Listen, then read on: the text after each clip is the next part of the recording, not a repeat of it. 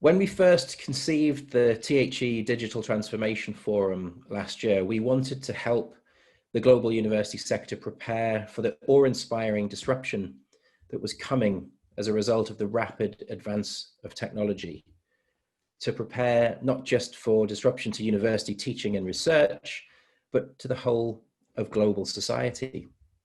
And at that fantastic meeting in Tatarstan with Kazan Federal University last year, it had been entirely reasonable to assume that some of technology's most transformative impacts were still some way ahead into the future, an exciting but relatively distant prospect to start preparing for. But wow, we simply had no idea back then, less than a year ago, just how close that digital future actually was.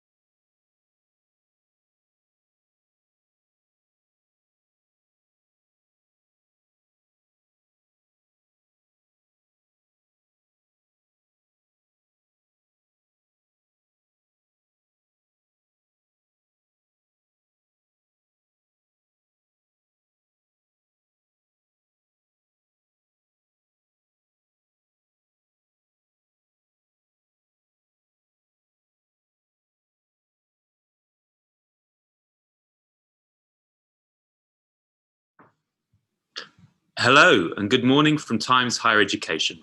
My name is Tim Savula and I'm talking to you live from London, where it's my honour to host this world stage at today's Digital Transformation Forum in partnership with Kazan Federal University. More than 5,000 higher education professionals from 114 countries have registered to be part of today, reflecting the importance of today's topics to our global higher education community. Please feel free in between the sessions to enjoy exploring our virtual space, meeting your colleagues and hopefully making some new connections across the world. Our sponsors and my THE colleagues will also be available to talk with you throughout today in the exhibition area, where you can also schedule meetings with them. And in our sessions that you watch, please feel free to use the chat function on the right-hand side of your screen to say hello, ask questions, and share your own ideas on the topics being discussed. But first, to formally welcome you and begin today's proceedings, I would like to introduce you to our three distinguished hosts representing Times Higher Education, Kazan Federal University, and the Republic of Tatarstan. Now to share his perspective with you on this pivotal moment for higher education, Times Higher Education's Chief Knowledge Officer, Phil Beatty. Thank you.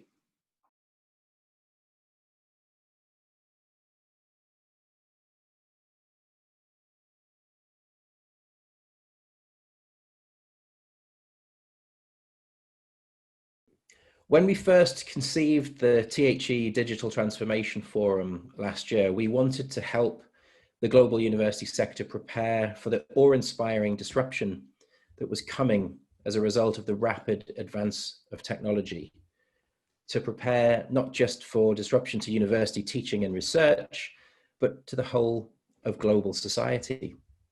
And at that fantastic meeting in Tatarstan with Kazan Federal University last year, it had been entirely reasonable to assume that some of technology's most transformative impacts were still some way ahead into the future, an exciting but relatively distant prospect to start preparing for. But wow, we simply had no idea back then, less than a year ago, just how close that digital future actually was. The extraordinary, the shocking, and for far too many, the tragic global health and economic crisis has accelerated our global digital transformation enormously. At the THE World Academic Summit last month, Clay Shirky, Vice Provost of Educational Technologies at New York University, said that we'd witnessed an entire decade of expected digital transformation in higher education in a matter of months. His NYU colleague, marketing professor Scott Galloway, has pointed out that in the retail sector, e-commerce witnessed a full decade of expansion in about 8 weeks.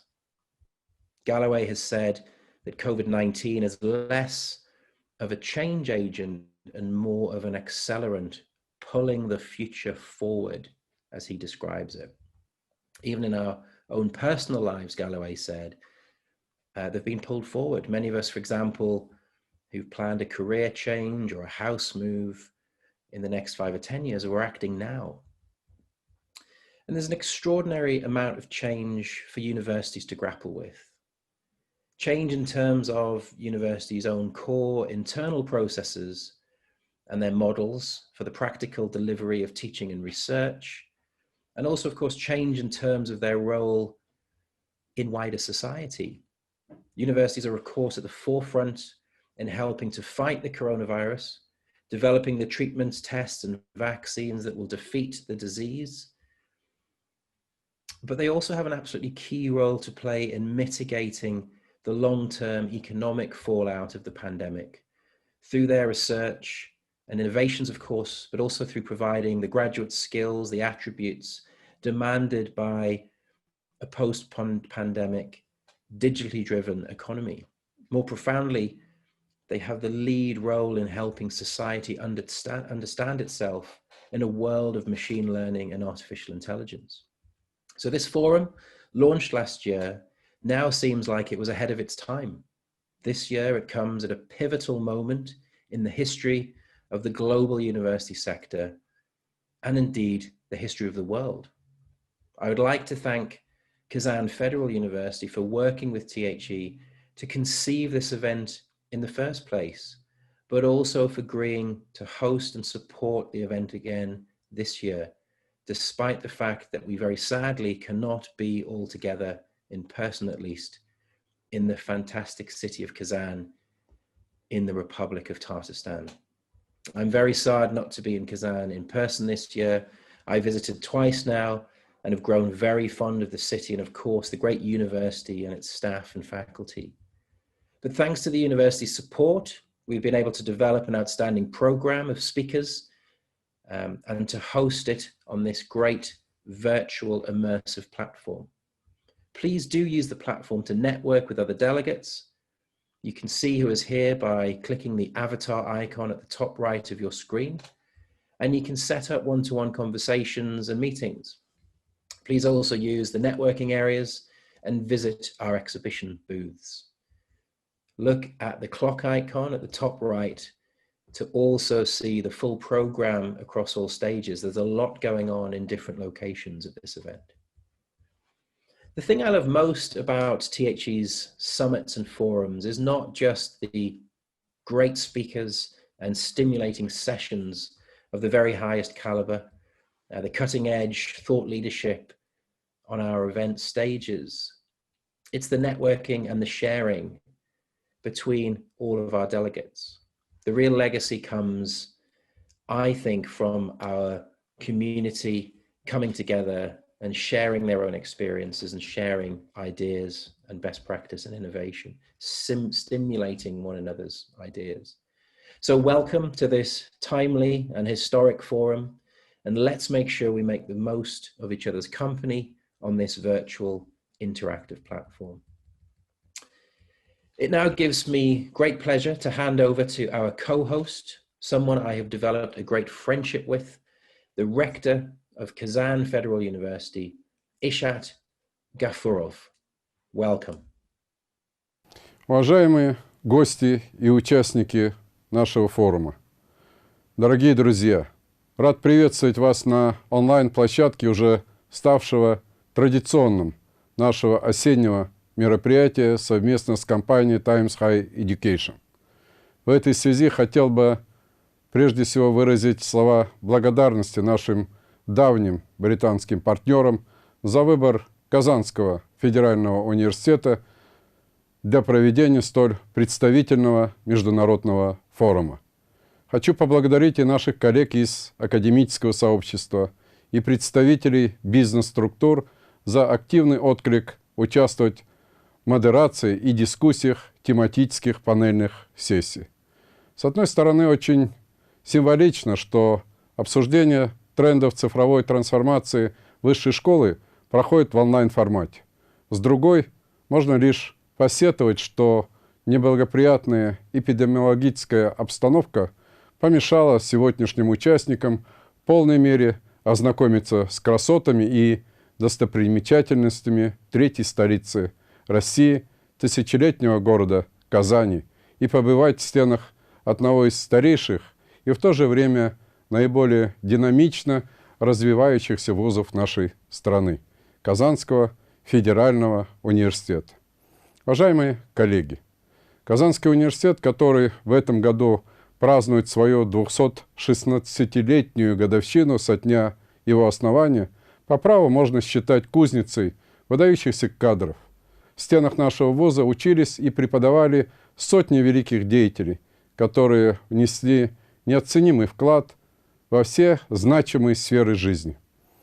Это первый руководитель советского государства Владимир Ильич Ульянов-Ленин, великий русский писатель и мыслитель Лев Николаевич Толстой, основатель неевклидовой геометрии, ректор Казанского императорского университета Николай Иванович Лобачевский, выдающиеся физики Евгений Константинович Завойский и Семен Александрович Отшулер, знаменитый лингвист Иван Александрович Бодуэн де Куртене, известный востоковед Христиан Френ, изобретатель видеомагнитофона Александр Матвеевич Понятов, а также целая плеяда великих химиков Николай Николаевич Зинин, Владимир Васильевич Марковников, открывшие рутений Карл Клаус, Александр Михайлович Бутлеров и многие-многие другие. Перечисление всех выдающихся деятелей нашего университета может занять не один час. Это наша великая история. Вместе со страной мы переживали и ключевые реформы, и преобразования. Вот и наша встреча проходит на фоне векового юбилея Татарской автономной республики и в год 75-летия Великой Победы над фашизмом. Думаю, эту священную дату отмечает вместе с нами весь мир. На любом этапе своей эволюции университет всегда выполнял миссию Центра образования и науки. Разрешите сейчас более подробно остановиться на особенностях развития нашего университета на современном этапе. Казанский университет сегодня – это крупный научно-образовательный холдинг, где занято свыше 10 тысяч сотрудников и обучается порядка 50 тысяч студентов по 700 с лишним программам. Причем среди них более 10 тысяч иностранных граждан из 106 государств. В своей деятельности мы опираемся на наши стратегические документы. Программу развития федерального университета, программу повышения глобальной конкурентоспособности. Сейчас в рамках новой инициативы национального академического превосходства до 2030 года мы разрабатываем программу стратегического лидерства на ближайшие 10 лет. Осознавая свои масштабы, мы на основе исследования глобальных и общестрановых вызовов, задач регионального развития и собственного потенциала нашего университета определили приоритетные для университета направления. Это, во-первых, науки о жизни и здоровье. Во-вторых, нефтегазодобыча, нефтегазопереработка и нефтегазохимия. Третье – киберфизические и космические технологии. И четвертое – это педагогические технологии и комплексные социогуманитарные исследования. Отмечу, что значительная часть, около 90% наших научных публикаций, а также привлеченного финансирования университета приходится именно на эти точки роста. Это позволило нам стать ведущим научно-образовательным учреждением в этих направлениях не только в России, но и в мире. Приведу лишь самые значимые достижения, которые подтверждают этот тезис. По наукометрическим показателям за 10 лет функционирования статуса федерального университета мы не только выросли по абсолютному количеству публикаций в международных базах цитирования, таких как Web of Science и Scopus. Хочу сказать, что мы выросли более чем в 9 раз. Ну и существенно, конечно же, прибавили и в качественном отношении. Цитируемость публикаций выросла 15 раз. Ощутимо мы прибавили и по доле статей в высокоцитируемых изданиях, так называемых первой и второй квартире. За эти годы мы почти вдвое увеличили объемы финансирования научных исследований. Значительно обнадеживает и тот факт, что меняется сама структура финансовой поддержки научно-исследовательских работ. В настоящее время в ней поступательно растет доля доходов от выполнения хоздоговорных работ по заказу предприятий и организаций реального сектора экономики. Причем за 5 лет мы практически удвоили объемы. Мы это рассматриваем как прямую востребованность наших изысканий. Университет продолжает активно работать в направлении развития действующих и создания новых площадок трансфера технологий для доведения опытных образцов до рынка и масштабирования успешных методических практик, опробированных на наших образовательных площадках. В настоящее время мы завершили формирование практически всех необходимых элементов инновационной экосистемы и реализуем различные подходы, нацеленные на попадание в первую сотню самых инновационных предпринимательских университетов мира. При активной поддержке Республики Татарстан мы инициировали проект по запуску университетского технопарка общей площадью свыше 20 тысяч квадратных метров. Реализация такой предпринимательской инициативы позволит нам существенно увеличить объемы конверсии научных разработок в бизнес, а также повысить, конечно же, и конкурентоспособность наших выпускников на открытом рынке труда. Более того, я думаю, они не просто будут искать себе работу, но и сами создавать новые высокотехнологичные рабочие места.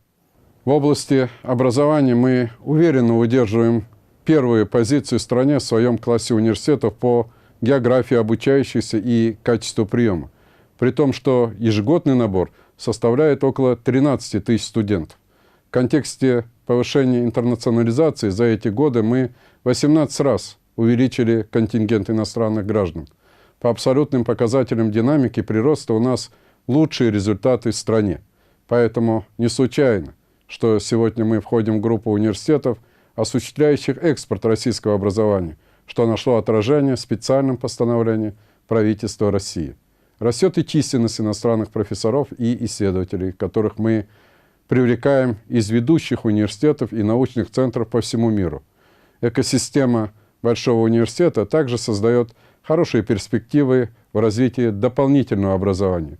Мы занимаем лидирующие позиции среди российских вузов, обучив по итогам прошлого года свыше 40 тысяч студентов и слушателей по более чем 250 программам непрерывного образования, которые мы реализуем совместно с ведущими российскими и международными компаниями.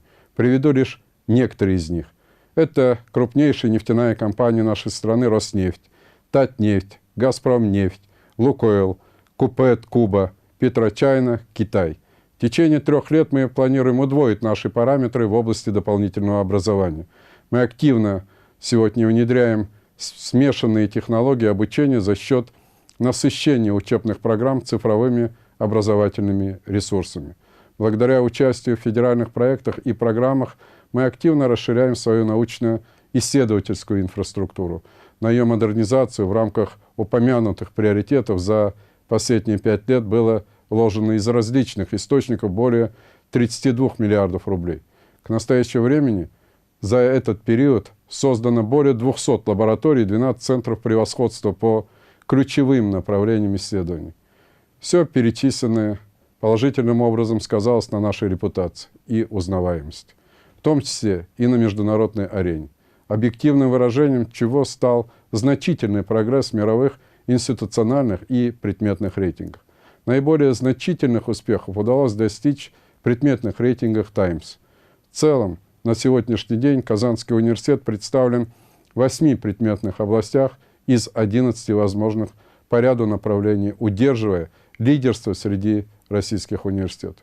Так, в рейтинге по направлению образования, где Казанский федеральный университет в 2019 году вошел в топ-100 лучших университетов мира и занял 94 место, мы сохраняем первенство среди российских вузов.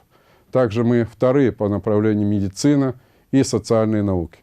Важно отметить, что потенциал Казанского университета независимой международной экспертизой оценен выше специализированных медицинских вузов и научных медицинских организаций, что нас, конечно же, радует. В рейтинге QS мы также входим в 100 лучших вузов мира по предметной области Petroleum Engineering.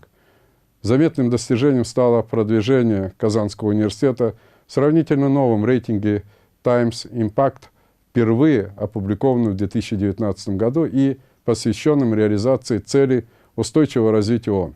Этот рейтинг позволяет измерить, насколько наш университет включен в глобальную научно-образовательную повестку. Так, Казанский университет занимает 29-ю позицию в мире по цели под номером 16 «Содействие построению миролюбивого и открытого общества в интересах устойчивого развития». Для удержания завоеванных позиций и дальнейшего движения к поставленной цели быть в числе лучших университетов мира нам необходимо уже сейчас превентивным образом формировать модель университета будущего, названную нами «Университет 4.0», который должен отвечать вызовам 4-й промышленной революции, и цифры здесь – это, безусловно, необходимая, но, должен сказать, недостаточная часть. Трансформации должны затрагивать саму сердцевину университета, связанную с наукой, образованием, управлением. Эти базовые компоненты также должны серьезно эволюционировать в части новых технологий. Для поддержки цифровых трансформаций еще в прошлом году мы приступили к формированию единого центра цифровых трансформаций и 18 предметно ориентированных центров во всех наших основных подразделениях. По сути, Центр цифровых трансформаций – это подразделение университета, координирующее все виды деятельности в рамках национальной программы «Цифровая экономика» и напрямую подчиненная ректору университета. Основными фокусами центра является разработка, развертывание и экспертиза цифровых платформенных решений и платформ искусственного интеллекта в областях медицины, промышленности, беспилотного транспорта, образования, экономики, сферы услуг и других направлений. Так, например, в области медицины Центр сосредоточил свои усилия в области создания системы обработки и мультиомиксных данных, анализа цифровых медицинских изображений, разработки комплекса приложений биомедицинского мониторинга, а также частичной автоматизации процесса первичного осмотра и дальнейшего наблюдения пациентов. В области систем автоматизации транспорта Центр специализируется на создании линейки беспилотной тракторной техники, автоматизации электротранспорта, систем автомобильного мониторинга, а также полунатурных испытаний наземного транспорта высокой степени автоматизации и всех его подсистем. В области цифровизации образовательного контура это, например, системы коррекции произношения на русском языке иностранных студентов и автоматизированной детской логопедии. Нами уже сформирован широкий пояс индустриальных партнеров во всех профильных областях исследований. Имеется и быстро развивается пул активных заказчиков по основным областям деятельности. Также на базе центра активно формируется студенческое конструкторское бюро под названием «Цифровые платформы», насчитывающее в данный момент более 30 проектов студентов естественно-научных факультетов. Как вы, наверное, успели заметить, нам удалось сконцентрировать усилия и успешно реализовать достаточно серьезные по глубине, масштабу и скорости трансформации во многих сферах деятельности университета. Вместе с тем, мы, объективно оценивая ситуацию на новом этапе реализации нашей стратегии развития, наметили для себя ряд направлений, которые, конечно же, требуют определенного усилия. Это, прежде всего, повышение уровня академической узнаваемости. В первую очередь, публикационных результатов наших исследований за счет расширения имеющихся и развития новых международных коллабораций. По нашим, конечно же, приоритетам и ключевым фронтирам глобальной научной повестки. Во-вторых, усиление кадрового потенциала за счет приглашения ведущих иностранных исследователей и педагогов по перспективным научным и образовательным направлениям. И третье – усиление взаимодействия с реальным сектором экономики, ведущими международными компаниями, обеспечение успешного трансфера наших передовых разработок и технологий в рамках развертывания при активной поддержке нашей республики собственного технопарка и развития сети профильных инжиниринговых центров. Уважаемые участники форума, благодаря авторитету компании Times Higher Education и разветвленной сети бизнес и академических партнеров Казанского университета мы существенно расширили фокус нашего мероприятия, выйдя далеко за пределы традиционных рамок исключительно цифровых технологий в образовании и пригласив ведущих экспертов в самых различных областях стремительно развивающейся цифровой экономики. Я искренне надеюсь, что сегодняшнее мероприятие позволит всем нам по-новому взглянуть на проблематику органичного встраивания университетов в реалии цифровой экономики, обеспечить обмен инновационными подходами и приток инвестиций в новые сферы научных изысканий, базирующихся на технологиях индустрии 4.0. Уверен, что на наших разнообразных дискуссионных площадках нам удастся не только ознакомиться с лучшими мировыми практиками цифровых трансформаций высшей школы, но и создать условия для формирования новых совместных проектов и перспективных коллабораций.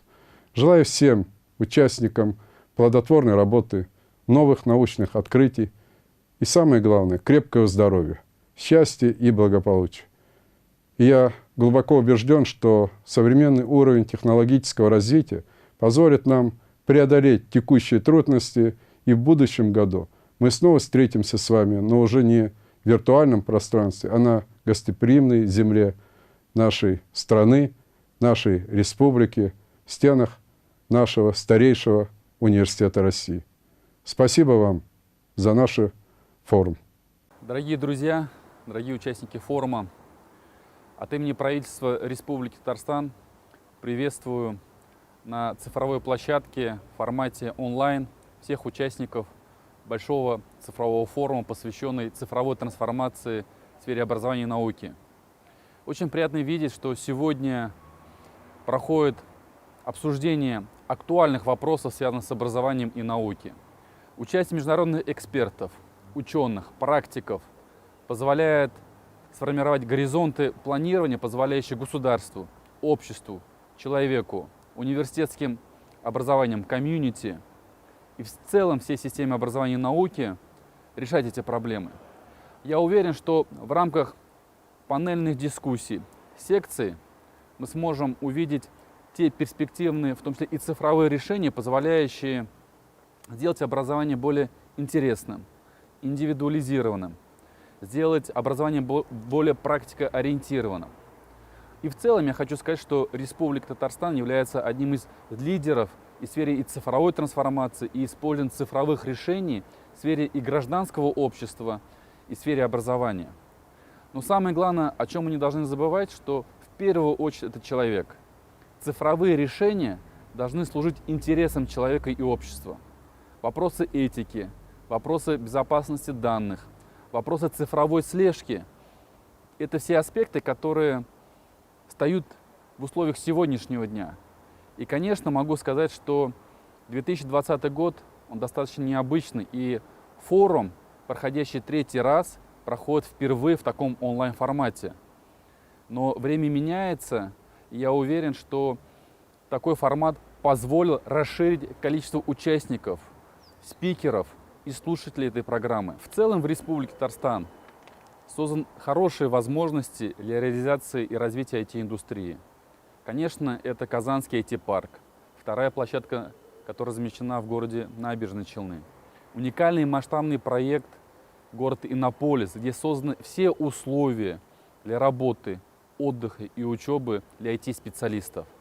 В целом хочу сказать, что Республика Татарстан является IT-хабом цифровых решений не только в сфере образования, но и в сфере медицины, в области безопасности, в сфере экологии и природных ресурсов.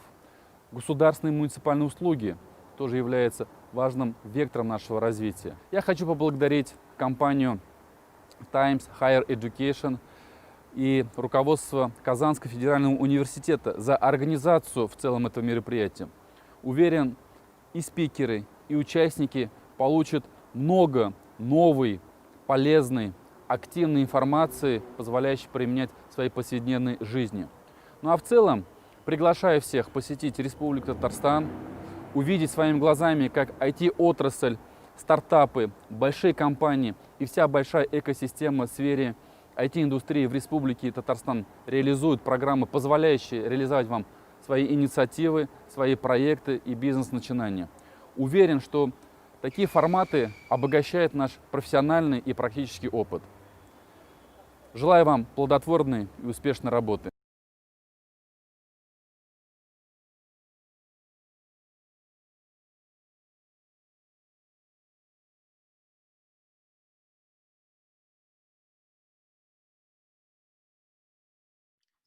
Hello and welcome to the world stage of today's Times Higher Education Digital Transformation Forum. My name is Tim Savula. I'm speaking to you live from London at Times Higher Education's office, and I'm delighted to introduce the next session that we hope will set the tone for the discussions that are taking place across today on both our World and Ideas stages. If you'd like to discuss your own experiences in digital transformation, please use the chat box, which is in the right-hand side of the screen, where you can share your perspectives with yourselves. But first of all, please join me in welcoming our honoured keynote speaker, Professor Jamil Salmi, who until 2012 was a tertiary education coordinator of the World Bank and has a lot to say about how higher education has changed in his career and how it will look in the future. Thank you.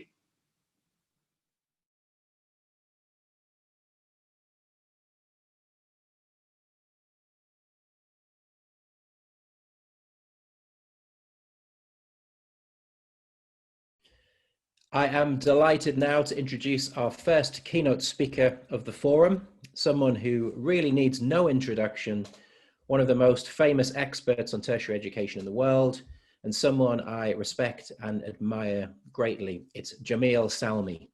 Jamil is, of course, Emeritus Professor of Higher Education Policy at Diego Portales University. Jamil was the World Bank's Tertiary Education Coordinator until 2012, and over the past 25 years, he has provided advice to governments, universities, and development agencies in over 100 countries.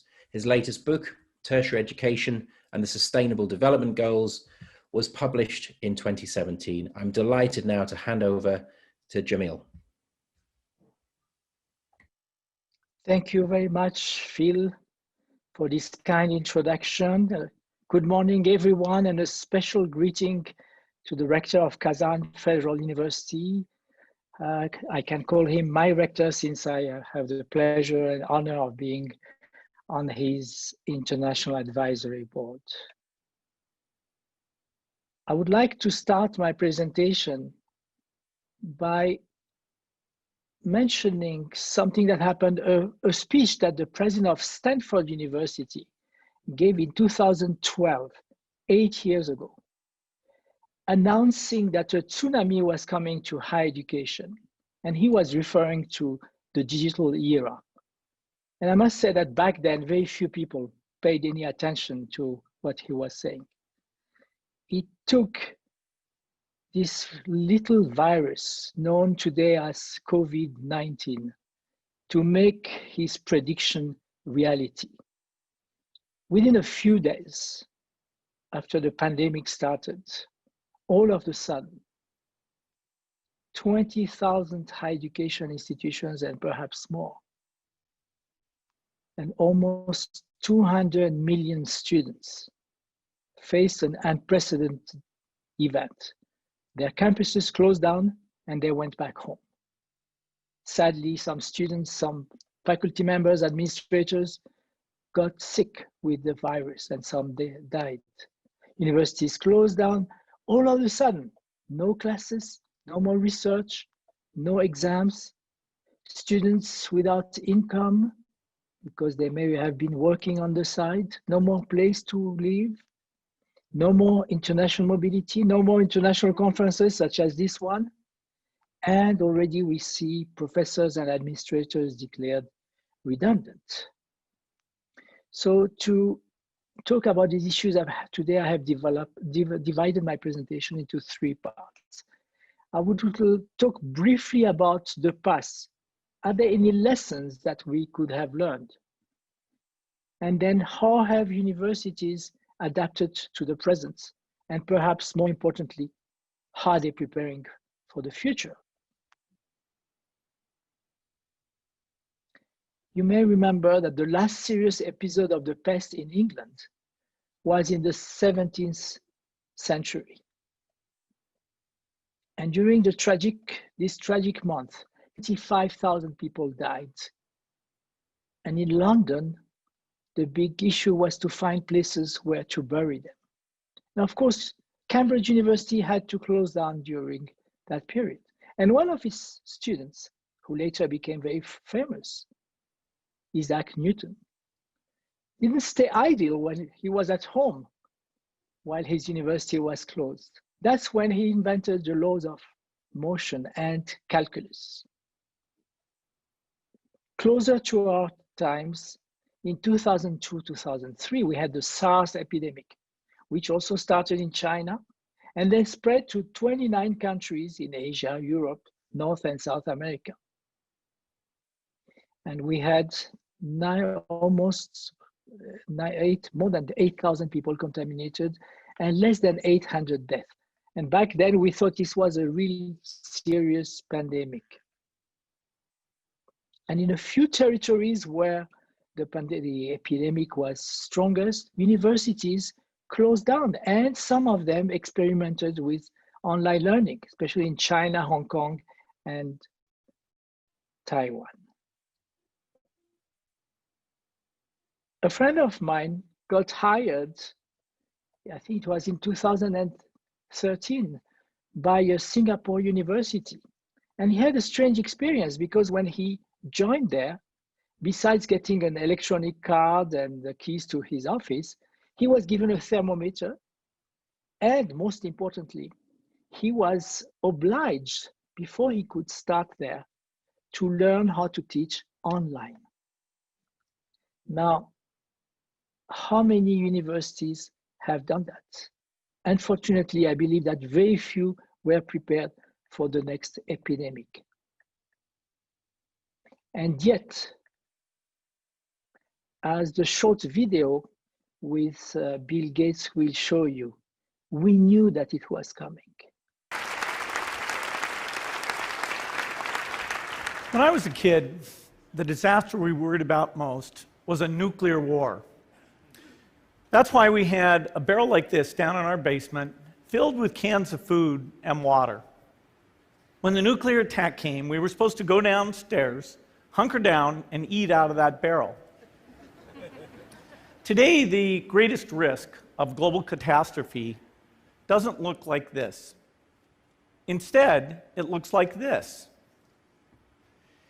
If anything kills over 10 million people in the next few decades, it's most likely to be a highly infectious virus rather than a war. Not missiles, but microbes. Now, part of the reason for this is that we have invested a huge amount in nuclear deterrence, but we've actually invested very little in a system to stop an epidemic.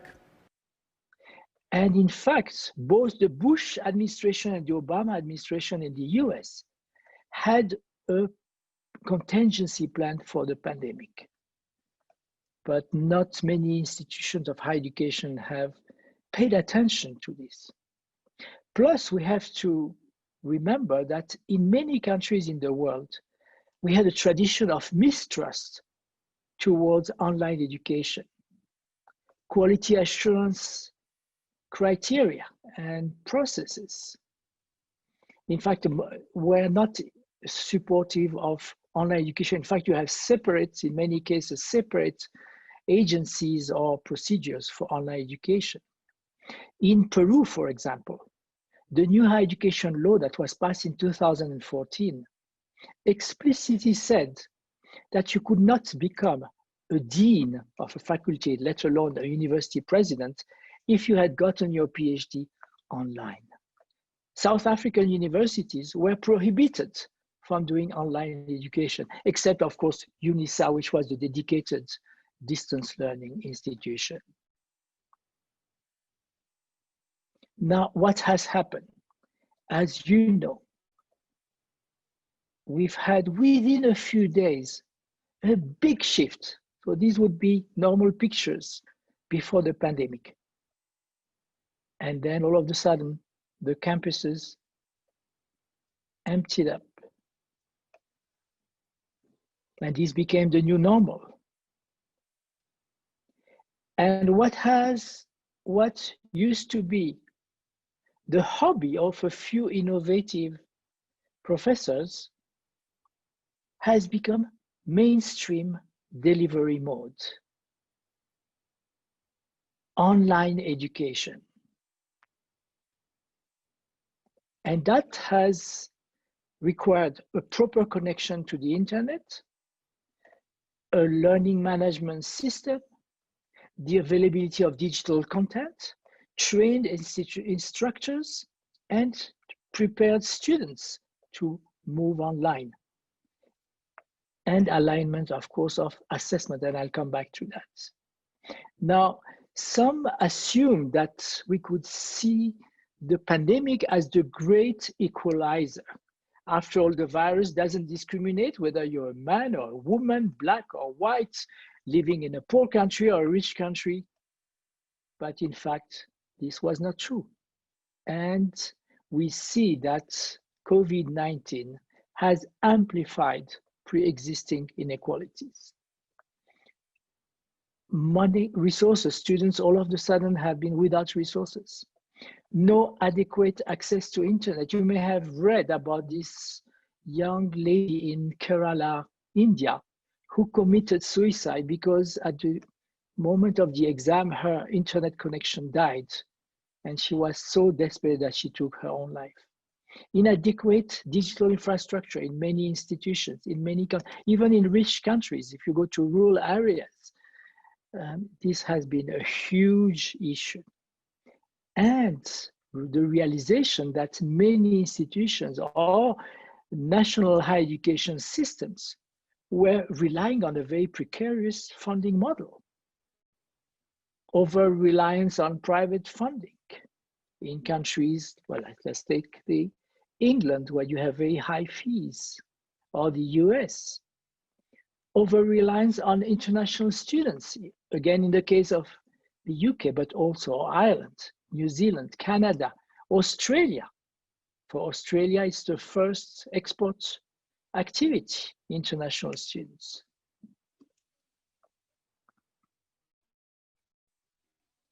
But at the same time, we've seen very positive contribution from universities in terms of research. In fact, everybody heard about Oxford, the vaccine prepared by Oxford University as being one of the most advanced in search for treatment, tests, production of medical products to help the health system, donation of equipments, use of university buildings as hospitals or quarantine camps, etc. Here are a few pictures to illustrate that. I was traveling in Vietnam early February when the pandemic started, and I think it was Hanoi University of Science and Technology that produced a new test that was much faster and much cheaper than existing tests. And several universities across the world have done that. We've seen, I've already mentioned Oxford's contribution with the vaccine. Here is a picture of some schools in France, engineering schools that have designed stretchers that would protect the assistants taking sick people to the hospitals. And here is a picture from a community college in Maine. They have nursing programs, and so they donated ventilators to the local hospitals at the beginning of the pandemic. And this is Yale sports hall converted into a hospital room. And I could go on with many examples of these great contributions that these universities have made. Now, how are institutions preparing for the future? And now I want to stress a very important point. We tend to have been distracted by thinking that it's all about applying new technology. Of course, technology is important. It's a great support. Everybody has read about the success of Zoom, for example. But it's really what you do with the technology that is important in this transition. So universities have adapted by training their instructors and the students, by adapting the assessment methods and graduation requirements, and very quickly have realized that now that everybody is online, it's much more difficult to keep track of how the students are doing. And so some universities have used platforms with big data and artificial intelligence to monitor and identify at-risk students, because that has become a major issue. And the point I want to stress is that online learning is not only about recording your traditional lecture, putting it online and waiting for learning to happen. No, online learning is not a spectator sport.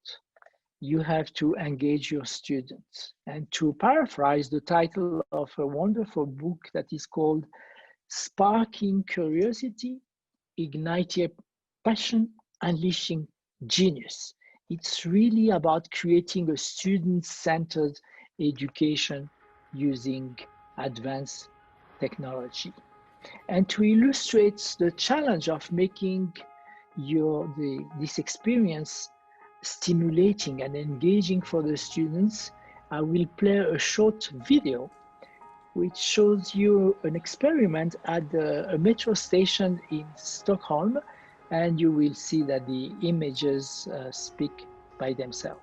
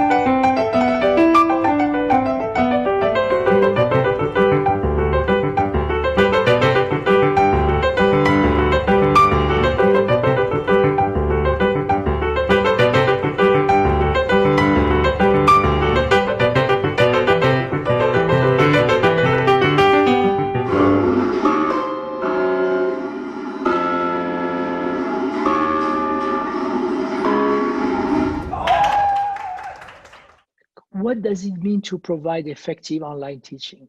You have to promote a sense of belonging to your students. Clearly outline what are your expectations as professor. Try to use the easiest technology to access and to utilize. Keep it simple. And find ways online to promote active participation of students and the exchange of ideas, not only between the students and the professor, but also among the students. The most important thing also is to provide meaningful feedback and assessment. So it's been an opportunity to mainstream, to accelerate educational innovation that already existed. Active and interactive learning methods, experiential learning, and I want to insist again on this alignment of assessment. I always talk about the golden triangle: curriculum, pedagogy, and assessment. Too often we have innovations that focus on the curriculum or the pedagogy or both of them, and we keep on offering the same traditional exams. So no, it's important to change that. And as I mentioned, we can make appropriate use of advanced technologies, artificial intelligence, big data, virtual reality. You may have seen this example. This is a robot at the Library of University of Oklahoma. And when students online interacts with the software that is using artificial intelligence, in fact, they cannot distinguish between a human interface and a virtual interface. This is the first Android teaching assistance robot. Her name is Maria Bot, and if you are curious, you can go online and try to see the fantastic interaction with the students.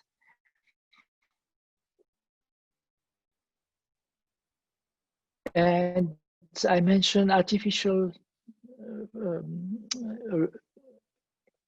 virtual reality or advanced reality that provides an immersive experience for the students. This is a picture from a University of Victoria, New Zealand. Already a few years back, they moved to using virtual reality as their main platform to engage the students, describing it as the opportunity to do field work every day. And many universities now are adopting similar measures. To conclude this very rapid tour d'horizon of the crazy times we have been experiencing over the past 7 months, I want to refer you back to this expression you may have heard, VUCA: volatility, uncertainty, complexity, ambiguity, which had been coined at the end of the Cold War by some professors in the US. Well, I do believe that they apply fully to what we have been living in with COVID-19. And perhaps this picture summarizes very well. If you look at the left, this is how we started the spring semester with optimism, and then gradually realized that anything we had planned could not be implemented, and we had really to make some big, huge adjustments, and most likely the actual learning experience will have been very poor in most settings. And one of the really worrisome consequences is about the emotional health of the students and faculty members. Imagine if you lose one of your parents, one of your loved ones to the pandemic. Imagine if people lose their jobs, if you lose your income all of a sudden, and then if you don't have proper internet connection, or you have to share it with your parents, with your siblings, lots of stress and depression that universities have had to cope with and find ways to support their students. So it's all about building resilience. And for professors, the task has been to build connections, make sure that students still felt part of the community, foster wellness, both physical and psychological, help the students find a purpose, and keep embracing healthy thoughts And really now the question is, what is the plan of each higher education institutions as we hope we will soon arrive to the post-COVID-19 era? And I think one important thing to really ask a question to ask ourselves is, are we going to go back to the old ways, back to the normal? Or is this a black swan event that significant changes are going to happen? They were not planned, but it's going to be a result of this pandemic. And this picture of how some colleges in the US have organized the fall semester shows that there is no such thing as the old times or the old normal. It's at the very best, we will have a new normal that will be very distinct. And I use the word duration. I do believe that COVID-19 is going to accelerate some trend that had started in the past. And for education institutions, the focus will be on the 3 R's: the immediate response to quality and integrity of the learning experience, the recovery time that some universities are trying to reach now, and that's where they have to decide whether they adapt to a new situation or go back to business as usual, which I believe is going to be very difficult. And how to make your institution stronger, more resilient, how to learn to anticipate risk and get stronger for future stress situations that may occur. And I think that for all higher education institutions, the following priorities have to be kept in mind.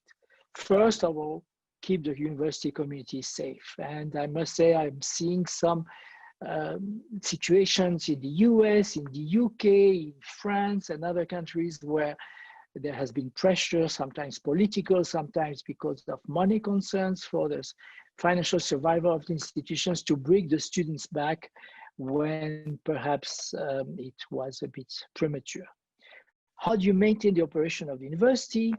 And I think we're going to see more involvement of universities as scientific advisors for society, a reversal of the trends of fake news and Brexit and rejection of the contribution of experts. I think that's a good positive outcome of COVID-19. And so as institutions prepare for the future, universities should define a new education model, a new business model that is less vulnerable, and incorporate risk analysis and contingency planning in their daily activities. Thank you very much, Jamil. That was a very comprehensive look at some of the issues and challenges. I certainly hope to see the university's role in society reasserted, their role in seeking after truth and combating fake news. I really hope that the pandemic can have a really positive effect in terms of resetting universities' relationships with society and be fully recognized and understood for the amazing contribution they're making to fighting the pandemic and hopefully, of course, to getting us out of the global economic crisis that obviously is coming as a result of the pandemic. We have a little bit of time for questioning. I just wondered if I could ask you what you thought around maybe some of the big picture changes that might come here. You mentioned in your presentation, for example, the different levels of preparedness, the different levels of readiness among institutions, and of course the risks of going online in a negative way, going online in a way that is simply a passive experience for students. I'm wondering if there's a sort of potential to really rebalance global higher education. You think about nations' responses to the pandemic, vulnerabilities in the traditionally outstanding nations like America and Britain. You know, they've been exposed to be vulnerable to student mobility flows, the risk that they lose talent that's traditionally flown into the West. You know, combined with the sense that some great institutions could maybe get the transition online wrong, some lesser known institutions could get it right, could often really change the dynamics of global higher education. And of course, the economic fallout as well could potentially affect the ability of governments to invest and support universities.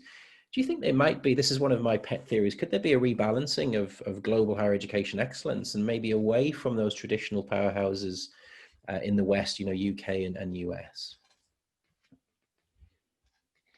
I'm not sure it's going to be really in terms of some countries fading away and other countries coming up, but certainly we're going to see a new dynamic and some more innovative institutions coming to the fore where they were not big names. I can think, for example, of Southern New Hampshire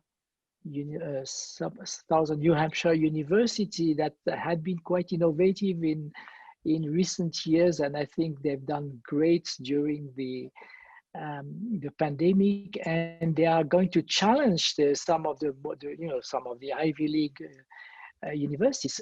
One of the debates, I think, is both in the UK and the US, has been some students claiming that why should they keep on paying high fees when they get a different education experience? Shouldn't they get a refund?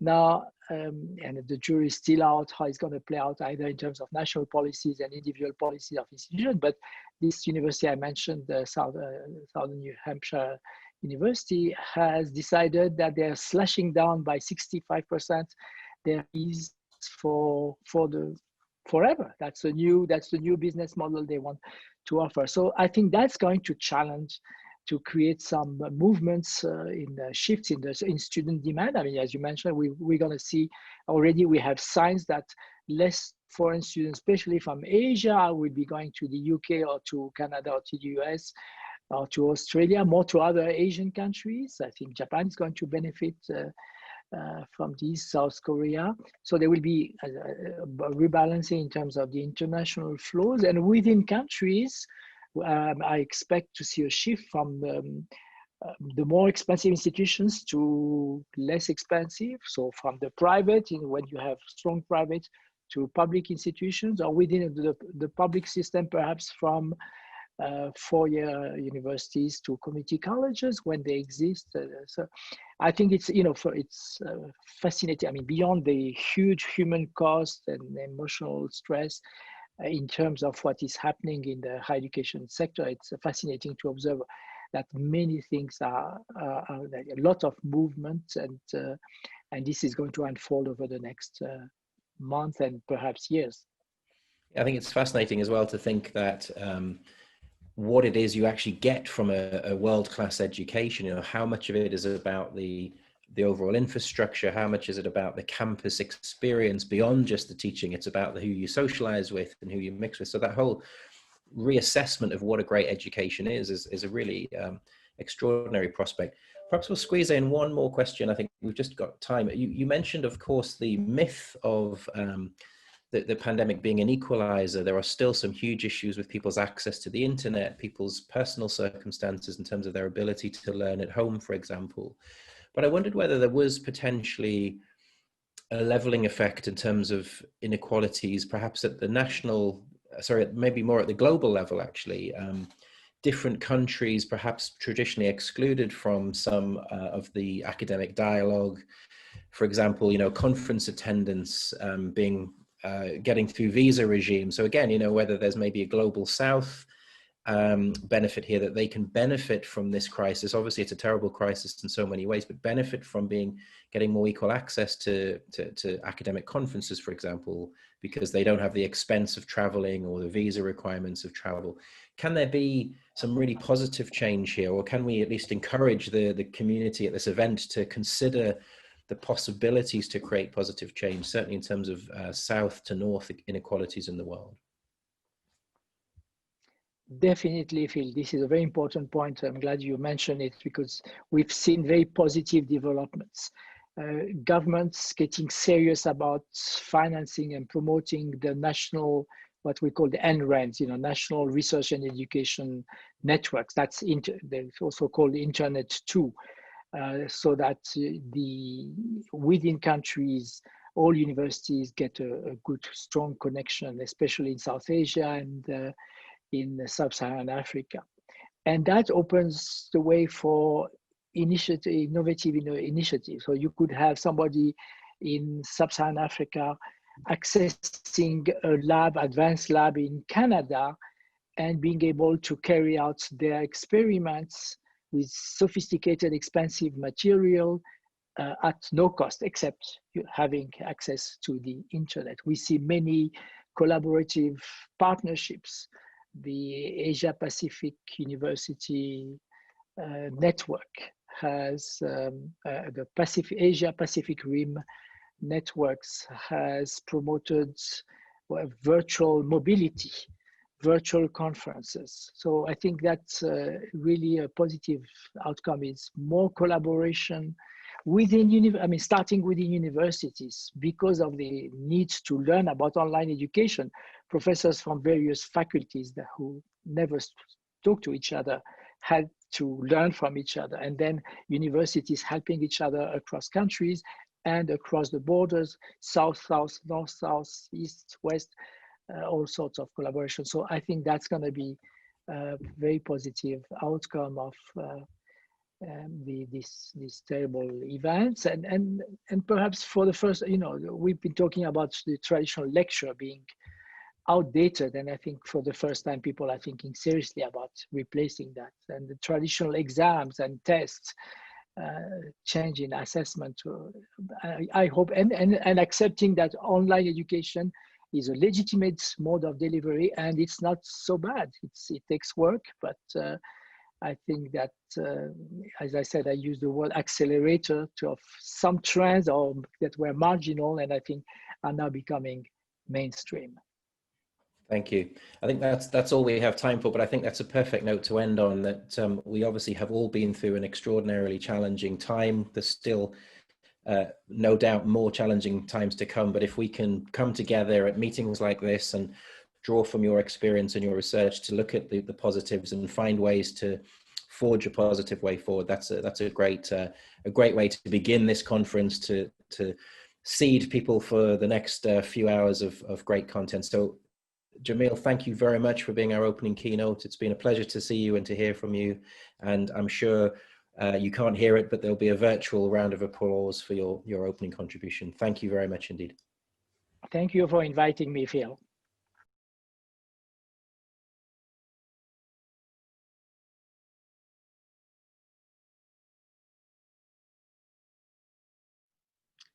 Hello, and thank you very much for watching that fascinating keynote discussion with Professor Jamil Salmi. My name is Tim Savula. I'm talking to you live from Times Higher Education's office here in London, where I'm hosting the world stage today. And next we have, in about 10-15 minutes at 8:45 London time, our first live panel discussion of the Digital Transformation Forum. So please stay online and feel free to go to the networking areas in the event site or visit the exhibition stands and book meetings with our sponsors and Times Higher Education staff. But come back, please, in 10 minutes time for our first panel session where we were discussing higher education beyond the pandemic. Thank you.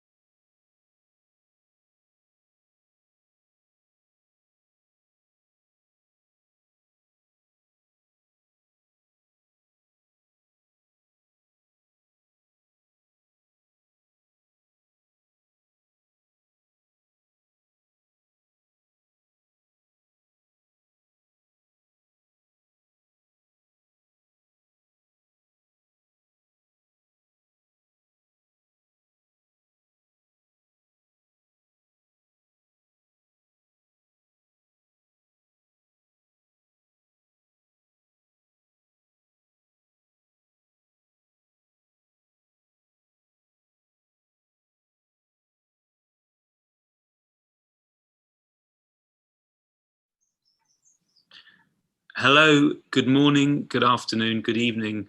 My name is Tim Savula. I'm talking to you live from London at Times Higher Education's office, and it's my great pleasure to welcome you back to the world stage for our Digital Transformation Forum.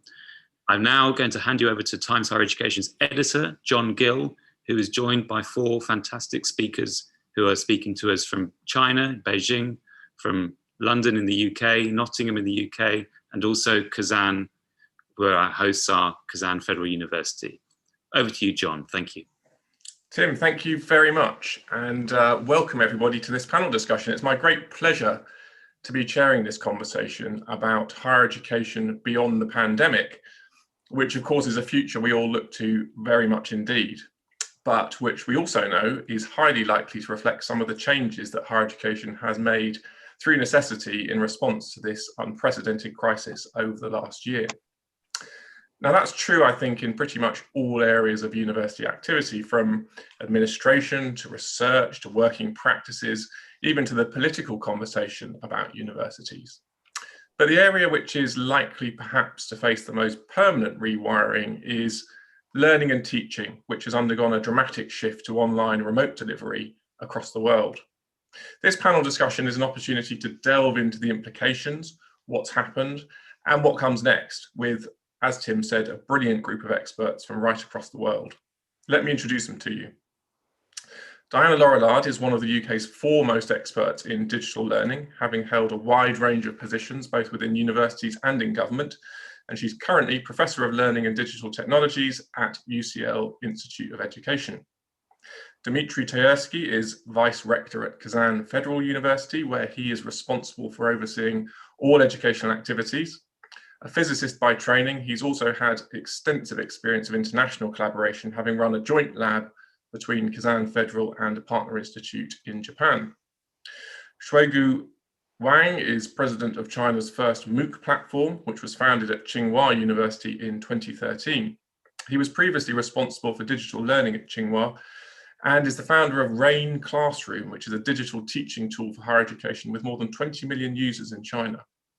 And David Octoloni is Associate Director of Global Engagement at the University of Nottingham, which of course has a very significant global footprint, including 2 campuses in Asia.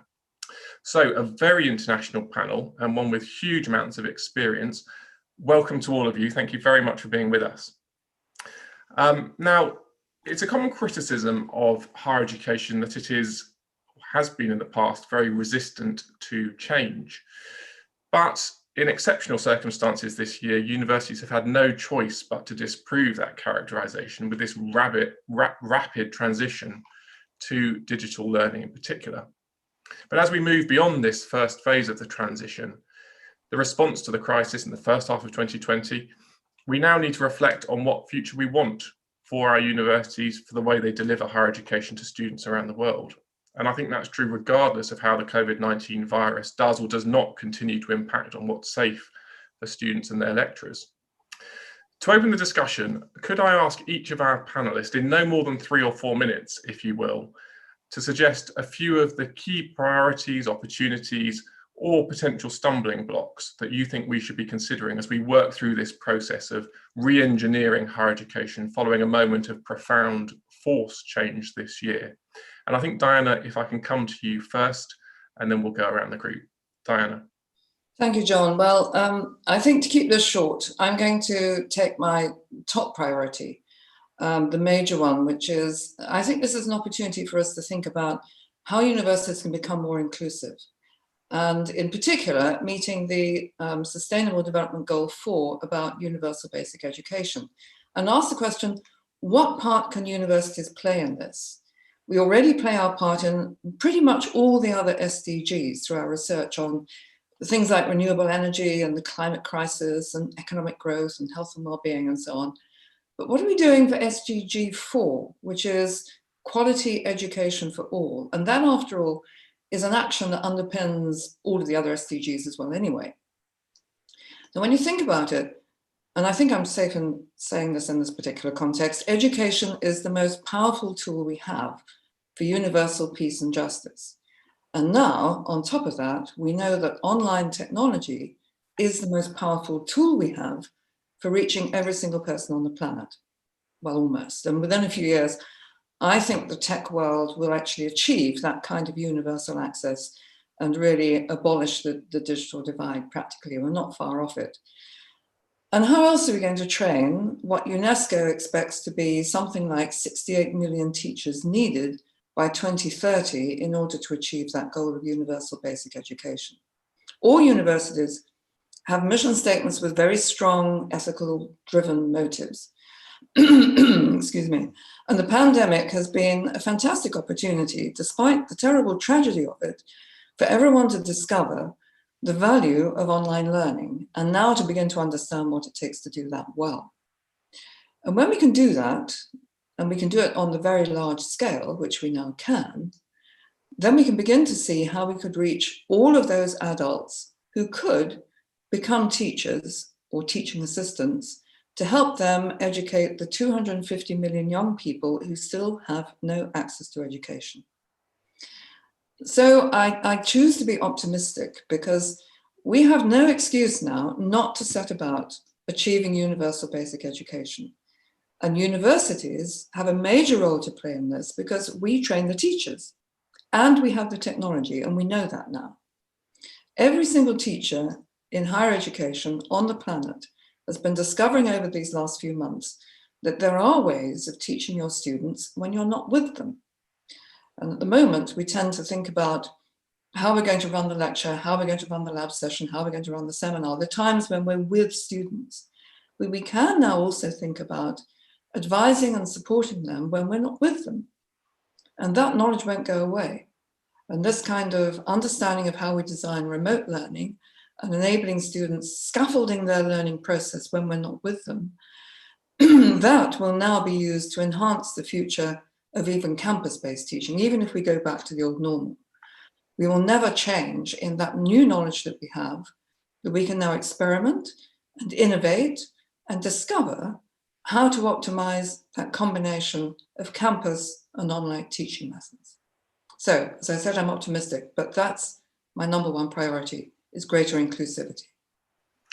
Diana, thank you. And I think starting with a note of optimism is exactly the right place to start, so much appreciated. Dimitri, we will now come to you for your opening remarks, please. Okay. Thank you very much, John. So it's a great pleasure and great honor for me to share some experience about current situation in Kazan Federal University. As many other universities in Russia, we had about only 1 week in the end of March 2020 in order to maintain the educational process in new conditions where the campus is closed for the students. Actually, it was a great challenge for us. During last decade, we have developed our own educational platform at Kazan Federal University, where about 2,000 online courses were allocated. But they are rather usual online courses to be studied in asynchronous manner. So students can watch some video lectures, so study some presentations, read some additional materials and pass tests. But most part of the 50,000 students of Kazan Federal University had no experience to use online conversation with professors in real time.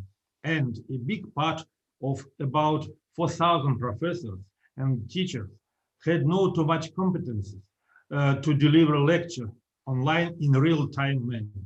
It was a great problem for us.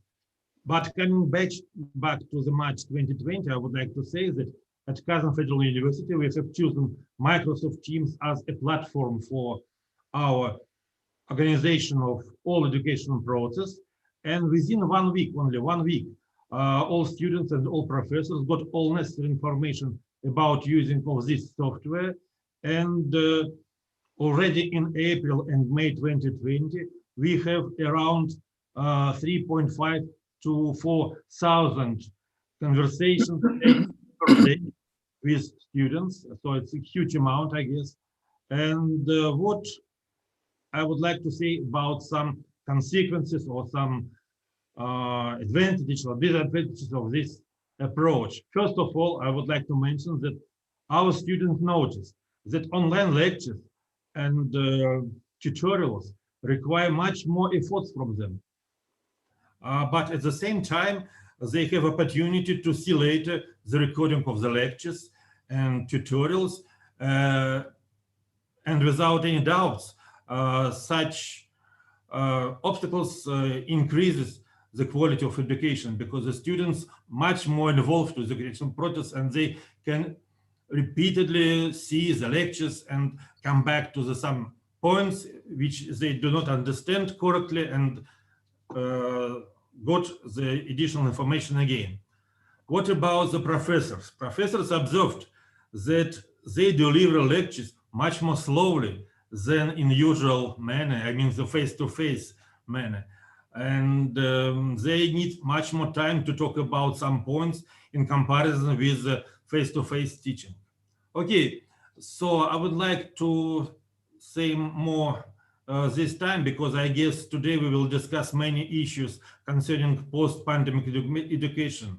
But what I would like to underline, not just now, that at Kazan University, we are convinced that mixed mode, when the usual lectures, offline lectures, face-to-face lecture are transmitted at the same time via Microsoft Teams to the students which are absent in the campus for some reasons. So this mixed mode had a great future for the education in the post-pandemic situation. So thank you very much.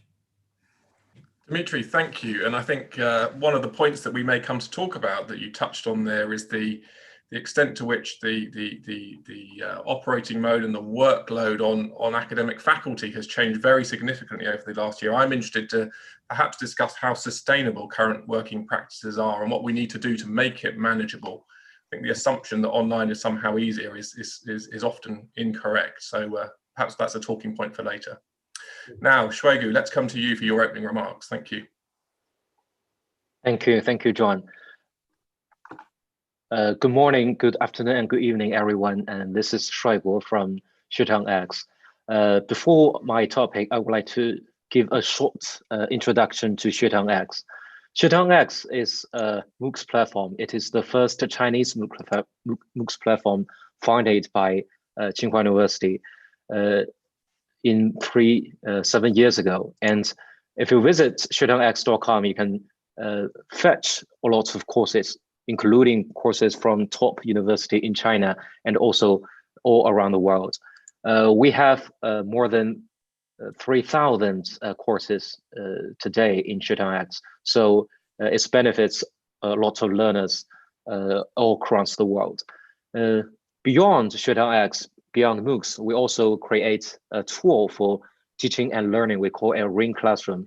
It helps a lot of educators and students in this very hard year. By all means, this year is a challenging year for everyone, for every country, every university, every educator, and also every company who is focusing on the technology, especially the digital technology for universities. And I'd like to share some experience from the past months of this year. Today's topic is about the digital transformation of universities. I believe this topic has been a major topic over the past decades, while the pandemic has speed up the process of the digital transformation. If we look back, the World Bank use of LMS system and the influence of MOOCs to the world are also the reflection of the digital transformation of universities. XuTangX has been deeply involved in providing digital transformation solutions to Chinese university in the past 7 years. From our working experience and also our perspective, the digital transformation of higher education can be divided into 3 stages. And that's also the things that we did in the past 7 years. The first stage is the digitalization of teaching content. The content makes the content to digital form. From the earliest OCW initiated by MIT and also to MOOCs, a lot of universities provide higher quality educational content to the whole world widely. On one hand, it benefits a lot of learners all around the world. And on the other hand, it also provides the possibility to teaching moot information. For example, the blended learning in different campuses. And also it benefits a lot in this year under the situation of pandemic crisis. The second stage is, we call it the teaching process digital transformation. This is a very important part because we need to record every behavior from teachers and the students in classroom by using digital tools, digital means. And when the teaching and learning process behavior are recorded by these tools, we can have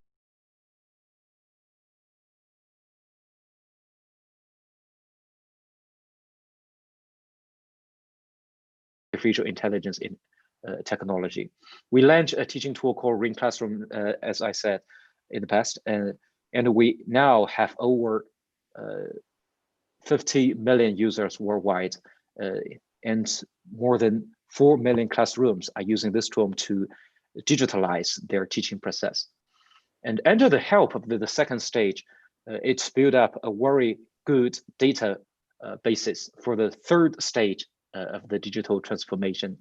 We call it the digital transformation for teaching management. In this stage, we open up the data between classes and classrooms and use big data and AI technology to discover problems, and to discuss every single detail of teaching process, to provide a basic provide the decision making for presidents and deans in different institutions and universities. And the order of the implementation of these three stages cannot be messed up following our experience. We also seen in practice that if the university stably complete these three stages, they will perform better in this pandemic crisis, finding their campus and build them in the cloud and start teaching class and manage every classroom with all kind of tools and digital technology. And this can be seen in the past 3 to 7 months in Tsinghua University, in different university in China. And also we helped more than 1,000 university in China mainland to build their own campus in the cloud. And that's my introduction. Thank you.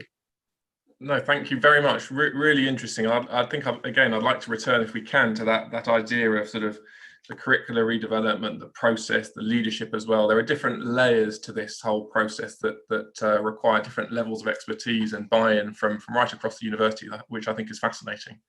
David, we'll come to you now for your opening remarks, and then we'll launch into the discussion. Great, thank you, John, and hello, everybody. It's always a bit of a weird one going last, because a lot of the things that I was going to say have already been raised, but I think that is an absolute win, because it just shows that all around the world we're thinking the same things. So I really wanted to focus on how universities can change the narrative and tell our story better about the way in which we've been forced to change the way we're teaching, and taking those lessons into the future of our teaching and learning experience at universities. So, you know, we are change leaders. Those of us who work in universities, we're programmed to develop change. We research change, we implement change. But how good are we at telling the story of our change and helping to change the narrative in our media, in our governments, and so on? So, you know, as we've already heard in the opening session and in this session, this current situation has provoked a long overdue transition to the wider use of digital media and learning technologies, and that can only be a good thing. We should have done this years ago, but we're universities. We don't like change to be forced upon us. We've had little choice, and I think we've all been surprised by how beneficial the changes have been, not just to our students, but also to faculty members as well. I mean, the things that we've all learned have been incredible. And when we do return to face-to-face teaching, as Dimitri has already said, you know, it won't be done in the same way. The changes which have been forced upon us really have given us the opportunity to take a step back, admittedly with not very much notice, but to think about the way that we deliver our content. And by and large, the feedback we're hearing, particularly at Nottingham, is that the students have responded positively. The academics have responded positively, and I'd like to quote one of them here. When I asked him his thoughts on this, he just came back and said, my experience is that this is awesome. Students are engaging more than they ever have done. They're feeling free to stick their hands up in the online lectures, to communicate with the lecturers, to break out and take other students who aren't perhaps getting the material as quickly as they should into a little breakout room and to engage with them. Participation in online lectures is at an all-time high. And we're seeing a willingness from the student body to engage and participate in ways that we've never really seen in the traditional lecture theatre. And, you know, students and young people are far more native to these technologies than we are. And these changes to them, I think they've adapted in ways that I don't think that we could have anticipated. So we're overwhelmingly seeing that we should be taking this forward, and we shouldn't return to just being in the lecture. But it's already been said so far, and as Diana said in her remarks, this is the opportunity for us to really demonstrate the value of an online education. But it goes beyond the traditional lecture theatre. You know, it's helping us as universities open up new opportunities for ways of partnering between universities. You know, looking at the ways that we have our teaching partnerships delivered, we've seen in research that travel isn't as necessary as it once was. And I think all of those considerations mean that we can act more responsibly when we're operating in a global sphere as well. You asked us, John, to think about some of the stumbling blocks, and I think when it comes to the narrative that we can help to change, I think there are a couple of them. You know, as I've already mentioned, we're traditionally slow to adapt and to change. We love bureaucracy. We love a hierarchical and resource and time intensive decision-making process. But we've seen through this pandemic that we can actually be nimble, and we can make quick decisions, and we can implement changes, significant changes, without a year of committees and papers and hesitation and risk aversion. And we've adapted, and we should continue to do so. But now it's the turn, I think, of our government and our media.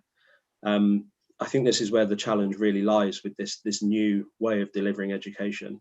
I think our governments could do more in terms of regulation and flexibility, recognition of degrees which are delivered partly online or fully online, and more support for institutions who are embracing this new world of digital higher education.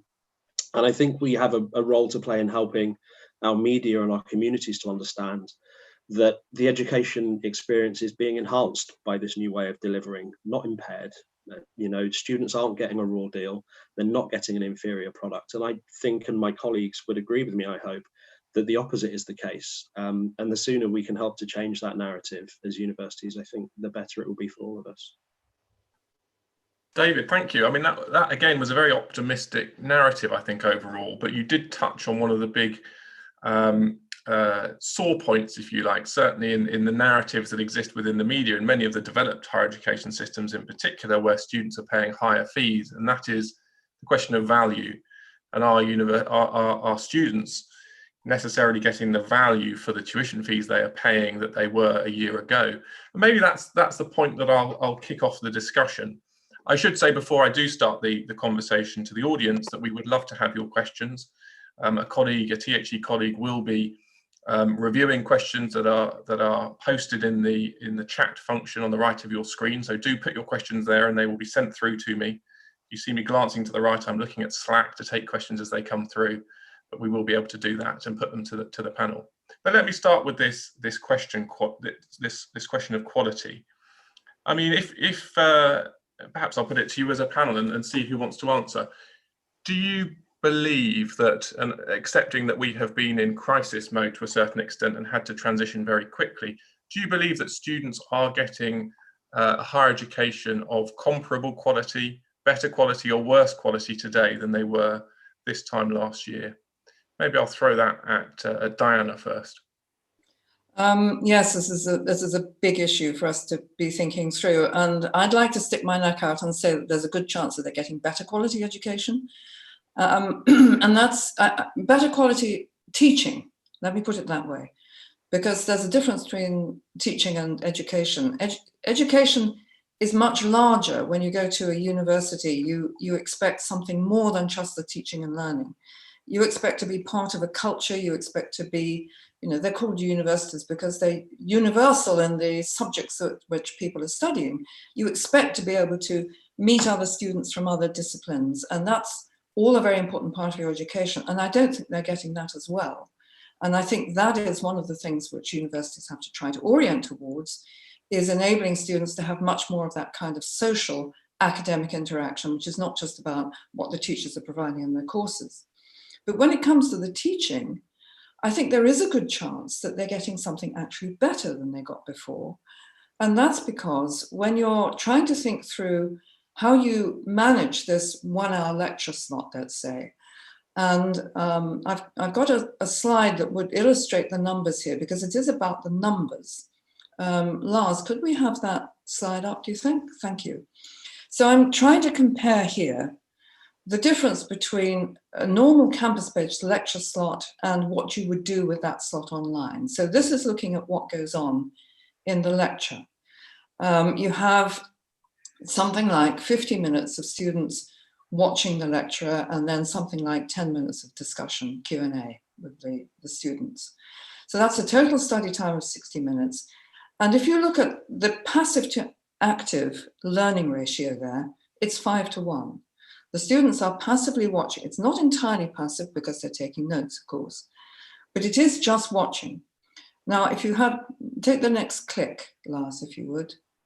And I want to break that down into how you would turn that into an online session, where instead of having a 50-minute lecture, you'd break that up into a reading of, say, 20 minutes and 4 5-minute videos. And after each of those videos, you'd give students a short quiz, about 2.5 minutes of work for them. And what that means is that you then follow it through with a live Q&A session, like a Zoom call, something like this, so that you have the same amount of total input to the students, but they're doing very different things, because they're not just reading and watching so much. There's 40 minutes of that. They've got 10 minutes of active quiz work, which is testing them, and then 30 minutes of time with discussion with the tutor. And that has actually increased the total amount of study time, because taking it online and asynchronous means that the lecturer is not forced into that 60-minute slot.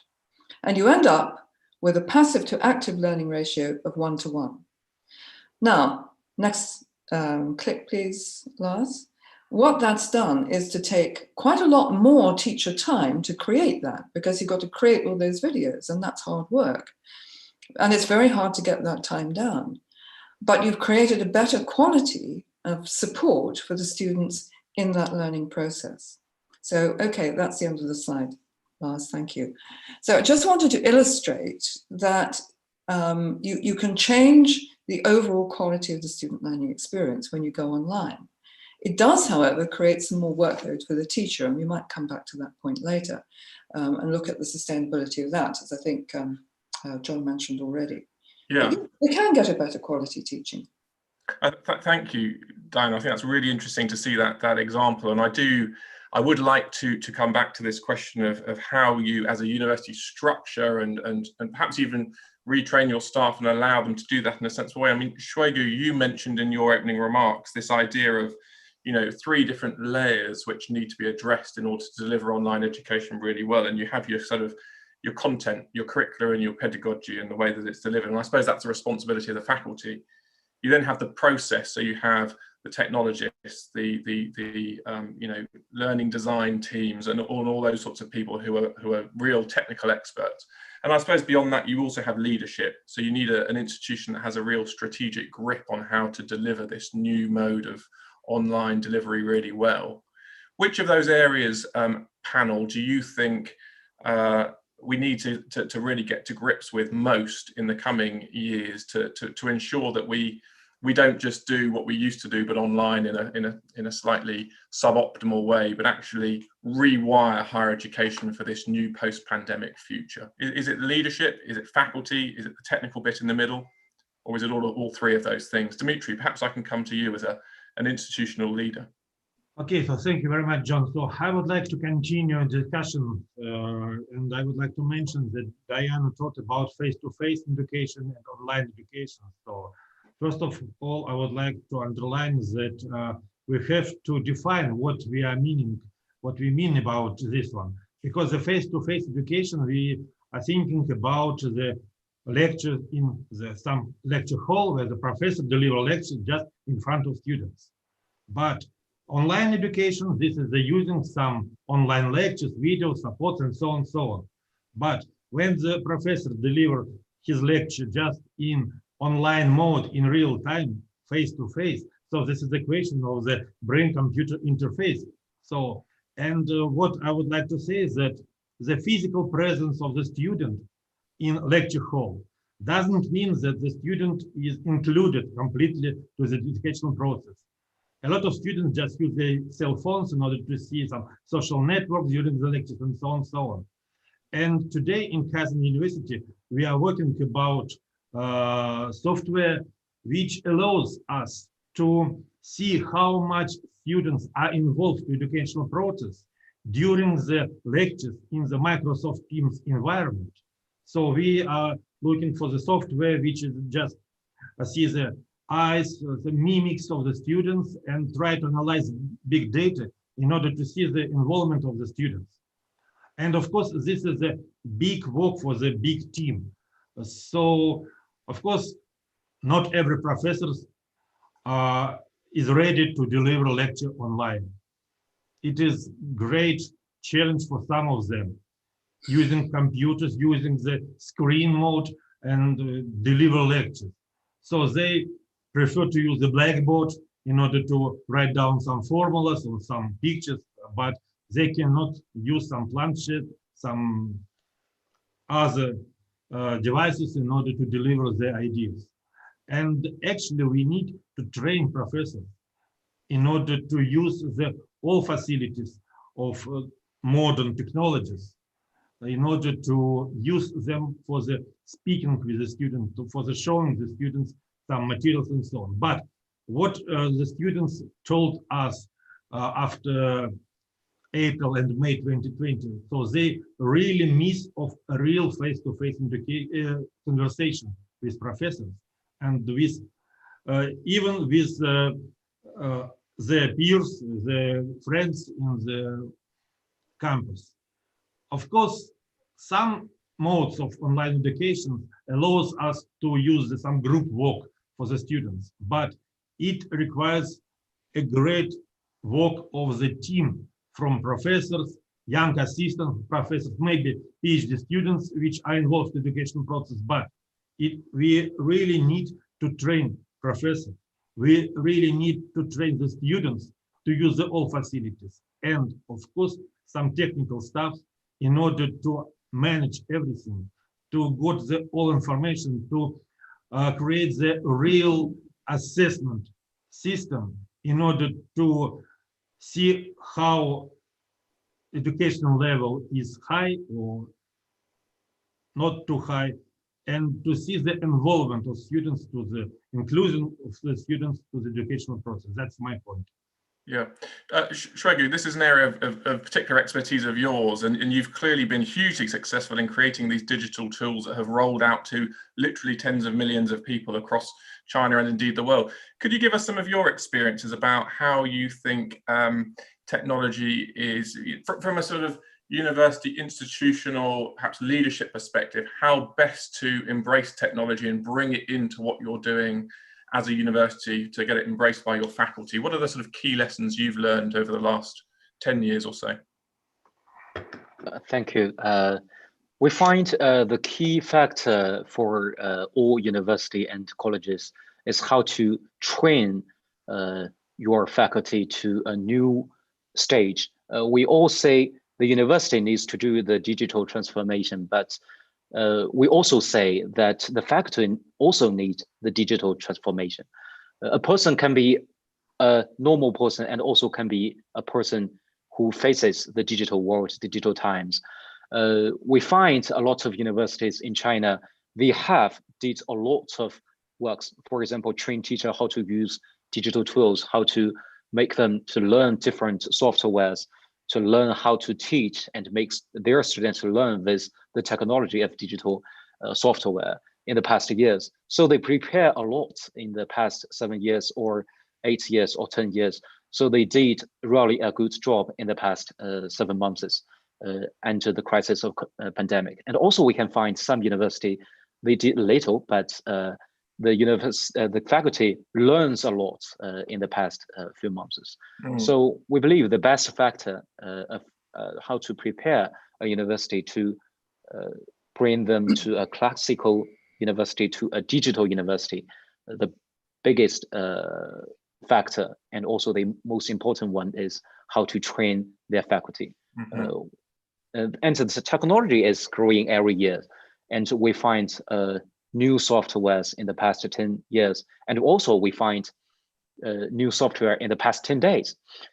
New technology are always coming and is also developed explosively in the past in the half of the year. So we believe. Sorry, I think you make a very interesting point there, that ultimately it's teachers who teach, not technology that teaches. And yes, I suppose the question, and I'll put this to David, is have universities, and I don't think anyone would necessarily blame them if they hadn't, because this all happened overnight at very short notice, but have universities done enough to actually help their faculty make this move? You know, as individuals, some will be very natural and enjoy using technology, others won't.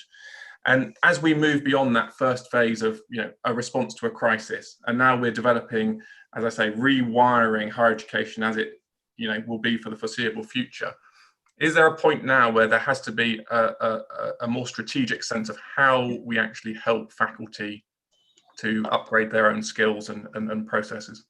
Yeah, absolutely there is. I think that the key thing now for all universities is to start thinking about its change management processes. It's something, again, that we're not traditionally very good at, is managing large scale change. But, you know, you say that it's the teachers that teach and it's the technology that delivers it, but wrapped all around that is, you know, the support mechanisms and networks, you know, the professional development departments at the university responsible for training people.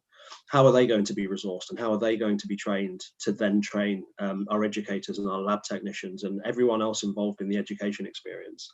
You know, what are the administrative requirements? What are the HR considerations, payroll, all of these things that wrap around this new way of delivering an education, I think need to be considered. And I think the universities that get it right will be the universities that manage this change well, not just in terms of the systems and processes, as I've just said, but also culturally. I think the question you asked before about the 3 layers of, you know, what's going to make the difference here, we've just spoken about it. It's the cultural change that's going to be required at universities is enormous. And again, it's something that I think we really need to focus on if we're going to do this properly. And the ones in 10 years' time that we can look back on and say, didn't Nottingham, Monash, UCL, whoever, didn't they do well?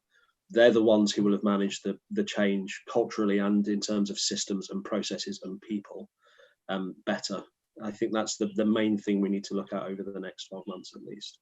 And when we talk about a culture at a university, I think, Diana, you mentioned this earlier, it's, you know, the delivery of a specific curricula can be done very well online, and you demonstrated that, but it's everything that goes around that as well, in terms of the cross-disciplinary interaction, the sort of, you know, conversations that are had on campus, the interaction with your peers, all that stuff that's much harder to get right or to deliver in a really rich way online than it is when you are spending time, you know, on a physical campus with your peers.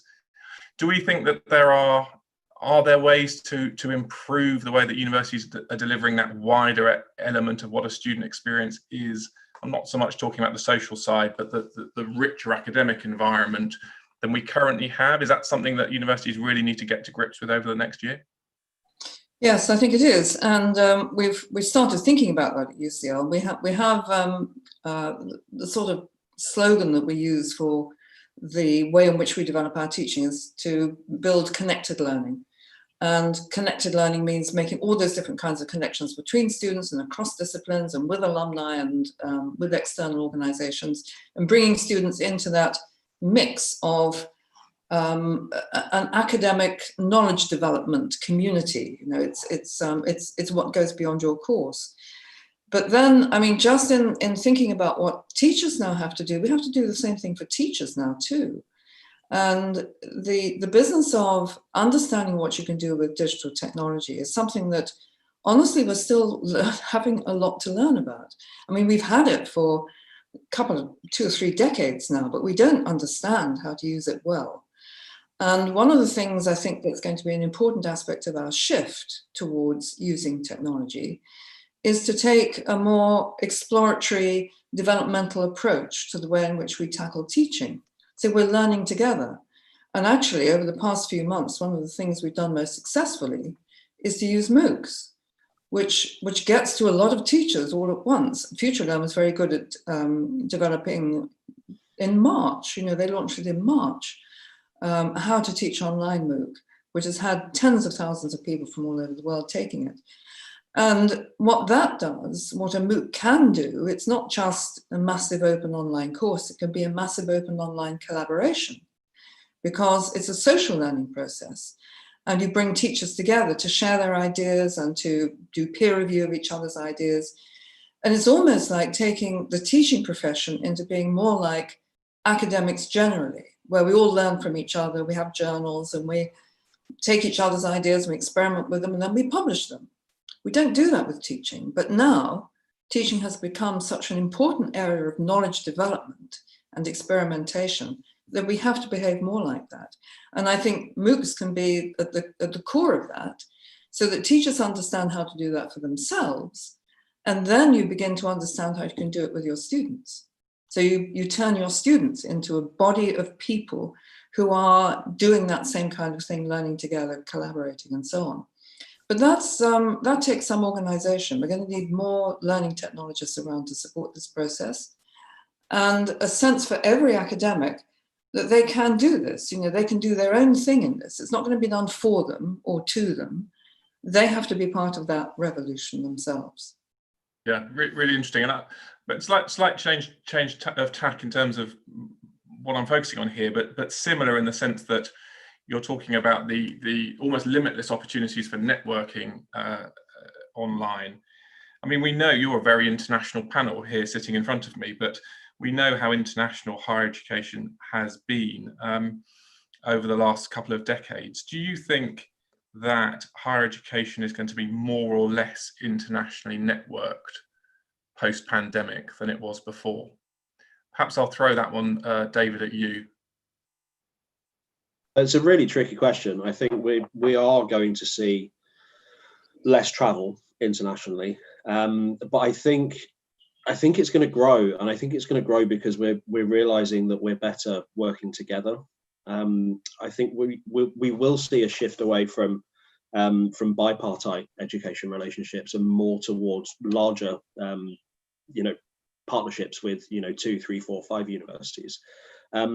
But I think we will be forced to think more internationally when it comes to our teaching and research, and think more innovatively about the way that we deliver it. I think we're going to see an increase in TNE provision. And I think one thing, particularly as we're just about to start grappling with what could potentially be another serious wave of this pandemic, is TNE in a TNE setting. So we have an arrangement with a university partner where we're helping them to educate their first-year students because they can't travel from China to the USA. And because we have physical infrastructure in Asia, we can help our partners to do that. So I think it's going to be a tricky couple of years, but I think we'll come out of this with stronger and more meaningful relationships internationally. I think we will definitely move away from having reams of MOUs with universities that we potentially want to do stuff with, and have fewer but more focused and meaningful relationships with our international partners. And is there a possibility, I mean, if we're trying to get really radical, and I know this has happened in the past when MOOCs first hit the scene a decade or more ago, great excitement that they were going to sort of demolish the university as we knew it, the linear degree was gone, it was all going to be kind of micro-credentials built up here, there and everywhere. What's the panel's view of whether there is a really radically different future coming our way in terms of the way that degrees are structured, the way accreditation is done, the way micro-credentials could potentially be used, the building blocks of a degree just being, you know, fundamentally different from what we've all been used to for I was going to say decades, I guess it's centuries. Is that pie in the sky this time as it was 10 years ago, or are we facing a moment of such fundamental change in the way that we organise things that actually this could be a moment when something very radically different appears over the next decade or so? Who'd like to take that? I mean, maybe Shuoguo, since you have particular experience with MOOCs, could you take that one on? Yes, MOOCs has been has also developed in the past 10 years. As John said, online degrees and online courses, different certificates can be found in all kinds of MOOCs website and also the platform. We find learners can access the content and courses more easily than before, but also in different countries, they also have their different policy to get online degree and how to cooperate between platform and university. It still needs more cooperation between platform itself and different universities. We believe that it's a great form to build a new way to learn online. For example, a student can learn one part of his degree from courses from one university and some other parts from different university. They can grow up as a new kind of degree and in different kinds of universities. And it's also conflicts with the policy in different countries, and that's what we are going on. And as I said, content is also the first stage of the digital transformation. We also believe that the MOOCs content can be used directly in different classrooms, directly in the campus. It can also help the growing of the digital transformation for different university, and it also can benefits the learning, not only for the learner alone in front of a computer, and also benefits the learners in the real classroom, in the real campus. Thank you. We're coming into the last few minutes of this session, so perhaps I'll just ask the rest of the panel if any of them would like to weigh in on this question. You know, if we were imagining a model of higher education built specifically for the post-pandemic 2020s, perhaps unencumbered by what's come before, how radical do you think we should be in terms of rethinking, you know, what higher education is and how it's delivered? Is the sort of continuation of the transition we've made over the last 9 months sufficient, or should we be thinking more boldly than that? Who else? Diana, let's come to you. Yes, I do think we should be thinking more boldly than that. And I think, I mean, I don't really believe in the demise of universities, because universities have shown they can adapt, and that's the most important thing for your survival. But the flexibility of our programs on offer to students has not been as good as it should be. And this enables us to think about the kinds of hybrid programs, degree programs that would allow students, for example, to come to London for 1 year of their study instead of 3, which immediately affects the inclusivity, because there are so many students who simply could not possibly afford to come to London for 3 years, but they might manage it for 1 year. So that kind of thing makes a big difference. We don't offer that kind of thing. So being able to offer those kinds of hybrid degree programs and making sure that in all legislations there is openness to online degree programs, and that is changing. I think even China has begun to relax those kinds of, because many countries don't recognize online degrees. So that's certainly got to change. But then allowing students to have a more mixed mode kind of way of studying, because many of them, this certainly will be true in the near future, will need to work as well as study. And we need to be able to accommodate that. So we've got to be able to accommodate part-time study much more obviously, and allow students to study at the equivalent of their university degree program over many more years than they currently do, things like that. So we have to become much more flexible to make a better offer to students overall. Yeah, and I suppose that the economy is going to be changing so dramatically off the back of this pandemic too, that has to be borne in mind. We had increased demand for postgraduate study. The types of skills that students will need to go out and find gainful employment will change as well.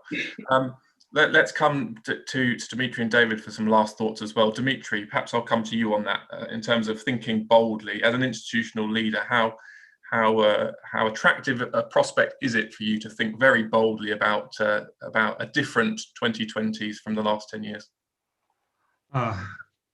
Okay, so let me say a rather radical point of view, because let's say what education was last decade, last century, last 10 centuries, last 20 centuries, before BC and after BC.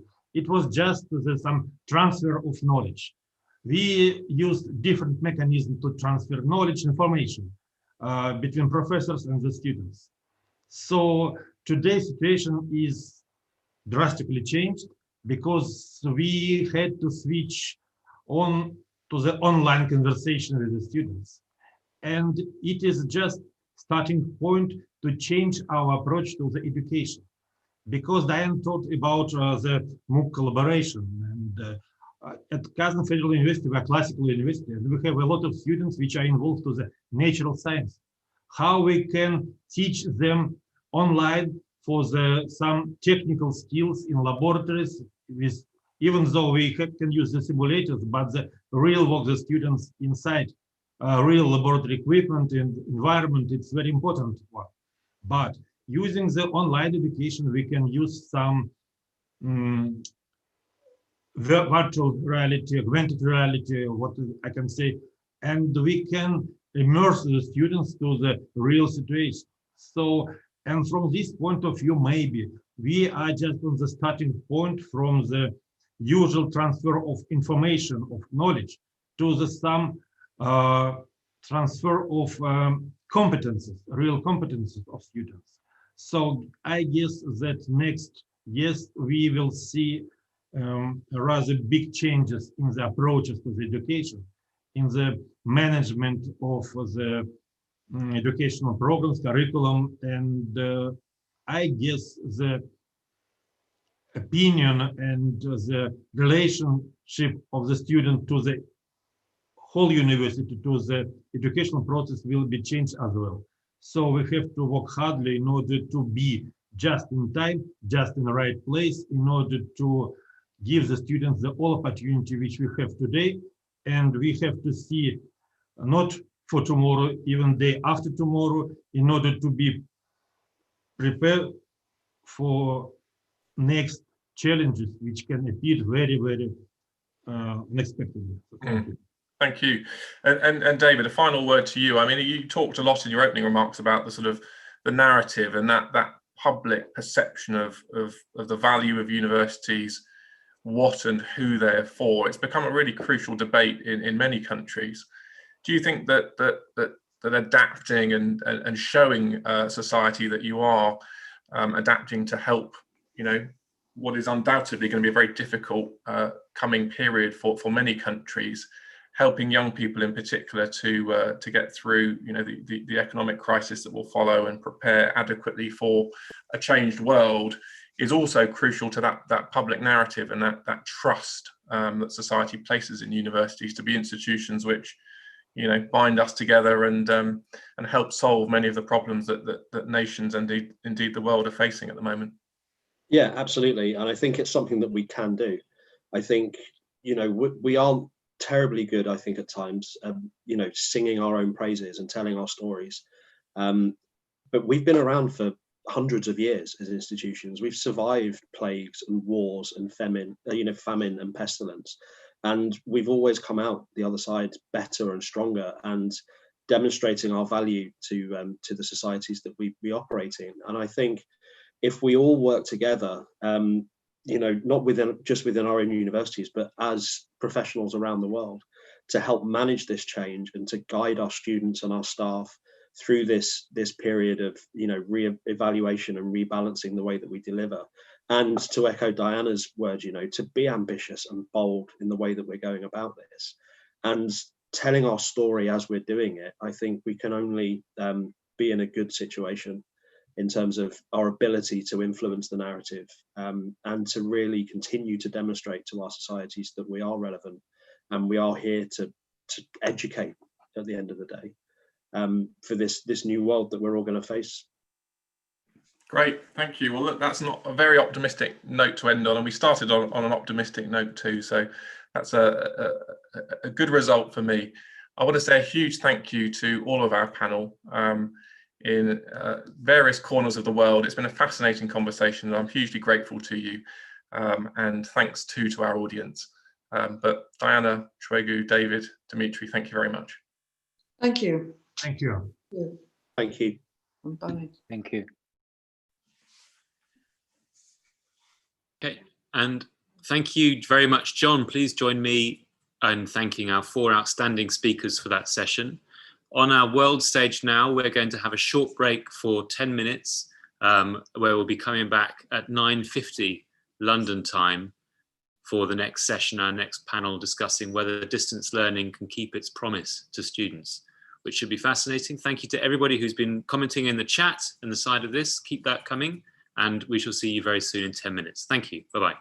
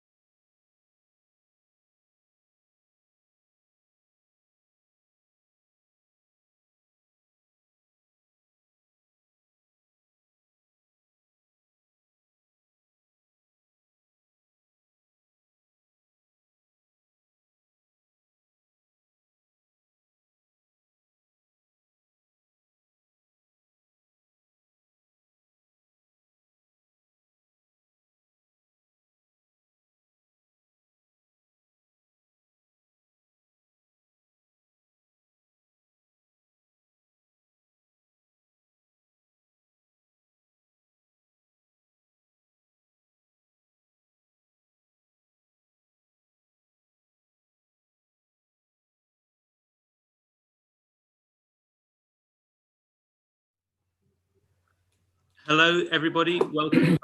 My name is Tim Savula. I'm talking to you from London, Times Higher Education's head office, and it's my privilege to introduce the next panel session. I should advise you, if you would like to ask any questions, please use the chat function, which should be on the right-hand side of your screen. And also, if you would like to tweet about this session on Twitter, we're using the hashtag THEDigitTrans.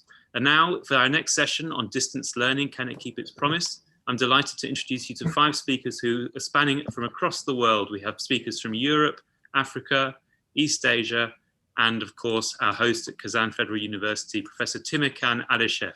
Thank you. Thank you, Tim. Thank you very much indeed. I want to welcome you from Kazan, from the Central European part of Russian Federation, Kazan Federal University.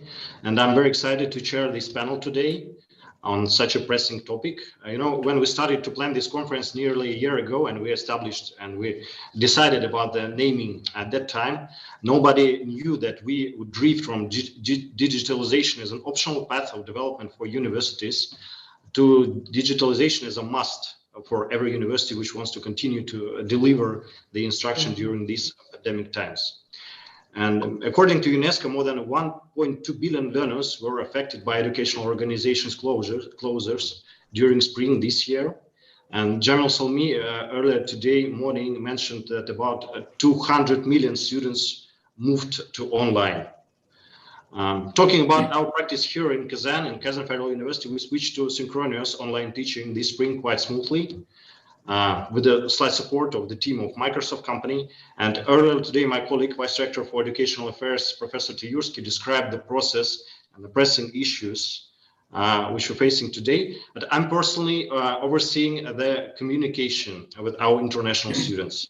And as the Russian borders are still closed for most of the countries, they are studying fully online, our international students, especially those who were admitted to universities this year. And we face some problems. For example, we have a number of talented students from Central Asia, and in some cases it was quite a challenge to conduct synchronous teaching for them, as in some parts of these countries they have poor internet connection, for example. So sometimes now we are switching to asynchronous online learning using our online courses and pre-recorded lectures, which for sure cannot replace live communication between the student and the professor.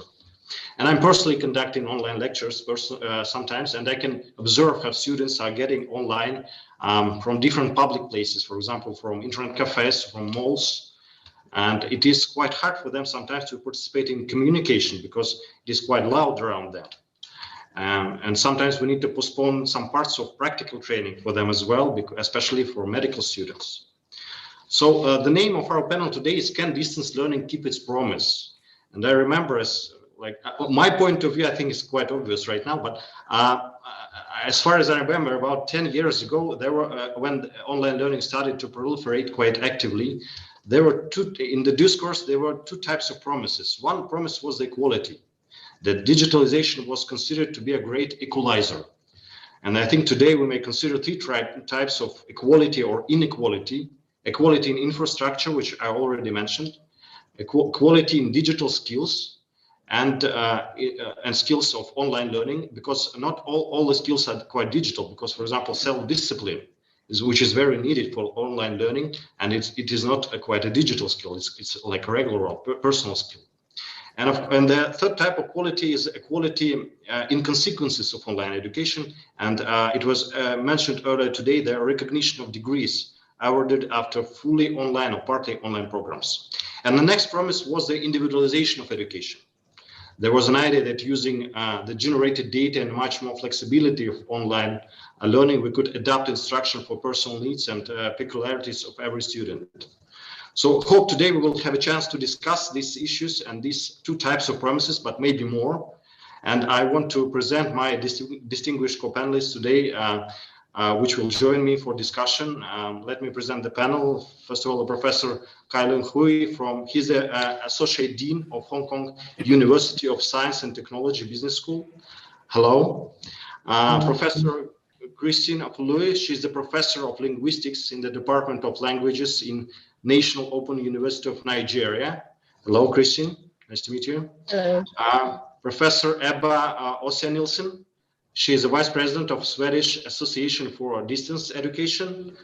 Welcome, Ebba. And Mr. Dil Sidhu, he is the Senior Advisor for Strategic Partnership in edX. And as far as I know, he worked for Coursera as well. So he can bring a very broad perspective on online learning for us today. So dear panelists, you will have up to 5 to maybe even to 7 minutes to present your point today. And afterwards, I want to discuss a little bit on your ideas. And also we have a chance to have a Q&A session. If we'll have any questions today, and I want to tell to our to those who are watching us today that you have a chance to type your questions to the chat box here in Zoom.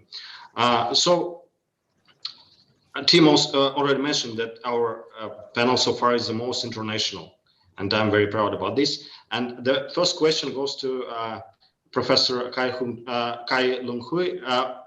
Can you tell us about your ideas on this? Do you think that distance learning is keeping its promise right now?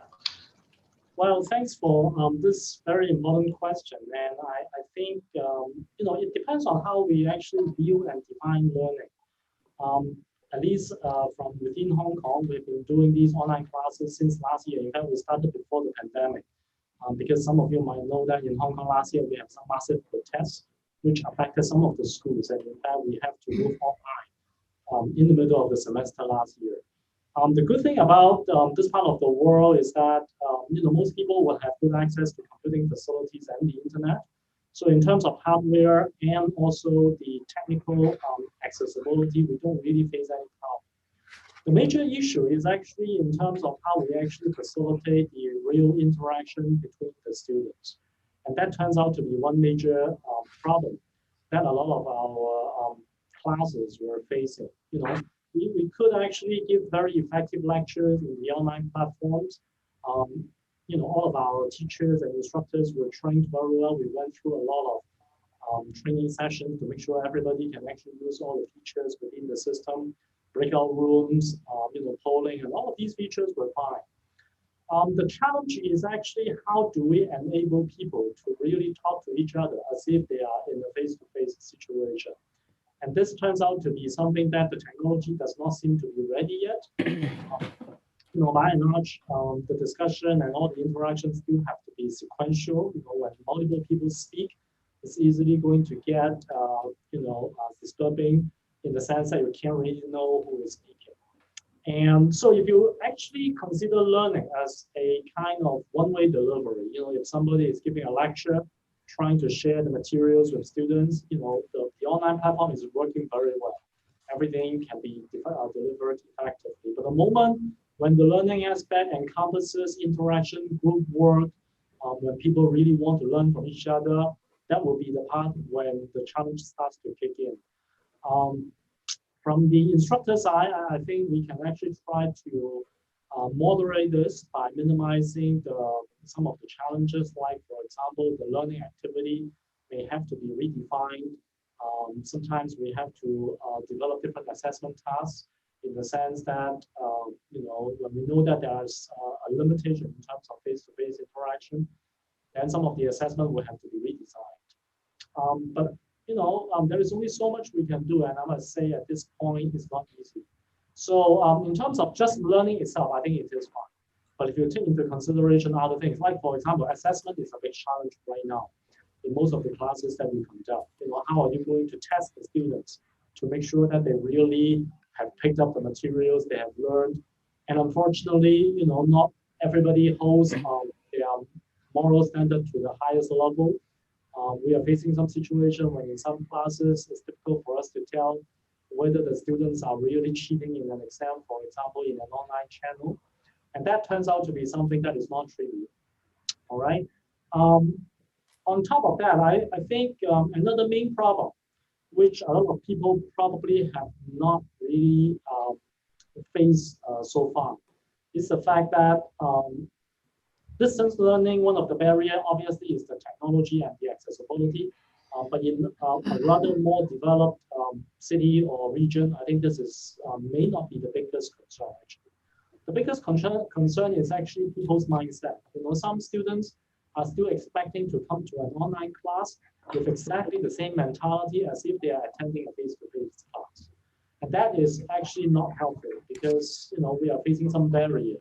And as a result, everybody should actually play their part to understand there is a limitation in the technology. But what I have seen in our environment in many classes that we have conducted here so far is that not everybody is so sympathetic to the situation, including some of the professors and the students. Some professors would, for example, complain that the students are not turning on their camera. But sometimes, for some people, maybe they can't really turn on their camera when their environment is not conducive to them showing their background, for example. And in some other cases, the students may be complaining the professors are not showing a very clear illustration on the PowerPoint slide they're using, maybe because of the limitation of the way they can illustrate the knowledge, the concepts within the digital platform. Okay, so I think, so a lot of people were talking about digital divide potentially affecting people's learning effectiveness when we are using distance learning. I think this digital divide may not actually be the one that is focusing on technology itself. I think many people will have access to computer and internet access today, but I think the digital divide actually rests more on people's ability to adapt. Everybody would have to actually adapt their mindset about how they want to learn in an environment when physical interaction is not feasible. Okay, and I think this is probably something that we have to tackle along the way going forward if we really believe that this is going to be the future trend. Thank you, Professor Kalan. I want to thank you for stressing the point that learning actually only a part of education, and students are coming to university not only for learning, but also for communicating, for networking, for getting some maybe practical skills, some tacit knowledge, as they call it. And I want also to appreciate the great progress China has already made in online technology and education, because we have quite a lot of partners in China, and we see how actively Chinese universities and schools are adopting technology in education. And I want to give floor to Christian and ask the same question. Can you give us an African perspective on this? How it's happening in Nigeria? Thank you very much, Dr. Tim Kran. It's a pleasure to be on this panel and to share my thoughts with you on the question whether distance learning can keep its promise. First of all, I would like to give some context so that we can understand the question better within context. I work in an open and distance learning university, and that has been in existence since 2001. It was first opened in 1983 and shut down and then reopened again in 2001. So we're about 16 years old now. But let me back up a little bit. Africa and what the needs are. If you look at the population, we know that Africa is home to the youngest population in the world, and in fact the largest. About 60% of its population are youth. And so the need for higher education is very high. The demand is high. And so from over 100 open universities in the country, in the world, 11 of them are in Africa. And my university, the National Open University of Nigeria, is one of those universities. And what was the promise of distance learning? First, for us in Africa, was the issue of access. So access, because of the numbers, the large numbers of learners, of youth that are trying to access higher education, and in the inadequacy of the contact universities to be able to accommodate that number.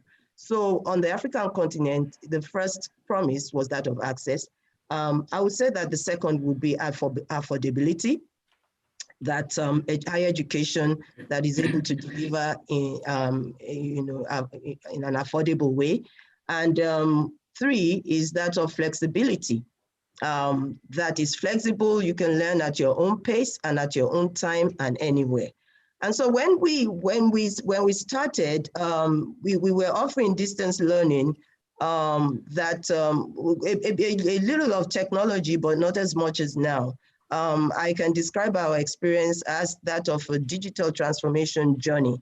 And we have made a number of milestones in that journey.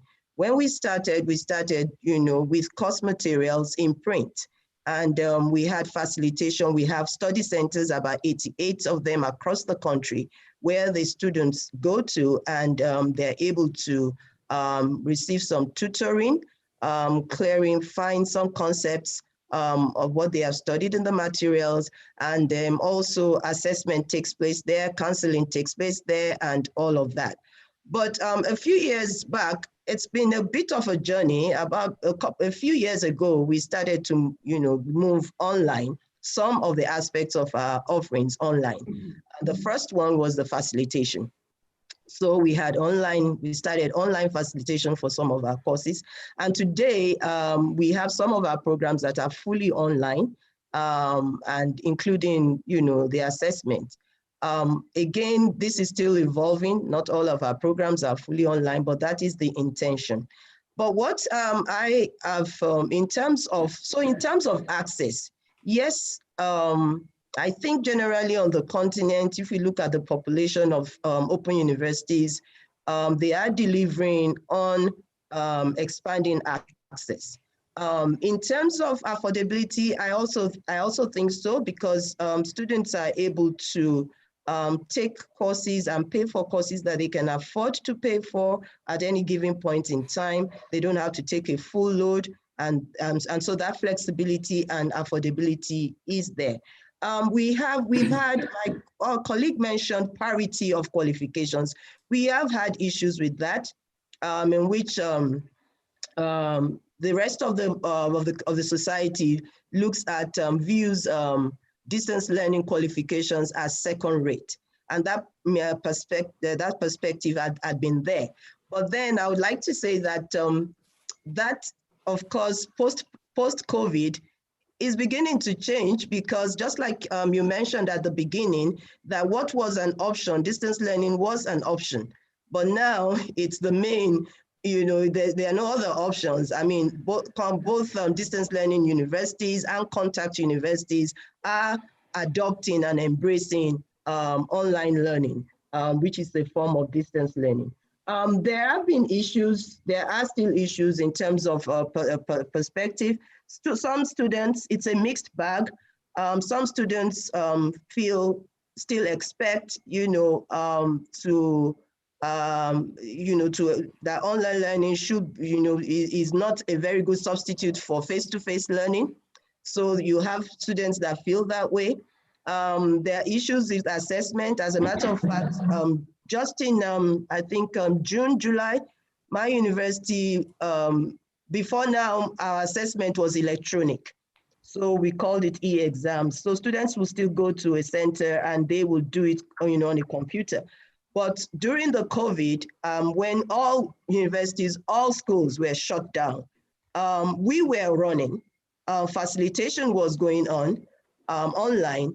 However, for the assessment, we had to, it was voluntary and an option.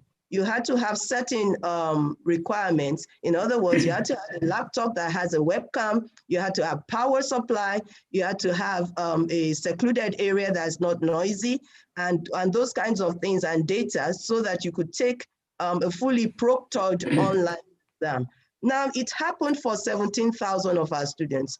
We have over 500,000 students, 100,000 plus are active, registered presently, and out of that, 17,000 of them opted to take this fully online proctored assessment. So that just gives a sort of glimpse into what is possible, the promise that is being kept, and some of the issues around how that promise can be better kept in terms of making it more inclusive and minimizing almost to a point of zero the inequalities that are occasioned by the cost of data, because data is still quite expensive here in Nigeria, and the access to internet internet facilities, and access to devices. Let me mention very quickly that a survey that a colleague of mine conducted, in the university, Dr. Adeshina, showed that checking for ICT student readiness showed that we had more students who accessed, their courses and all of that through their mobile devices, their mobile phones, smartphones, rather than laptops. We had a percentage for laptops, but a greater percentage for mobile devices. So really going forward, we'll need to be innovative in terms of how to conduct assessment on mobile devices, if that, to really be quite innovative, to be able to look at those other aspects of the whole system and course delivery, making it more engaging, making it more interactive, making it, helping the students to be able to reflect more on their learning, so that learning is really learning and not just acquiring knowledge. Thank you. Thank you, Christian, for such quite a positive, actually, perspective. And thank you for stressing that. And I will agree with you on this point that assessment is the most challenging part in online education and distance learning. We faced it here in Kazan University as well, while admitting students to university, while making the assessment in spring, after the second semester, last academic year. And of course, we see sometimes that the second point you made about the practice, which is developing faster than regulation, than social norms. And sometimes society does not recognize practice which went much further already. And I want to give floor to Professor Ebba Åsa-Nilsson. She's the Vice President of Swedish Association for Distance Education. Ebba, you're with us? Yes. And can I ask you the same question? What about the Swedish experience? Thank you very much. And I'm very, very pleased to be involved in this very promising discussion under the very prominent panel. So thank you very much. Yes, I am from Sweden, and I would also like to give some context and background so you can understand my point of views. It's right that I'm the Vice President of the Swedish Associations for Distance Education. And I'm also a consultant and independent researcher. And actually, I work mainly at international level with international organizations handling open online learning and distance learning, like ICDE, the International Council for Open and Distance Learning, like the ones in Europe, EDEN and EADTU. And also I do a lot of work for the European Commission and for the UNESCO. So first of all, the question you raise, can distance learning keep its promise? I will redefine that question somewhat, as I think it is not just a question of keeping its promise, it's about enhancing and maybe also to redefine its promise. And what has been stressed by the two previous speakers also, we have to rethink education and learning. What is learning about? What is education about? It's so much more than content, learning outcomes, exams, assessments, degrees, etc. It is about as the new initiative from UNESCO, the futures of education. There are many, many futures, and there's not one size fits all. It is about learning to become and to give the possibilities for each individual to become what they want to become. So learning to become and take and that is really a shift from delivering education, offering services, offering courses, offering whatever it is, to really look what are the demands from the individuals in their context. So that's why we have to redefine education and learning, and we also have to redefine the issue of quality.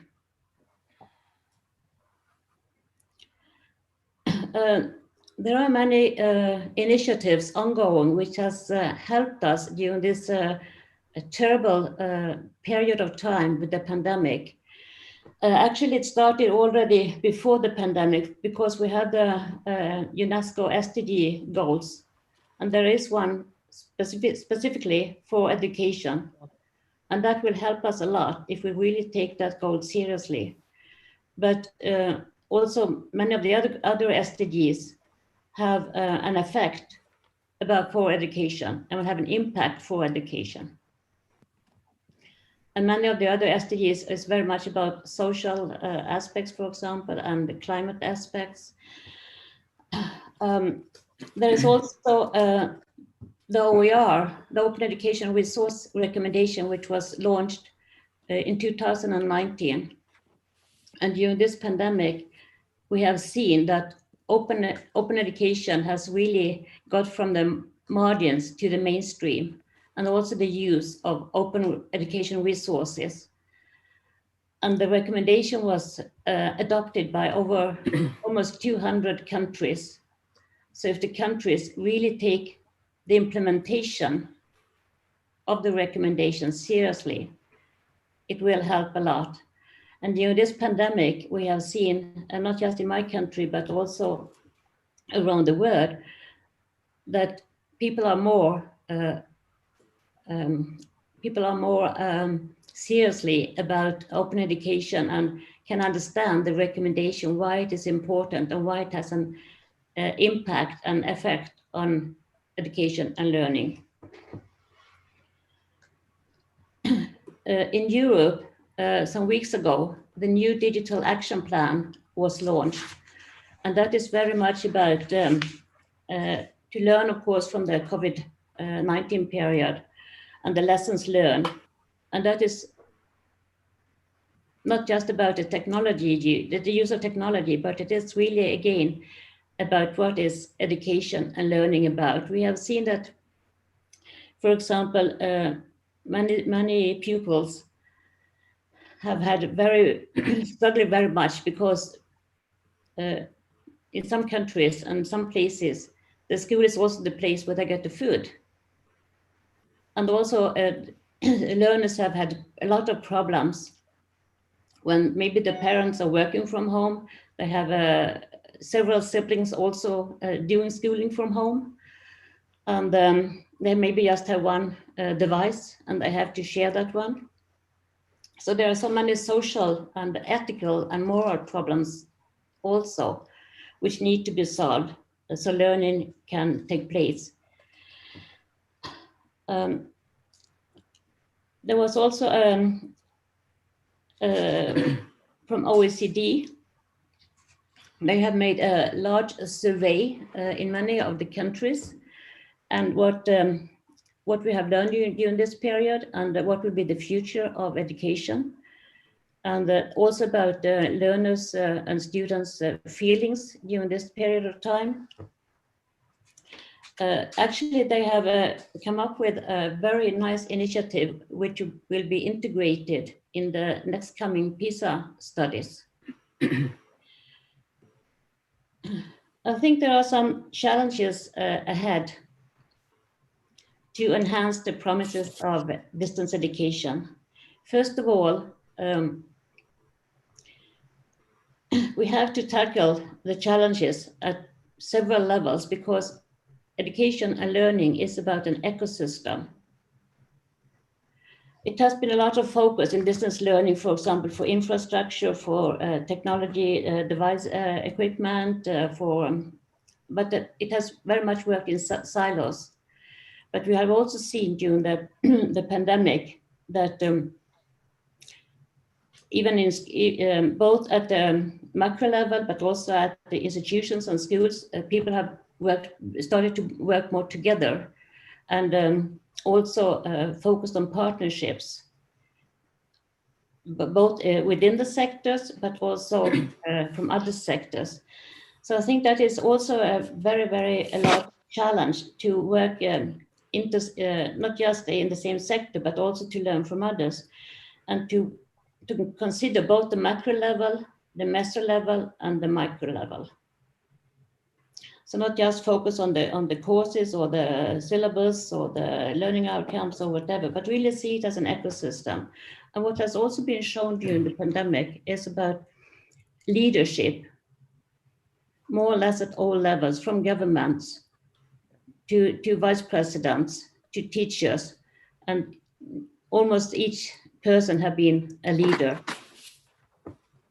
There are some other challenges. It is about being more agile. And that was also happening during, especially in the beginning of the COVID-19 pandemic, when we almost all over the world had to change from one night to another. And there will be other crises. This is maybe not the only one. There will be crises ahead of different kind of, in different kind of sectors, and which will affect us in different kind of ways. So we need to have an educational system which is more resilient, agile, and to be sustainable. And also what was also mentioned by Kai Lung about changing mindset. It is about people. Education is about people, first of all, processes, and of course, products. So the 3 Ps are important. But it is about people, and it is about you and me, and it is you and me who can change and see if we can have new promises for education and learning. I maybe can give some just brief examples from my own country. As you may know, Sweden took another direction than many other countries, because schools has been open for the whole time. It was just the high school and the universities who I will not say closed, they took another direction and went distance and online. However, there was a huge initiative from different sectors in the country, from different government departments from the government, who launched in 1 week an initiative called School at Home to support, and that was really a good example how we need to work in partnership cross sectors, sector-wise, and that all sectors are involved in the educational arena. It was very, very successful initiative, and it has now got mainstream. Actually, they came out with a report a month ago about different scenarios post-COVID-19, and that is available in English as well, and how to tackle the post-COVID-19 period. There has been also pardon?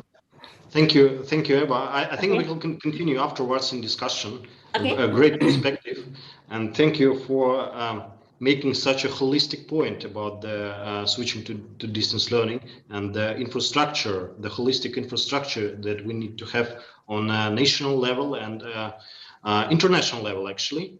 And I want to give floor to Dil Sithu, who can give, I think, a perspective from the technological point of view, from EdTech as a representative of an EdTech company, and as a previous leader of Columbia Business School as well, like more traditional educational institution. The floor is yours. Are you keeping the promise? Because it's up to you. Yes. Hi, good morning, everyone, and thank you very much, Dr. Alishev, and also to my fellow panelists.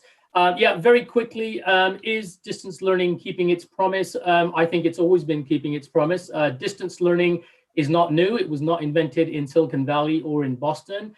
Dr. Alishev is right. I was vice dean at Columbia University in New York.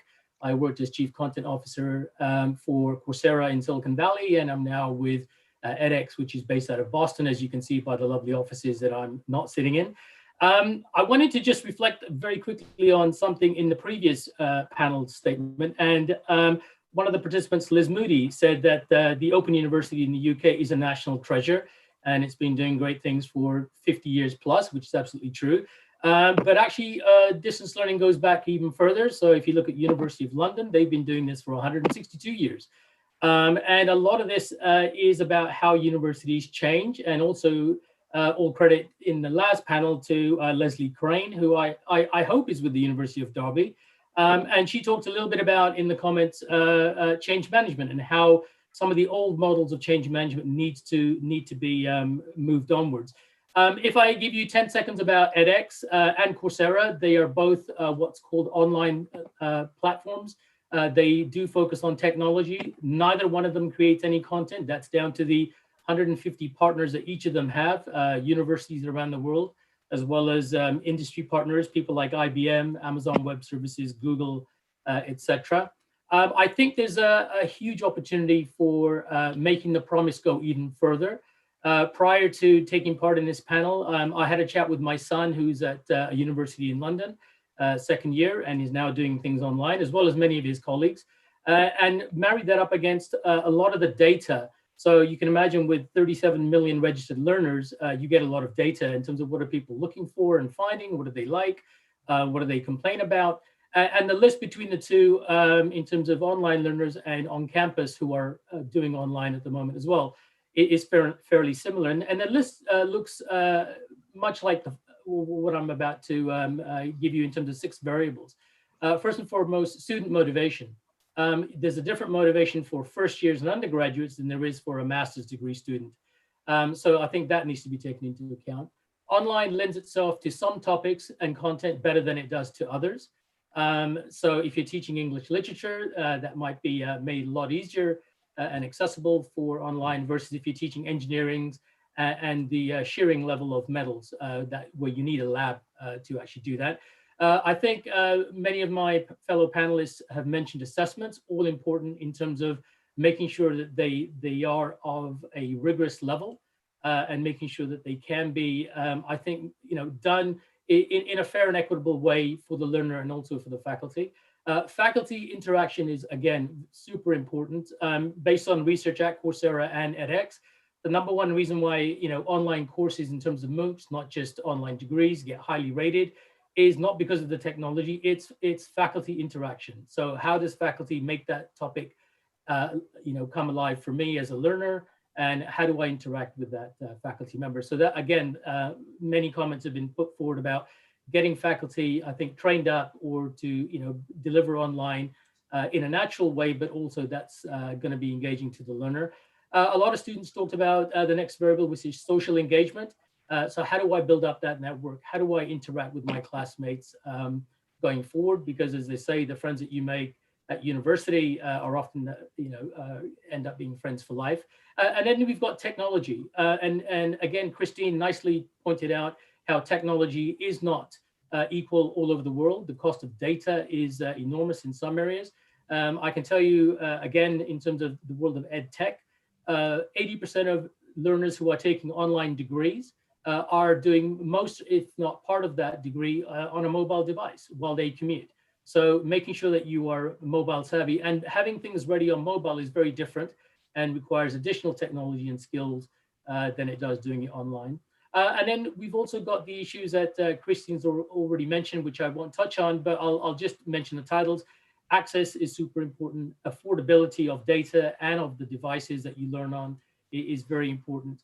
Also the flexibility. It does provide you the opportunity to teach students who might not want to show up for an 8:30 a.m. lecture on a Monday, but do want to make sure that they're delivering what they need to in terms of course content. And also something else that's not been talked about is employer acceptance. So a lot more online learning is gaining employer acceptance. I've worked with the Illinois MBA, for instance, which is now purely online. Nowhere on that MBA does it say online. Nowhere on that MBA does it say Coursera. And it's accepted by employers as a fully assessed and accredited degree at the master's level. So I think, going back to the question, distance learning is keeping its promise. There's certainly much more work to do now that everyone's been thrust into the world of online. It's not an option anymore. But again, when things happen in a crisis in terms of classic change, people pay more attention and more investment is made. But that will also include working in partnership with other universities, but also working in partnership with some of the large technology providers and some of the large technology platforms, if only to learn in terms of what works well versus what works doesn't not so well in other areas, because what works well with a US student online might not be the same in terms of what you might need in another part of the world. Thank you, Dil. Thank you for such a summary. And I want to switch to the questions of our audience. We have a lot of questions coming, actually.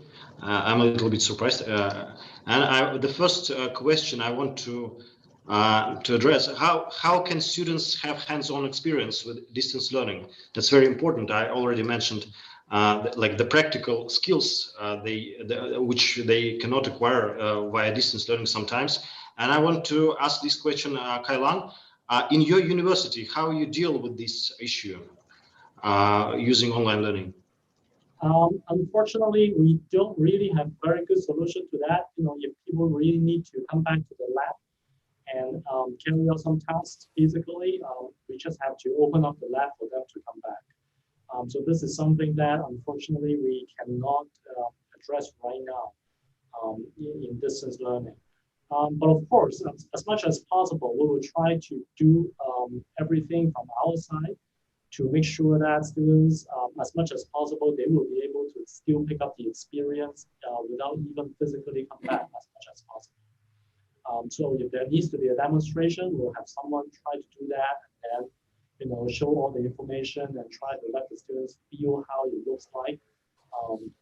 But in some cases, simply, it's just undoable, unfortunately. So at this point, what we do is we actually allow those students to defer. Basically, if there is a class that unavoidably you must come back to take and you cannot come back, then we just make some other arrangement for the students. Another major problem that we face in some of our programs, which I didn't really mention just now, is time zone. Our university actually offers programs that accommodate students from all over the world. And as it turns out, time zone is actually a big issue. Like, for example, when we conduct a class in Hong Kong in the morning, it will be midnight in Europe. And if we conduct a class in the afternoon in Hong Kong, it will be midnight in the United States. And that makes a class with international students very challenging, unfortunately. Thank you, Kailan. And I want to address the same question to Dil Sidhu. What edtech companies have to offer for us, for universities? How can we develop these practical skills online? Are there any solutions already in place, or can we wait for something? Yeah, I think it's a super important question. You do need the practical element. So there's a couple of things that have already started that some university partners are doing with their online degrees. One is in the world of engineering, electrical engineering, we've got a university who was posting out, if you like, technical sets for the students to work on. And then those sets, in terms of computer boards, etc., would then be sent back for assessment by faculty or the TA. There's also the ability to do online projects. So an online project would be access to a learning lab where, for instance, if the content is coding or the content is you need to see someone utilize communication skills, there's that ability to do it in real time.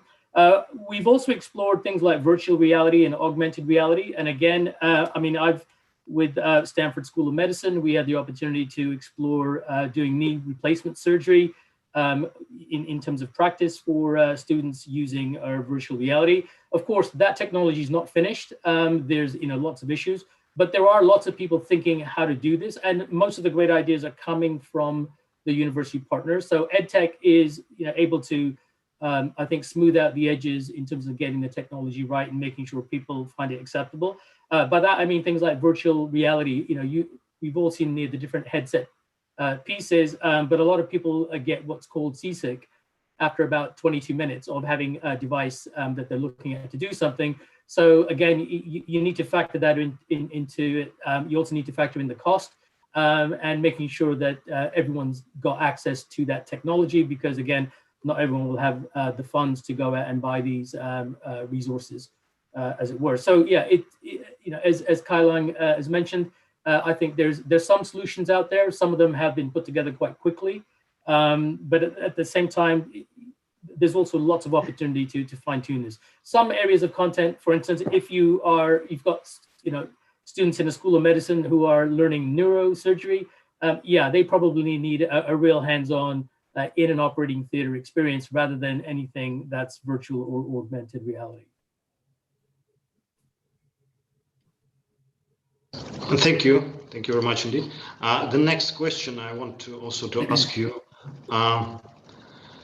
about proctoring actually, and Christian, I want to ask this question from you. How was proctoring conducting? How it is conducting? You are conducting proctoring at the moment, especially with mobile devices.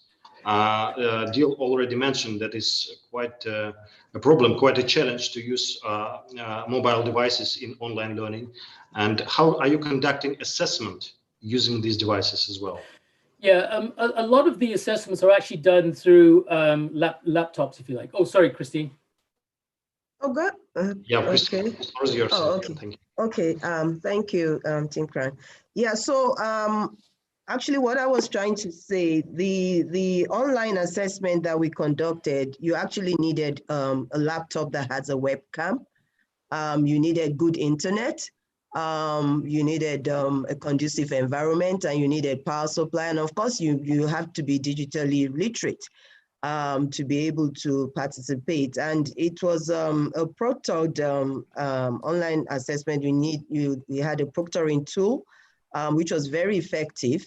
However, when I talk about the mobile devices, I'm talking about looking forward into the future, because what happened and what we learned from that experience, like I said, we had 17,000 students out of 100,000 plus that opted for that to have the exams that way.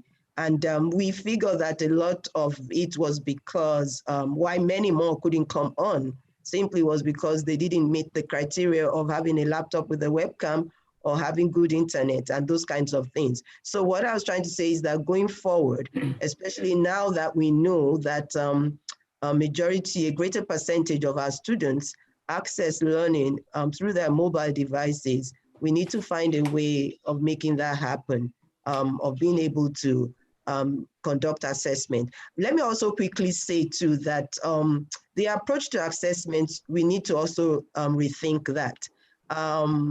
Traditionally, assessment has been that, you have some kind of formative assessment during the semester, and then you have a summative assessment. And usually, especially in this part of the world, the summative assessment, it takes the greater chunk of the grades. Now that thinking has to change, and I think in this context, going forward, we're thinking more of having things like e-portfolios, where you have different types of ways of assessing students and taking the pressure off of the summative assessments. Yes, you could have some, but it could come in different ways. It could be a project, like Dil mentioned. It could be a portfolio of different assignments over the period of the semester, so that you take away pressure from this almighty exam that usually happens at the end of the semester. Thank you. And another question, and I want to ask this question to answer Ebba, and I think Ebba already mentioned this topic in her speech. How to change the mindsets of administrative and quality assurance officers, as you are working on a national level, as far as I understand. What's your point on this? Yes, thank you very much. It's a very important and good question. In this new paradigm time we have for learning and education, we can't have the same kind of quality assurance or quality enhancement as we had for assessment. Is one example, as Christine mentioned. We can't just trust the assessments. We have to start to change there, because quality is about all links in the chain need to be fitting together and aligned. And if we just trust, for example, the assessments and see that as a quality, we will fail. It has to be, again, as I mentioned also when I talked, we need to look at quality both at macro level, meso level, and micro level, and those levels need to be aligned. So I used to take an example, for example, the authorities who look at quality for universities. If they don't change what they are looking for at universities, universities will never change. And the same with faculty, for example, because universities are delivering what the authorities are asking for. Faculties are delivering what the university administrations is looking for. And in the end of the day, students are delivering what the teacher is asking for on the exam. So this shows very clearly that we need to ask other kind of questions. And that is, again, aligned with the mindset and how we look at learning and how we look at education. Because education is about to educate people to solve problems which is not even known by now. So that you need to have entrepreneurship, as was mentioned by, I think it was Dale or maybe Kai Long, about those more tacit skills, what we used to call the 21st century competencies, which also are those competencies which are required, as also was mentioned by the employers. We need to look at the whole sector. What are employers looking for when they would like to have employers for their companies, for the working places. So there need also to be more collaboration between the sectors, intersectoral wise. So again, it is about the value propositions we have about education and learning and about mindset. And it is again about people, about you and me. Thank you, Ebba. We have just 1 minute left, and I think we don't have any more time for questions. But I want to thank my co-panelists today for this great conversation. First of all, for their great answers, and I think that distance learning is keeping its promise, but the promise is being reformulated, as one of us already mentioned, and the perspective is changing rapidly. We don't know what to expect next month. But I hope that we'll be resilient and the educational system will be resilient. Thank you very much, all of you, from different parts of the world for your perspectives. And team, I'm giving floor to you. Thank you. Thank you very much indeed, Dr. Alishev, and absolutely to your 4 fantastic panelists for a really stimulating conversation. And thank you also, our attendees, for some of your fantastic questions and the chat which was taking place all the way through. This session will be available to watch again in a couple of hours' time. We'll be quickly uploading it, and then it's available to watch for the rest of this year, logging back in through the site. For now, please join me in thanking again all our panelists, and please come back to this stage in around 10 minutes time, where we'll be taking this conversation further with a new group of experts. We'll be looking at the data available on student experience and learning and how we really can understand it. So thank you, and I shall see you again in around 10 minutes time. Thank you. Bye-bye.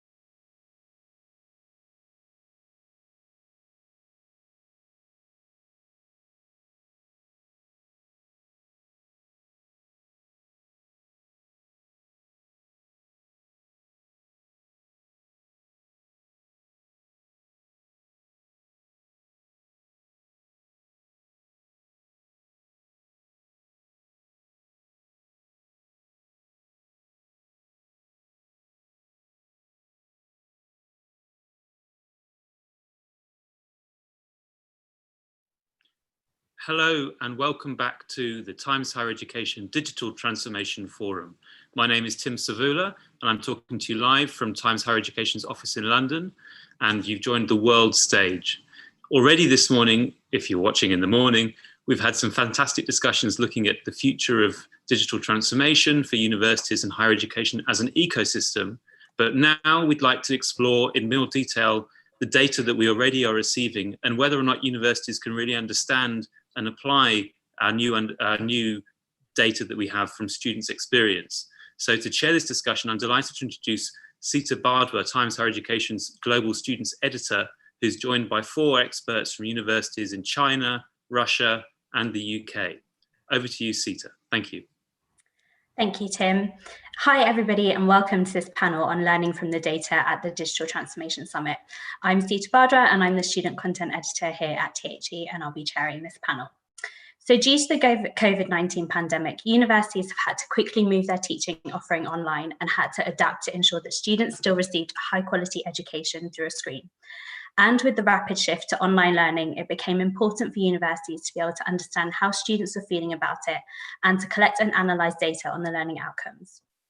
Joining me today to discuss how we can use data to improve student engagement and success and how data is shaping the platforms universities are using and the teaching techniques applied is an expert panel.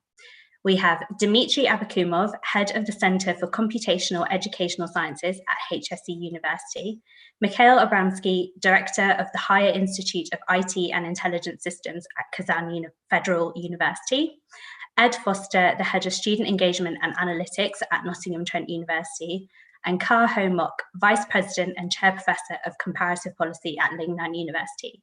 So thank you all for joining us. I thought we could start off with a very short introduction from each of you about your experience and expertise in this area, and then we will go into a little Q&A session. I'll then also take some questions from the audience at the end. So if you do have any questions, then please do ask them and I'll do my best to get to as many as we can. So first of all, Dmitry, perhaps we can have a little introduction from you about your job role and what you do. Thank you. Thank you so much, Sita, for the introduction and for invitation. My name is Dmitry Abakumov. I hold a PhD degree in computational educational sciences from KU Leuven, Belgium, and so currently I'm working at Higher School of Economics, Russia, and I'm leading a team of computational educational scientists. We are working with huge amounts of data, which the platforms such as Coursera, edX, Moodle are collecting, and we are trying to make this data clear, understandable, and helpful for teachers, students, and administrators of our university. Thank you, Dmitry. And Mikhail? Hi, everybody. Thank you very much, Sita. My name is Mikhail Abramsky. I'm Director of Institute of Information Technologies and Intelligence Systems of Kazan Federal University. We are the new institute of Kazan University. We established like 10 years ago for practice-oriented education of IT specialists. But during our work, we came to EduTech as the area of our research interests. So digital education applications for collecting the data, analyzing data, especially in education and decision-making. Education is one of the major areas of interest. Even my PhD thesis had the technical sciences degree, but I have the data management in digital educational environments in the title of it. So the connection between the education and data is very important for us. So firstly, knowing how to build such applications for learning from data and decision making on data, and developing this process in education, decision making based on educational data that we collect from different sources. Thank you very much. Thank you. And Ed? Okay, hello, my name is Ed Foster. I work at Nottingham Trent University. I have worked in a range of different roles in terms of student support, student retention. I'm currently leading a large learning analytics platform, or the development of a large learning analytics platform within the institution. And we use it specifically to drive student support and to drive ways of helping our students to engage with their courses. And I'm start very much from the perspective of the data gets us to a place where we can have conversations with our students. I still feel the conversations with our students on a one-to-one basis or small group basis are absolutely crucial to the work that we do here, particularly in this COVID-19 world. Thank you. And Kar Ho Mok? Thank you, Sita and team, for having me. I'm Kar Ho Mok from Lingnan University in Hong Kong. I'm currently Vice President Academic, overseeing student learning and curriculum changes. And I work with my teams from Teaching and Learning Center and other units to shape policies and also developments of learning for students. And during the past few months, when we are facing the COVID-19 pandemic, I also led my team to conduct research related to student learning, particularly examining about students' evaluation about their online learning experience. We also conduct a study about overseas learning, about international learning, evaluation about their learning experience and what are their major concerns, and student mobility. So later on, I would like to share the findings with fellow members. Thank you very much. Thank you. So perhaps we can start off with you all just outlining, you spoke very briefly about it in your introductions, but maybe going into a bit more detail about some of the projects or data-led initiatives into online learning that you have implemented at your university this year, particularly in the last 6 months in the face of the COVID-19 pandemic. Kar Ho Mok, perhaps we can continue with you and you can sort of elaborate on some of those things you just mentioned. Okay, thank you, Sita. I think, as I mentioned, we care very much about student learning. So we conducted a survey, not only about my university students, but actually we were successful to conduct a survey in May this year, trying to understand about higher education students in Hong Kong, not only in the public sector, but also the private sector, and how they evaluate their learning experience through online and via Zoom. So we were able to get around over 1,200, respondents from all, not only public university, because Hong Kong is very small. We have only 8 public universities, but a few, private colleges and institutions. So among these 1,200 respondents, it's about size, comparing about their gender. The gender balance is quite similar because we got more female in the university this day than males. But according to our finding, only about less than 20% of respondents, they are very happy about online learning alone. Most of them found online learning very unsatisfactory. What are the major concerns or difficulty they confronted during the experience having online? Number one, they found they are very problematic in terms of self-discipline. Number two, they found the eye fatigue is something very difficult. And third is about the social dimension, because they very much think that learning is not only having individual. They very much look for collaborative learning, talking to people. And this piece of research is very useful for us as educator, because we are thinking about in what way we can enhance student learning, we care for learning, and based upon students' concerns and feedback, we shape our current teaching and learning policy for this semester. Well, unlike the situation in Europe or other places, I think Hong Kong, relatively speaking, and touch wood, we are doing quite fine in terms of combating the COVID-19. Our local infection case is remaining low when comparing to Europe, UK, and in US. So say, for example, today we have only a few cases. Even we have a case up to double digit, many of them were imported one. So we are quite confident that we can resume learning face-to-face.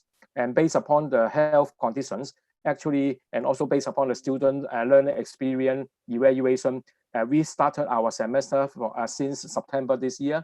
And then we put 2 things. Number one, we make sure online via the Zoom real time throughout the semester. But at the same time, for those students, they feel comfortable, they feel safe, they have an option to come back to the university to join the face-to-face instruction.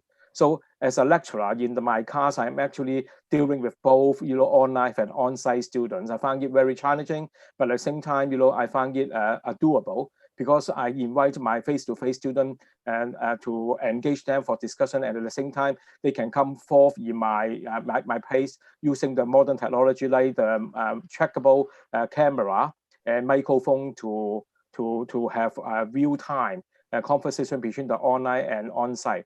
I must say that this is a really interesting but challenging experience. But those students joining both online and face-to-face, they found that experience useful. And I must appreciate that because we at Hong Kong is an international city. We have a number of students coming from abroad. Because of the border control, some of the countries still locked down, like in Africa, in other places, they cannot come to Hong Kong. Then the face-to-face and online coming together, mingling together would be a very interesting but productive learning experience. We experiment this particular both lines since September so far. We found it very useful, particularly for postgraduate students. But I certainly share with colleagues. I teach UG undergrad and also postgraduate. But I found UG students, they are more reluctant to come to classes. But the postgraduate are more keen to come to classes. It's a very big contrast. But I think we have to make use of data and data analytics when we are making policy regarding student learning. So I think this is extremely useful survey. And at the same time, my colleagues also conduct evaluation in the midterm and try to have an early alert in terms of responding to students' teaching and learning with more responsively. I just stop here to allow colleagues to jump in. Thank you very much. Thank you. I think it seems to be so important to ensure that we collect the student voice when talking about that. It's really interesting to hear the ways that you adapted your learning based on the results of that survey. So thank you. Ed, I wonder if you can kind of step in here and talk a little bit about some of the initiatives and some of the findings that you got from students. Sure. So I'm going to start by just, I think the jump to online or to the initial early parts of the COVID crisis happened in 3 phases for most institutions.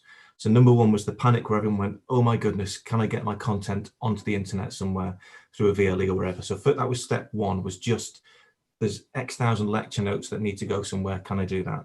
Step 2 was we realized that there's quite a lot of students in some form of digital poverty. So even if they had access to a computer, they may be sharing it with family members, or their internet connection might be quite slow. So at step 2, I think in a lot of institutions in the UK was, can we share technology with students so they can access our materials? But I think step 3 was the realization that actually a lot of students, even if they could access the content, even if they had internet connection, they had lots of fears and anxieties, and the world was very much turned upside down in that early stage. And so my work connects to that step 3, that what do we do about students in some sense of disarray? So just very briefly, I work with an external company called Solution Path who make our student dashboard. So it's a learning analytics platform. It draws data in from students' learning activity. We've adapted this year to be wholly online so that if we do go into some kind of lockdown, we won't be changing the algorithm partway through. But the students' learning activity is captured by our system. It's presented back to us in 2 ways. So first of all, we present a daily engagement score that is shared with students and with staff members. And the second way is that we generate alerts for those students who are very much disengaged from their learning, who haven't touched any of the touch points that we would expect them to. So the 2 initiatives that we've spent a lot of time on this year, and the first one comes from that looking at a student's engagement and giving feedback to it. And the second comes from the alerts that we have based on a student not taking part in activities. So the first thing that we did in March was, in the UK, we went to a national lockdown on the 23rd of March, and that was the second to last Monday of our spring term. So we had 2 weeks where suddenly our students went from being in fully learning on campus to a kind of funny halfway, and then 2 weeks of wholly online. And what we did is we used the learning analytics platform to target students who had what we describe as low or very low engagement in those last 2 weeks of the summer term, of the spring term, sorry. And in the early summer term, we then tried to contact as many of those students as possible.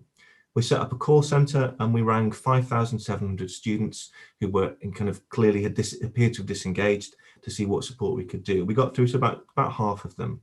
So that was the first thing that we did, was just to try and help reassure students that, you know, the world may have gone a little bit crazy, but we were still interested in them, and we felt it was important to do it on a one-to-one basis, not to rely on email or other forms of kind of communication. But the second activity that we're doing at the moment is, and this is a much more deep and underlying problem that we've got, we felt for a long time that the learning analytics data that we've got is very detailed and very good at explaining to us that these students might be at risk. What we've been less effective at is looking at what are the systems that we need to put in place to really turn that around for students.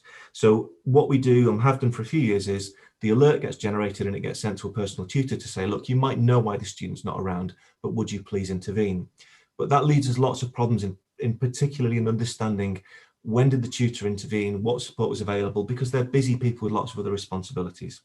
So for this year, what we're doing is we're taking half of the university, and instead of sending the message to a personal tutor, asking them to intervene and make contact with the student, we're using a small call team. And what's happening is that we are contacting students. So then, just so that we can absolutely guarantee we know when we've made contact. And this is part of trying to help connect to students on a personal one-to-one basis, but also to give us some more evidence around really what does work once we have that data and we then make an intervention. This is tied very much into our work that we're doing as part of an Erasmus project, looking at having data is great. What do we do with it is the really important part that comes next. And I'll stop talking there. Thank you. Thank you, Ed. That's really interesting, and I think that one-to-one interaction is so key to ensuring that students feel like the university does really care about them and their learning. Dimitri, perhaps we can come to you and kind of you can outline some of the initiatives or projects that you've been doing. Yeah, thank you so much. So at HEC University, we have more than 100 courses on the Coursera platform and with more than 3 million registered learners. And to help our professors to develop new courses and to implement the current courses, my team is working on creating dashboards based on the data-driven insights about our learning courses.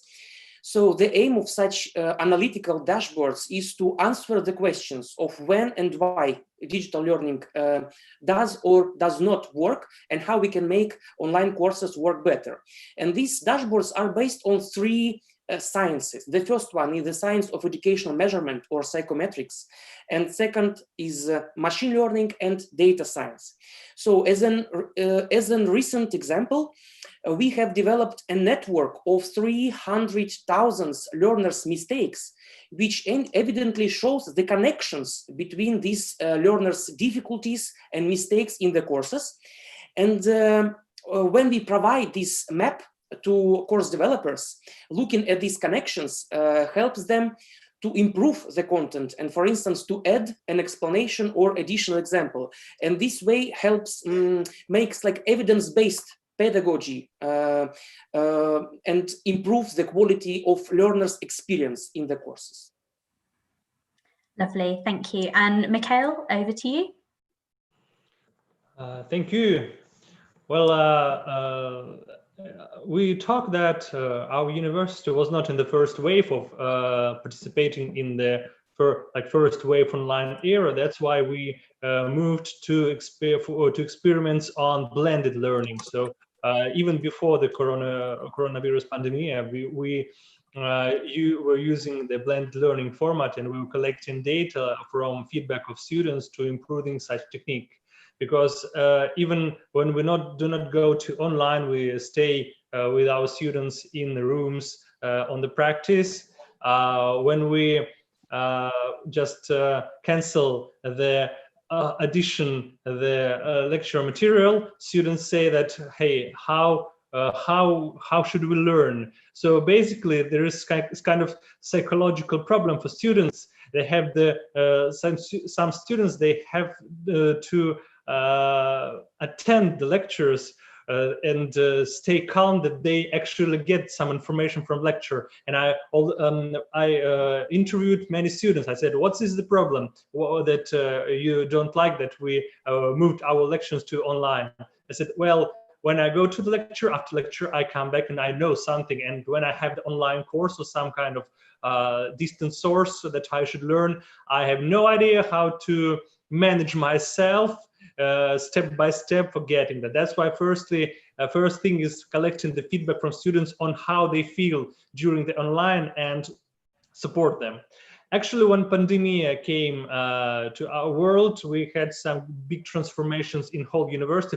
Firstly, we established the Institute of Advanced Education Technologies as the unit in university that is the point of collecting all digital educational resources, online courses, for providing them for students. So this was the new big organization that was in charge of making students and teachers know about the online learning and know the information how to for students how to do online education, and for teachers how to make the content. Also, speaking about initiatives, we yes, as my colleagues mentioned, it is necessary to stay connected with students to getting the data just face to face. For example, we widely use Telegram platform for communicating with students. So basically, any my students can send the message with the necessary hashtag for distant problems or stuff like that, and he gets the response. So staying in this strict connection with students is the good way for dealing with them when they are afraid of distant learning. Like now, again, when we speak about the second wave of coronavirus pandemic, many students, that is divided in two parts. Some say that we want to go to for distant education. Some of them say we don't want because we still do not know how to learn. What we did in university, we moved to Microsoft Teams platform for distant education in real time, and this is the platform where all teachers should work now. So, for example, even if in my class every student is presented on the class, still I can do the translation in Teams to make the recording that the students can watch it later. So this is also the way how to make not the content for online course, but still the content, the educational content for the student to get the material. Well, my colleagues that talked before, they mentioned the fear of teachers for the online, for them making the content online, because now they present this content to the whole world. And as I say many times, we have like the open door day every day during the education, because the big brother is watching, but not the big brother, the small brother, sister, mother, father, and whole family is watching how our teacher provides the material. So many problems, they came to the public space, and we should deal with them.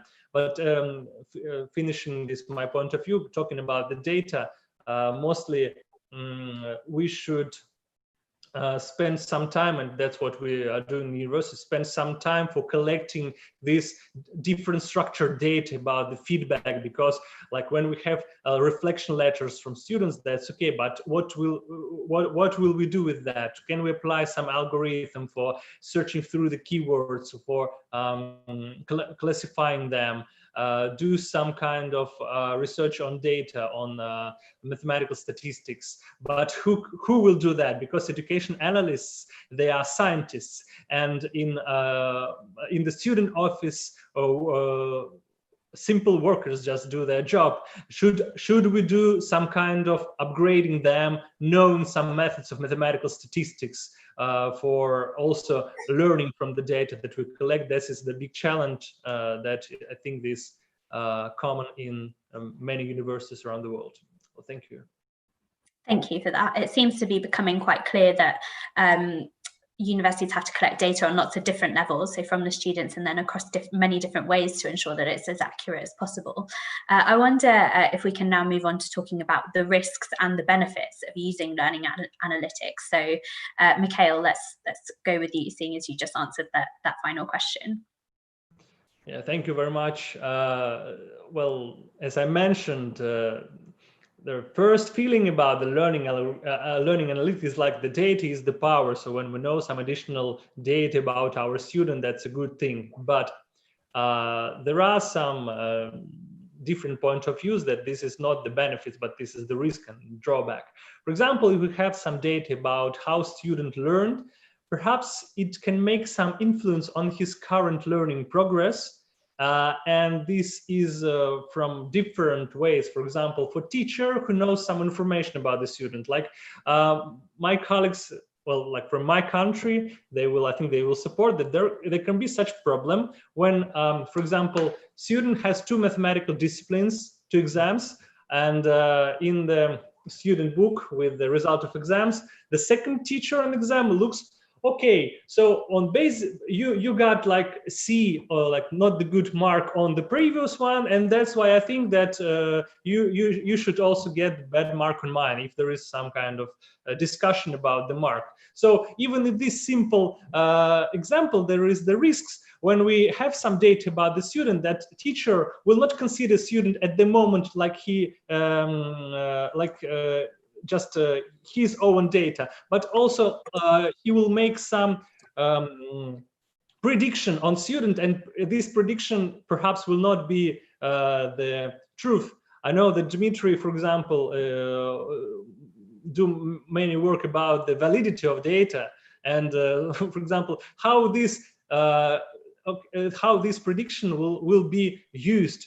So basically, using the data is not really a big benefit, and we should learn how to manage with this data. I will give one small example that we have the feedback from our student from the polls.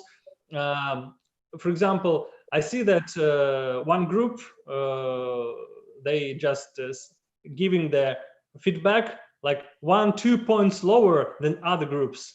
When I look in the average mark, I can see nothing. But when I do some clusterization of how each academic group voted on every professor, I can see that there are some kind of issues that I should work on, not only by algorithms, but I can send my employer, just could you take please a look what is going on, probably talk with students and talk with professor what's going on, because as I told them, we found out that one group had the mark on teacher like 2 points lower, and that's why we thought that there could be some conflict, and we should also do this as the basic process, a basic educational process, as especially nowadays, as I told, when everything is open, we record our lectures, we record our exams, we have many appellations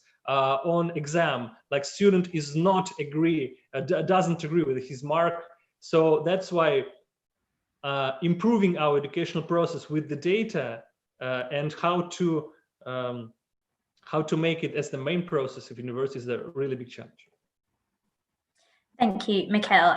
Dmitry, perhaps we can move on to you now, as Mikhail mentioned that you wanted to talk a little bit about the validity of data, and this ties in very much, I think, to the kind of discussion around the risks and benefits. So perhaps you can explain this a little bit more.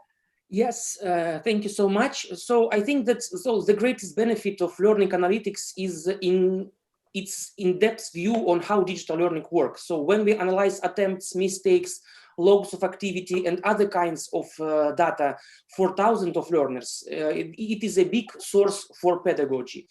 And I think that in this case, evidence-based medicine, like evidence-based medicine, helps doctors in selecting optimal treatment and make accurate diagnostic. In the same way, evidence-based pedagogy based on learning analytics helps teachers and professors to build optimal learning paths using an optimal set of content or activities and so on. But however, working with log data, we should be very careful in interpreting this data as evidence of learners' understanding and mastery. And I think that the biggest risk is the data misinterpretation is the highest risk of learning analytics. And the question of the validity of data and validity of predictions is a critically important question. Learners' activity in digital learning environments typically are coded binary. For instance, 1 means the task was solved correctly, and 0 means the task has been failed by a student. But the problem is that one might be caused by guessing or cheating at the same way. Zero might be caused just by the lack of interest or the lack of motivation from students.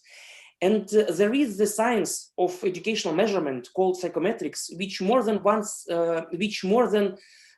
century is working for the validity of educational measurement data. And I think the solution here, and this science may help in distinguishing between the causes of such outcomes. And the answer here is in integrating psychometric science into the standards of working with educational data from digital learning environments. Because typically, like machine learning scientists and like digital learning specialists are working a bit separately to the measurement technologies and measurement practices. And the second idea is about validity of and interpretability of the outcomes. I mean, the outcomes typically when we use just machine learning and artificial intelligence, the outcomes there are just described through the black boxes. We do not know why we got this kind of prediction. And but when we use psychometric techniques, we can interpret it through theoretically proven models. And again, my answer here is in a clever, like smart combination of the high scalability of machine learning and AI with the high interpretability provided by psychometric models. So I think that the key thought here from me is that the key is in blending and combining data techniques and theoretically proven concepts from psychometrics, pedagogy, and psychology, and so on. So thank you so much. Thank you. I think that's a really important point that universities need to remember is having that kind of blended approach into collecting data. And I suppose the challenge might be in finding the perfect way to create that blend. Ed, I wonder if you have any thoughts on this around kind of the accuracy or validity of data as well as the risks and the benefits of using learning analytics? Yeah, a few. So Mikhail and Dimitri talked very much around the notion of curriculum adapting pedagogy, and I think there's really good value in that. I think there's some dangers with that around, and it's the point that Dimitri was drawing out just then, I think, that what we see is the outcome of student activity, not necessarily the thought processes that lead into it. And I think that's a really important point to kind of stress. I also think from a validity perspective, I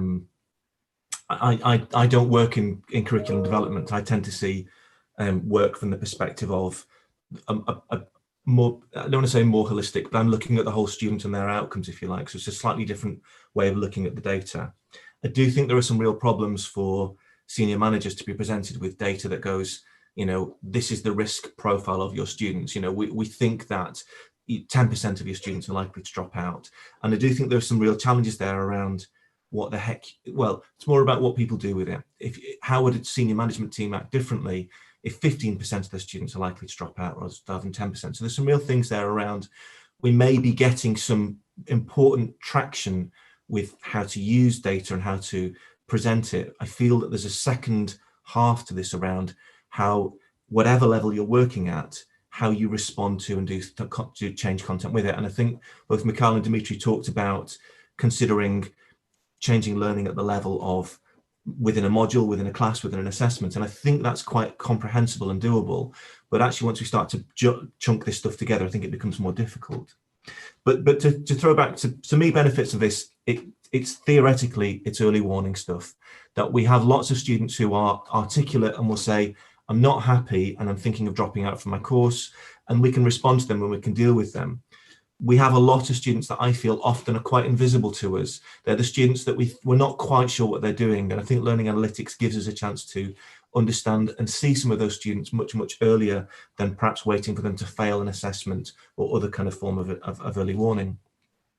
The other big advantage for me that I think is interesting is that I spend a lot of time looking at cohorts of students, and we know that your socioeconomic background changes your likelihood of progressing from passing the year or getting a good grade. All those things interact. And what we're seeing is that it looks like the groups of students from these disadvantaged backgrounds are slightly less engaged on the whole than their more affluential peers. And so there's something there around the interaction between background and who students are that I think gives us insights that we're not fully making use of yet, but I think is really important that, you know, if you are from a poorer background, what are we doing about changing our behaviours to meet with that? But the risks that come from this are as I already picked out, but I think that for me, there are things like, there's a huge issue around stereotyping, that whilst I'm an advocate for saying, let's look at the relationship between background, engagement and success, I also am very aware that there's a danger of somebody being able to just go, well, it's just men and men behave like that, and, you know, writing off student groups in that way. And I do think there are some issues around that. I think a really big one for me is that learning analytics shows, or most learning analytics, I think, looks at student activity. And so that cannot help but position the problem onto the student. The student is the problem because the student isn't engaging. The student is the problem because the student has failed the assessment. And so I think there are some risks here of us shifting responsibility. The student might not be engaging because of problems with their background, or the student might be engaging because, truthfully, we may have a terrible teaching experience going on that particular course. And so I do think there are dangers there of where our focus lies and what we do about it. And the last thing I think is just that the do something problem, that particularly at the level where we give information to senior managers, what is the do something other than to point at somebody lower in the food chain and go, do something, who then points to someone lower in the food chain and says, do something. So we have insights through learning analytics that are potentially extremely rich, but probably not as rich as they need to be. And so there is still more work to do in this field. I sound like an academic advocating for more research funds. That's not my intention at all, but I do think there are problems with where we sit in this particular field. Thank you. Great, thank you. That's some really interesting insights, and particularly in terms of that, ensuring that, you know, while students are responsible for their learning, they shouldn't just be blamed solely for if they're having any problems. It could be a whole host of other factors that might be contributing to why they're not engaging as much online as you would want them to be. Kaho Mok, let's go to you and see if you've got any thoughts on these topics around the risks and the benefits. Okay, certainly in China, we are talking about when there is a crisis, there's always been opportunities.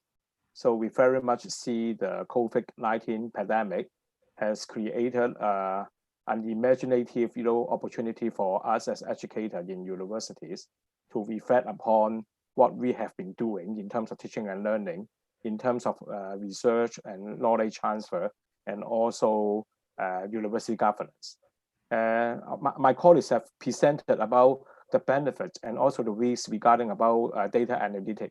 And I don't want to, repeat what they've just mentioned. But from the university governance, I think this is very important. It's not a collection of data, but in what way we can motivate not only senior managers in universities, but more importantly, the frontline, academics, they can make use of data to inform their teaching and learning intervention to make sure students would benefit. Okay, and the student voices and student feedback and experience will be very important aspect when we are trying to enhance student learning.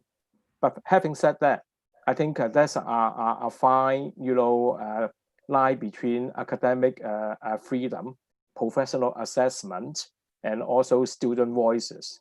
I think we must be very sensitive because we cannot just depend on student feedback alone, but how to contextualize about the student feedback, how to analyze the feedback, as our colleagues has rightly pointed out. And we are pursuing many different ways to make sure students can become engaged learners. But being an engaged learner is a learning journey. There are a lot of other factors determining a student tries to be an engaged learner. So in what way we can scientifically make use of the data, but at the same time be sensitive about the professional assessment and judgment from academics themselves. They may have their own take, so to speak, about what stand the better engagement method and what stand the better learning environment.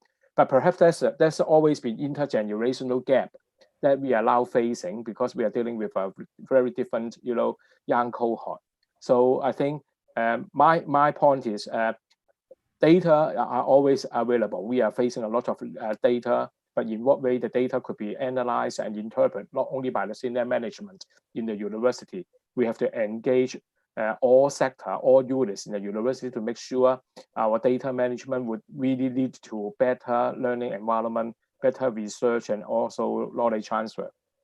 But the final point I want to make is, of course, we are talking about the importance about data analytics, data science, AI, and all technology and information, which is very good to enhance student learning and also our research.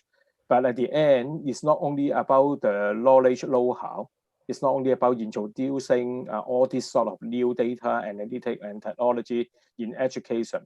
And the success of Apple, the DNA about Apple is about a very fine marriage between humanities and technology.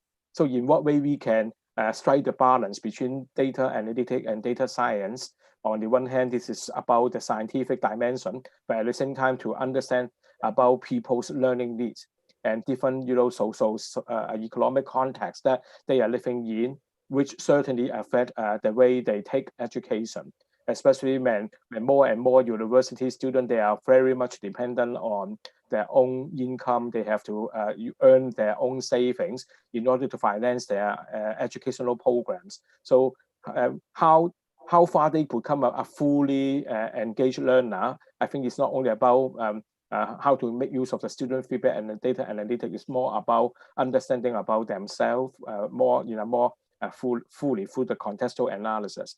This is my humble contribution. Thank you. Thank you for that. That's really important points to consider, and important to understand that students aren't just pieces of data. They are fully formed humans, and they have lots of different factors that are affecting their personalities and things. So really important point. I'm aware that we're sort of slowly running out of time, so I'm going to take a few questions from the audience. And the first one that I've got is an absolutely crucial topic when it comes to talking about this online learning and this kind of topic, and it's from Inex Stoop, and they ask, will you discuss the topic of privacy? Do students explicitly have to give consent before their digital learning trail can be tracked? So Ed, let's go to you first to answer that question around the topic of privacy. Okay, so I think the answer to that is yes, as part of the enrolment conditions that we offer up to students when they first join the institution. So we've spent a lot of time looking around the ethics of this, and we made the decision that as long as we should always be sensitive about this, but I think that as part of our offer to students, we make it clear that we will use data to improve the educational experience and specifically to support students in that journey through.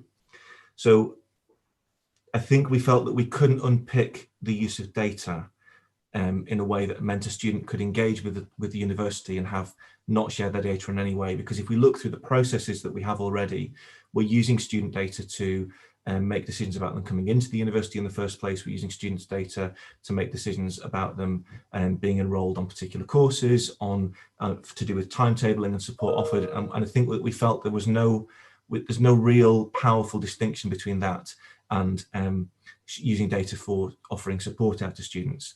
Now, I think where we start to move into the territory of making decisions for students, that becomes quite different, and there's a whole load of different ethical decisions that need to come that I think require extra consultation and extra work with students. But I think our judgment call at the moment is, because we're using learning analytics to support students, that's a core aspect of what we do, and we're not using it conceptually any differently to the way that we're using other data that they've given us for years in order to come in. So yes, we do, and it needs to be part of the enrolment conditions, but we as an institution don't currently offer an opt-out option for students to not share data, or for us not to use it as part of that offering support to them.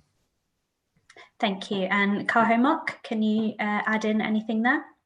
I think we follow similar practice that Ed just mentioned. I think respecting students' individual choices and social privacy is fundamental. So when they enter university, we have a very clear policy presented to them. And even in the class, online class, if they are reluctant to speak up, or they are rejecting us for having the recording, then we have to respect them. So normally we will get the consent before we make the recording. But most students, they love to have the recording of the interaction in the class and also the lecture and seminar. Why? They can, refer to the recording. So with the consent, we can do that. So whenever we want to engage students, we make sure the privacy issue be properly dealt with. Thank you. And Mikhail? I also would like to say that we follow the same practice.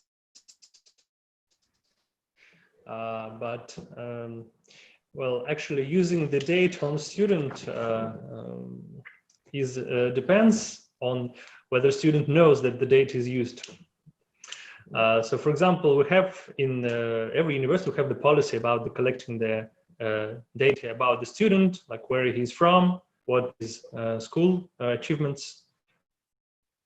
We also can do some prediction on them, wrong or real. That depends, but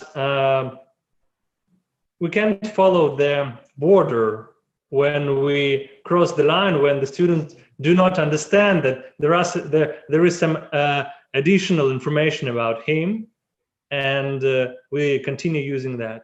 And when students already understand that, he say, wow, how? So we had some examples on our students that were that when we had the talk with the teacher about the class, even not about online data, just the data from the polls, from the feedbacks, and we were talking about with the professor, and then student found out that we had some talk and said, hey, I just sent the information to the student office, but so basically, I think that there should appear the culture on student understanding what is his data, his private data and his educational data. And every student, I don't know, should understand, should be informed about how such data will help him for improving his activities. If we will not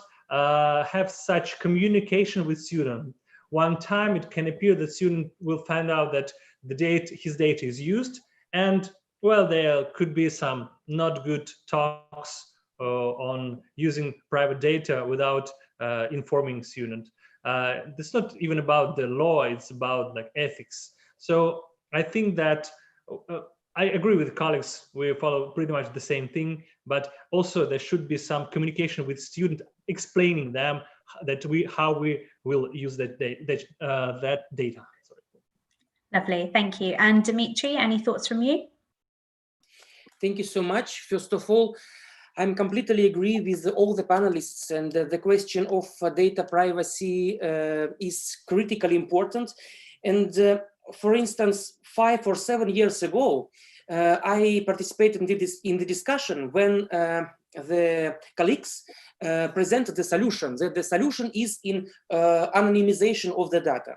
But I think that this is not a solution, because the problem is deeper. For instance, if we use learners' data just to understand how the content works, and we do not make personal interventions to this student, we just improve the content. In this case, I think that anonymization of data might work. But if we use the data after the analysis of which we will make personalization or any personal-oriented interventions, we do not.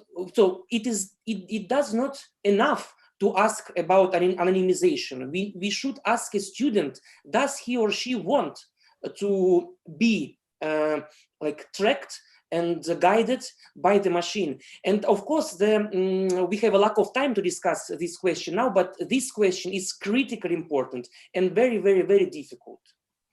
Thank you so much. Thank you. And I'm afraid we've only got time for one more question.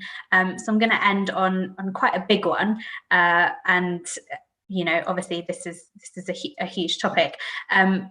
What do you think the future of modern education looks like in a post-coronavirus world, and how can learning analytics help to understand that? So Dimitri, let's continue with you. What do you think? Thank you so much. That's a great question. And my quick answer. So for me, the future looks like a mix and blend. And I mean a blended learning in which human teaching and learning is supported by the mix of data science tools and pedagogical theoretical heritage. So this is my response. Thank you. Thank you. And Mikhail, what do you think? Well, I will mention only one thing, that I think that our coronavirus epoch made a good question on necessity in campus. So for some learners, they understood that campus is necessary for them, even, but these guys before coronavirus were for online. Now, whole world got the practice. What is it? The complete online or distant education. And I think many students understood the necessity of going to the building of university, communicating in the real life. So I think that in post-coronavirus world, we will have more informed, more conscious thoughts about what is education, what is education consists from. And also, I would like to say that there are some, I think, some teachers, professors, or students in the world that think that after coronavirus we'll get back to what was that before. I think that's impossible. So that's why we should see the sustainable transformation of digital education. So now the digitalization, online, distant format is the education, not how we thought about like 10 years ago, like 100 years ago. But I think that in post-coronavirus world, we will figure out that we move to sustainable transformation, how we think about the education in general. Thank you. And Kahomuk, your thoughts on this? Okay, thank you very much. I want to pick up the term my colleagues talked about sustainable transformation of higher education after the COVID-19. I think we have to turn the abnormal into normal, in my opinion. But whenever we decide what sort of learning channel would be most appropriate, we have to talk to students to see their learning needs and in what way we can respond appropriately and responsively to their learning needs. But I certainly think that for adult learners, for postgraduate study, I think a bundle of online and on-site would be much preferred. And my university, based upon our conversation with students and also the student feedback, we have made a decision that some of the professional programs could go both lines, which can really cater for the needs of those learners. But for undergraduate, I think we have to be very careful because we are dealing with a younger generation in the university. But my point is, I think in what way we can have a creative combination of multiple channels, multiple media in terms of teaching and learning, which can cater for the diverse learning needs. And there's not one fixed solution for all. We must be flexible and also responsive to different learning needs of different cohorts, age cohort, and also the needs of those adult learners. Thank you very much.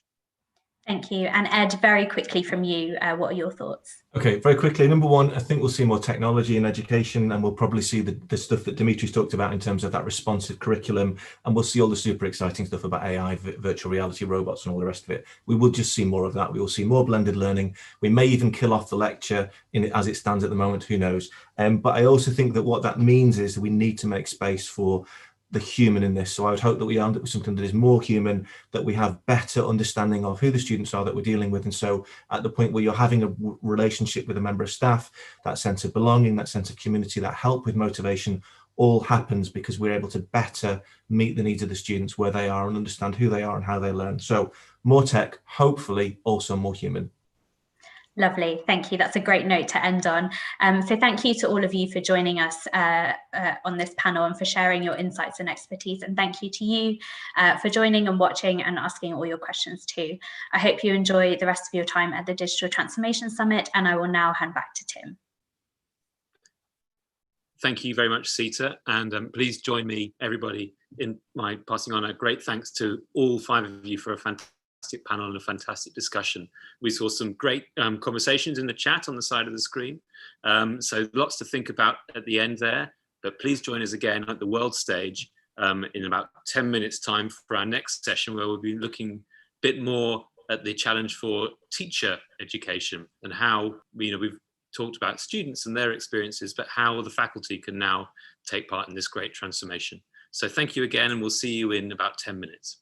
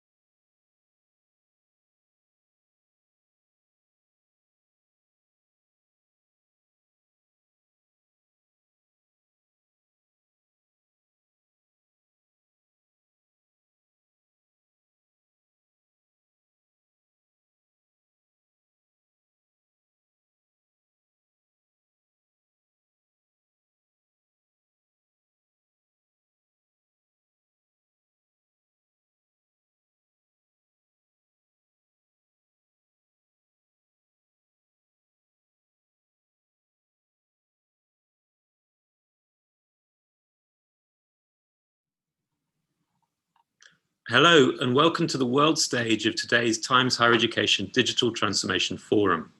My name is Tim Savula, speaking to you live from Times Higher Education's office in London, and I'm delighted to introduce the next session that continues our exploration into the different elements that collectively make up the higher education ecosystem.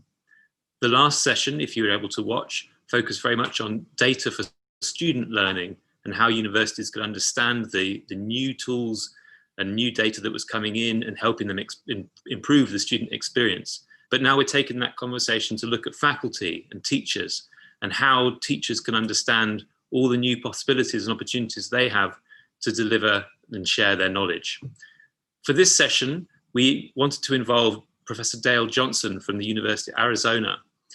Because it's very, very early in the morning in Arizona, we recorded this part of the discussion, but then we'll be going on to live Q&A in about half an hour's time. So please do feel free to ask questions in the chat section on the side of your screen, where we'll be taking the questions and passing them on to our chair and hopefully answering as many of them as we can.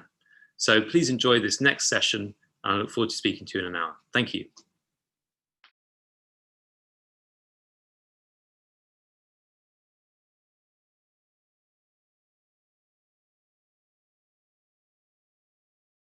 Welcome to Teach Education in the Accelerated Digital Era. This session explores the best practices of digital teaching and the new set of skills that teachers need to be equipped with to shape tomorrow's minds. I believe that we all see digital technology as a fantastic tool, certainly not a panacea, but a source of inspiration and something that can create collaboration, communication, and learning across distance. The educational sector is often unfairly criticized for being slow to adapt, but I believe that over the last months it proved to be adaptable to emerging social situations. And I think it's an important lesson from the pandemic crisis. And teachers need to be more valuable and recognized because they play an important role in defining the future of education. So we have a panel of experts with us today. We are, of course, a bit sad that we can't do it in person, but it's a perfect opportunity for us to do it online. And together we will explore original and creative ideas from around the world. And thank you everyone for joining me today. Today I'm joined by my colleague Almira Garifulina, who is Associate Professor in the Department of Preschool Education at Kazan Federal University. I'm also joined by Dr. Ian Holiday, who is Vice President of Teaching and Learning at the University of Hong Kong. Then today with us is Dale Johnson, Director of Digital and Innovation at Arizona State University. And finally, Dr. John Schultz, Director of ACD's Video and Digital Media Studio at the University of Southampton in the UK. Thank you everyone who listens to us as well. At the end of the session, we will have Q&A section. And so if you have any questions, you are free to ask. So shall we start our discussion? And if you all could tell me about relevant to our panel experience and areas of expertise. And maybe we can start with my colleague, Almira.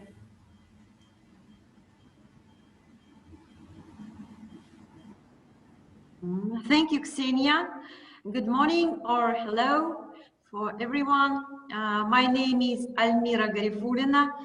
I am an associate professor of Institute of Psychology and Education, Kazan Federal University.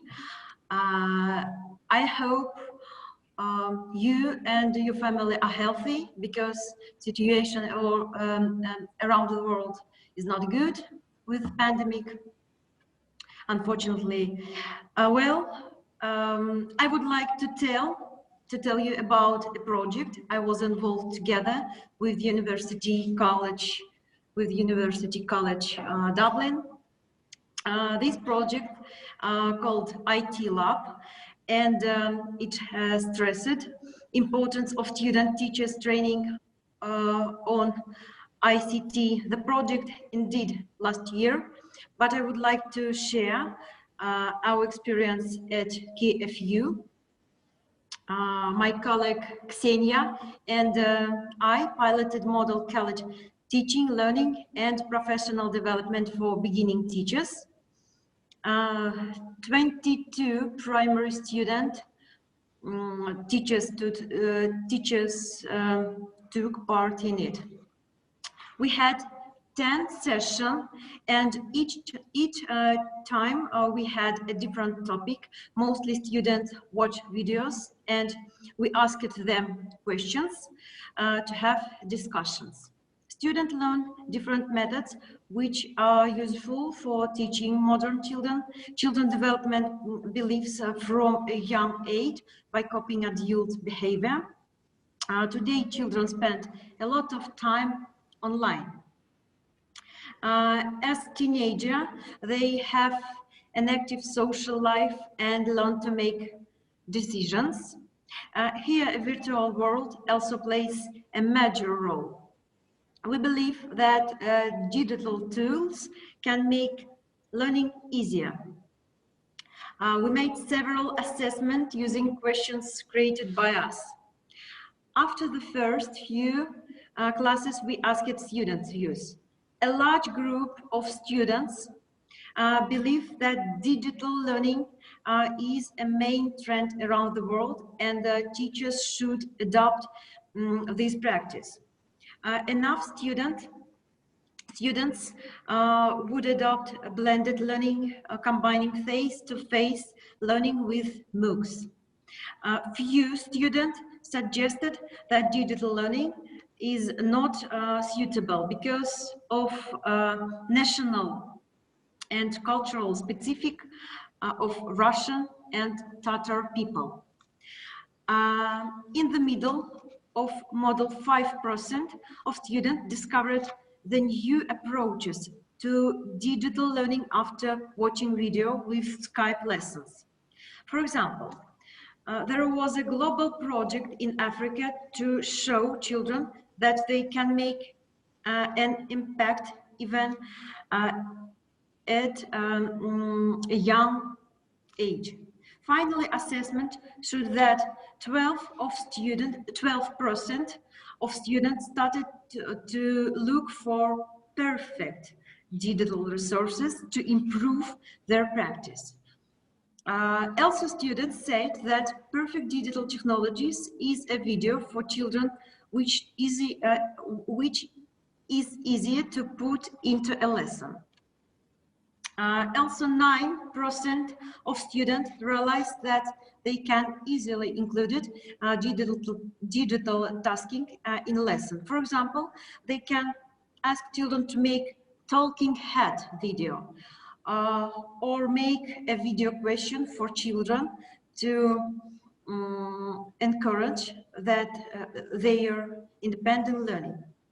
Also, we have some quotes from our students. They answered that way, think about digital learning.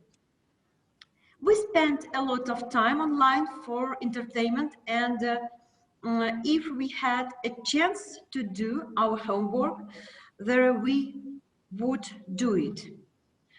Second, this is interesting. The new approach to lesson, very interesting, not only for students, but also for school children. And third, this is convenient. You do not need to carry books. They take lots of space, and often you can forget something. Not all students are so optimistic about digital learnings. One of the students said that digital learning is difficult to fully organize. She said, I can't imagine how you can learn analysis of Russian words of math using ICT. Future teachers said that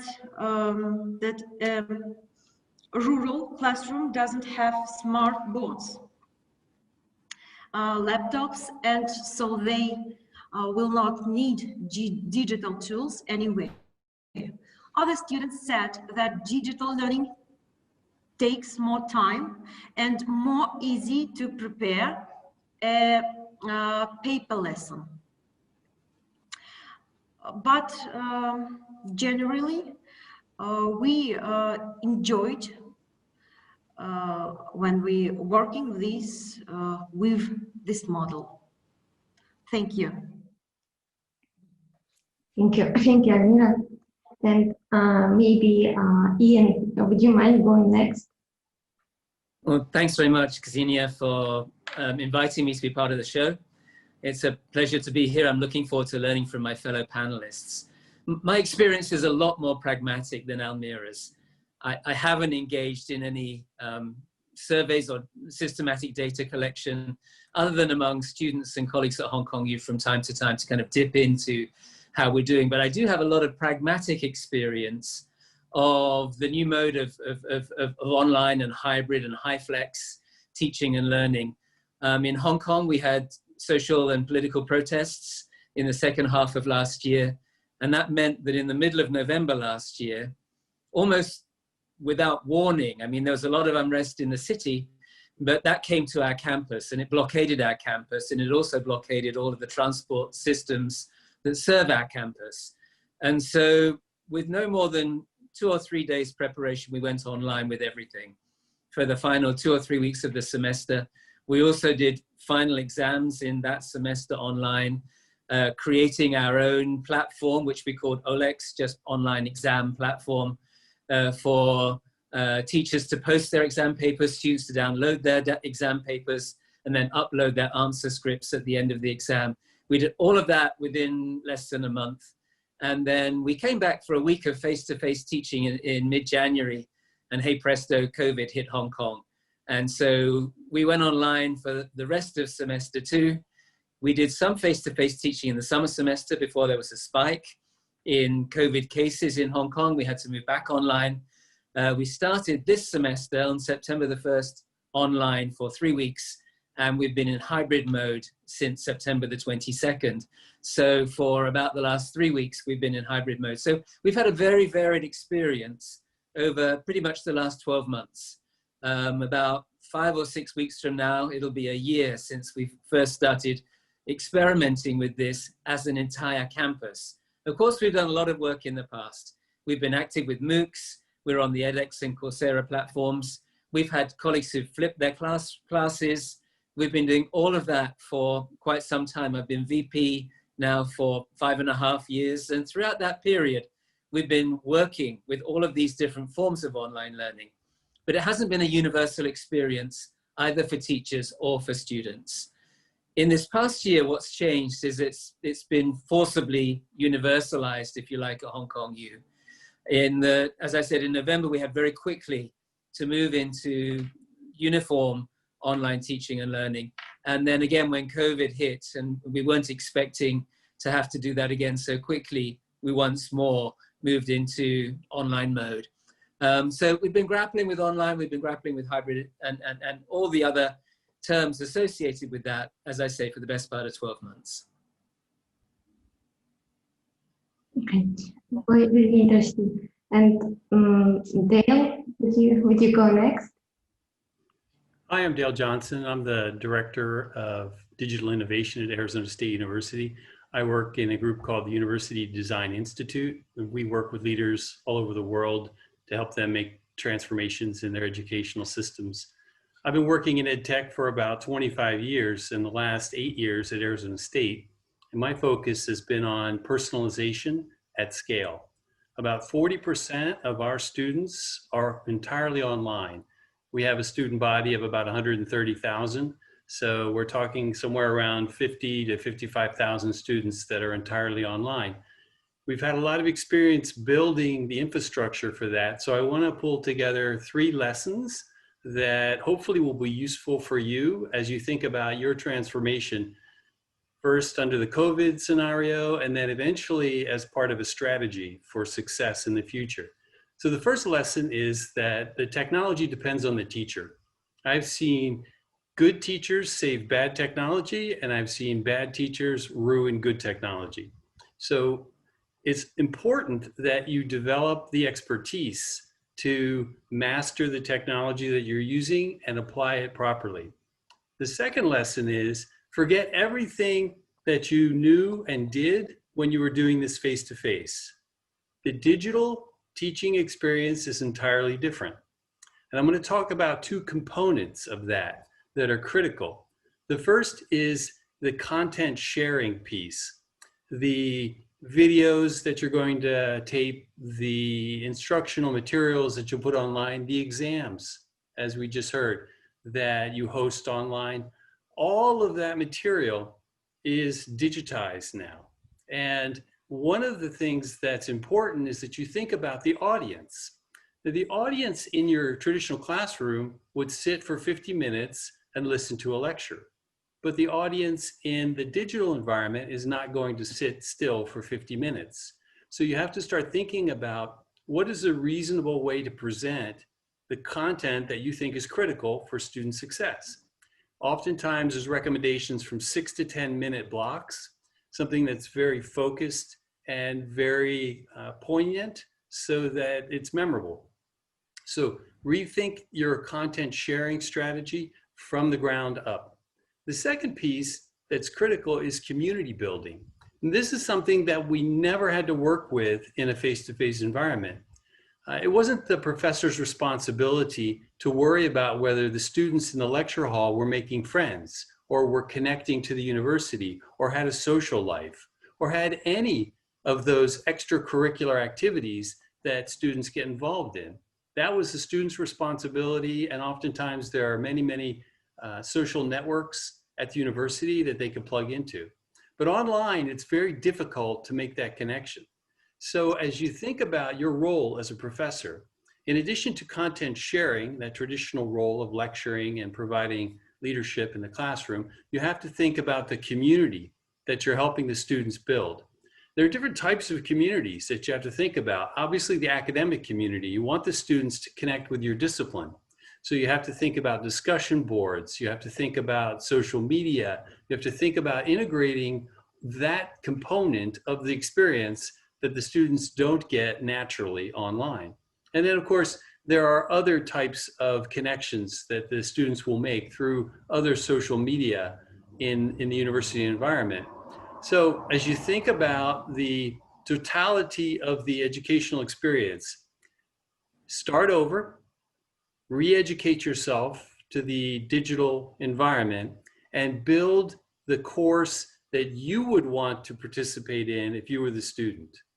The last thought I have here is that empathy is really critical to the success in this new educational ecosystem. If you have never taken a class online, I recommend that you start there. Take a MOOC, sign up for a class at your university, take an introduction to teaching online, but become a student, because you have to build a sense of the educational experience so that you can use those new skills to effectively teach in this new environment. So I'll stop there, and I look forward to further discussion with the panelists. Thank you. And John, please. Hello, everyone. I'm John Schultz. I'm a lecturer at Southampton University in education. I've been involved in technology virtually all my working life. So back in the 1980s, I worked in Australia for the education department, and I was involved in producing videos and resources for CBT, for teachers. So my typical day would be video editing and then filming and things like that. We also trialed the use of satellite technology. Australia is quite a big place, and teachers are often in very remote places. And we started using satellites to actually bounce signals to teachers so that we could bring them into video conferences in local areas. So that was back in the 80s. A lot's happened since then. Technology has slowly become cheaper and actually brought into the hands of I was a technician back then, but it's actually been brought back into the hands of, I'm going to say, academics and average people. So sort of in the about 12 years ago, so what's that, I'm going to say about 2008, I was in University of Southampton. They asked me to set up a sort of a laboratory, a video lab, where we started trying all sorts of different technologies and saying, how can we use these in education? Well, it must be perhaps the wrong way around. Perhaps we should have said, what's the pedagogy of the tool? But we sort of said, oh, we've got this great tool, let's say an iPad or something like that. It was iPad 1 and 2 in those days. How can we use those in the classroom, especially when Wi-Fi was terrible? Well, so we spent most of the time fixing up the Wi-Fi and negotiating with the technical people at the university. We also started things like using Skype. It seems to have been forgotten in the last couple of months, but back then we suddenly had Skype and we suddenly had to use it for a large class and on technology that's now 12 years old. So we sort of explored how we could do that and how we could bring, let's say, partner schools from around the world into your classroom. More recently, I developed an online course. It was actually a little bit of a, about 5 years ago we did this. It was a bit of a big step for Southampton University, where we're actually moving online. So I developed the first fully online course, where it was designed from the ground up to be online, very much like Dale was talking about, how the program really needs to be considered exactly how, well, how students learn in an online environment. We're working that way. These days, I spend my time teaching on the online program, and I'm also currently, I'm very interested in video in learning situations, and how students sort of, especially when they've got YouTube and we've got TikTok and we've got Facebook and all these tools, how they actually learn from those tools. Why do they go to some videos and others, and the idea of what makes a good learning video. And I'll talk about that a little bit more later. Kensia, back to you. Thank you. Thank you so much thank you all for these opening remarks. I think, in my opinion, communicative skills are important for teachers' profession. Teachers need to communicate in different learning environments, collaborate with others online, and share resources using online tools. The world changes rapidly, and teachers need to adapt to new learning environments and situation quickly, use new methods to encourage active learning. Here I would add that being a quick learner is important too. I mean, to learn quickly and aptly that you learned into practice. And finally, so-called self-skills. Self-education, self-development, self-reflection, to learn more and improve in profession. I think they are important in our century. Thank you, Ksenia. Thank you. And John, would you mind to add something about new skills? I think one thing, especially in the era of COVID-19, is that in a sense, teachers are virtually had to engage with online material. They didn't have to before, and I sort of think, I think just being willing to to try things must be about the most important skill, or if you want, a most important attitude. We've had staff suddenly use videoing themselves, you know, and trying to come to grips with, I'm going to say, Panopto or even PowerPoint or any of the video capture systems, and then suddenly emailing me and saying, John, I look terrible on camera. What are some tips? that I could do to make it possible. So they're suddenly becoming aware of things, but it really isn't. It really is this idea of being able to explore and being willing to try things, and then it's that willingness to try all the new technology. And can I say, 6 months ago or 8 months ago, these people would be the last ones to even turn on a computer if they had to. So I think in a sense, technology has moved a lot further forward for a lot of staff very quickly, and they've been forced to do it, and that's been a positive thing.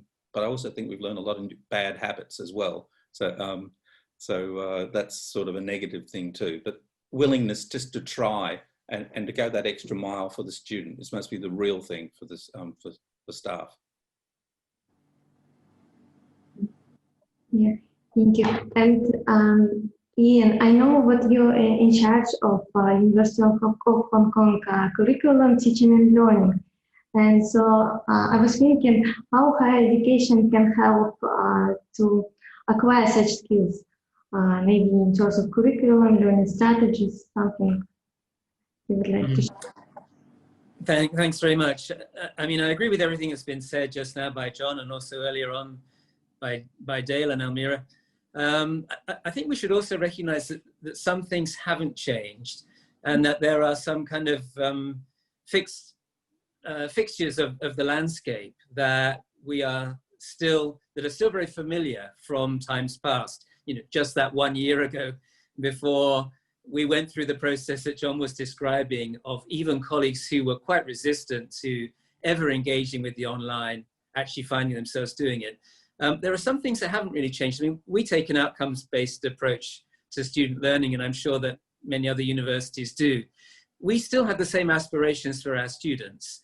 We still have the same outcomes that we're driving towards. So, no matter which program you enroll in at Hong Kong U, we want to graft onto that a whole series of learning outcomes, communication skills and intercultural skills and collaboration and teamwork, as well as, of course, knowledge of a discipline and ability to talk your way around that discipline, critical thinking, and all of those core academic attributes. So all of that is largely there. What we've gained in this time is a whole new suite of tools and skills enabling us to address those outcomes. I'm actually embarking on a strategic planning process, which is going to take the next 12 months. I've got a faculty town hall meeting tomorrow. I've got a student town hall meeting tomorrow, and I've got a young alumni town hall meeting tomorrow. And I'm going to be doing that. I'll probably host about 20 or 25 town halls in the next 2 months. And then I'll start really trying to distill what's been learnt from that, create a draft strategy, and then go back for more consultation. And I think one of the things that this moment offers us, given that so many colleagues are engaged with tools and platforms that they never expected to be engaged with and are familiar with and have views about and have conceptions of what's good and bad about, is really to try to cash in on that moment where colleagues actually are much, much more focused on teaching and learning as a collective enterprise in the university than has been the case throughout my experience as VP and even before. Of course, colleagues have always been very engaged with their teaching, but we're a research-intensive university, and other panelists also come from research-intensive universities. So sometimes it's not so easy to kind of have a campus-wide conversation about where we want to take teaching and learning. But now really is that chance, because colleagues have been forced to deep dive, and students have also been forced to encounter new experiences and experience new modes of learning which have been offered to them by their professors and by their university. And so it's a great moment for us to come together as a campus and say, well, what do we make of all of this? And yes, we've been scrambling for the last 12 months, but most of the glitches have now been worked out of the system. The obvious problems have been sorted out, and we can start to lift our eyes to the horizon a bit more and decide what we really want to make of this, not when we're forced to, but when we have the choice to. We will never be a distance provider. though we will always have some students who are not on campus and are doing their learning elsewhere. We will always value the face-to-face as part of that learning experience and development of skill sets that Dale was talking about earlier. There are some skills that it's very hard for students to pick up online. That community building that Dale was talking about can be taken so far online, but it's never quite the same as you can accomplish when students are actually with you on campus. So how do we make the best of that whole suite? When, as I say, when we move out of COVID and we actually have a series of choices before us, rather than we simply have to do this because there's no alternative right now, given the global public health situation. I want to first pick up on what Ian said and say that this COVID cloud, which is hung over the entire educational system globally for the last 9 months, has a silver lining. And I think both John and Ian were pointing out that this could be a blessing for all of our universities rather than a burden if we take advantage of the learning opportunity.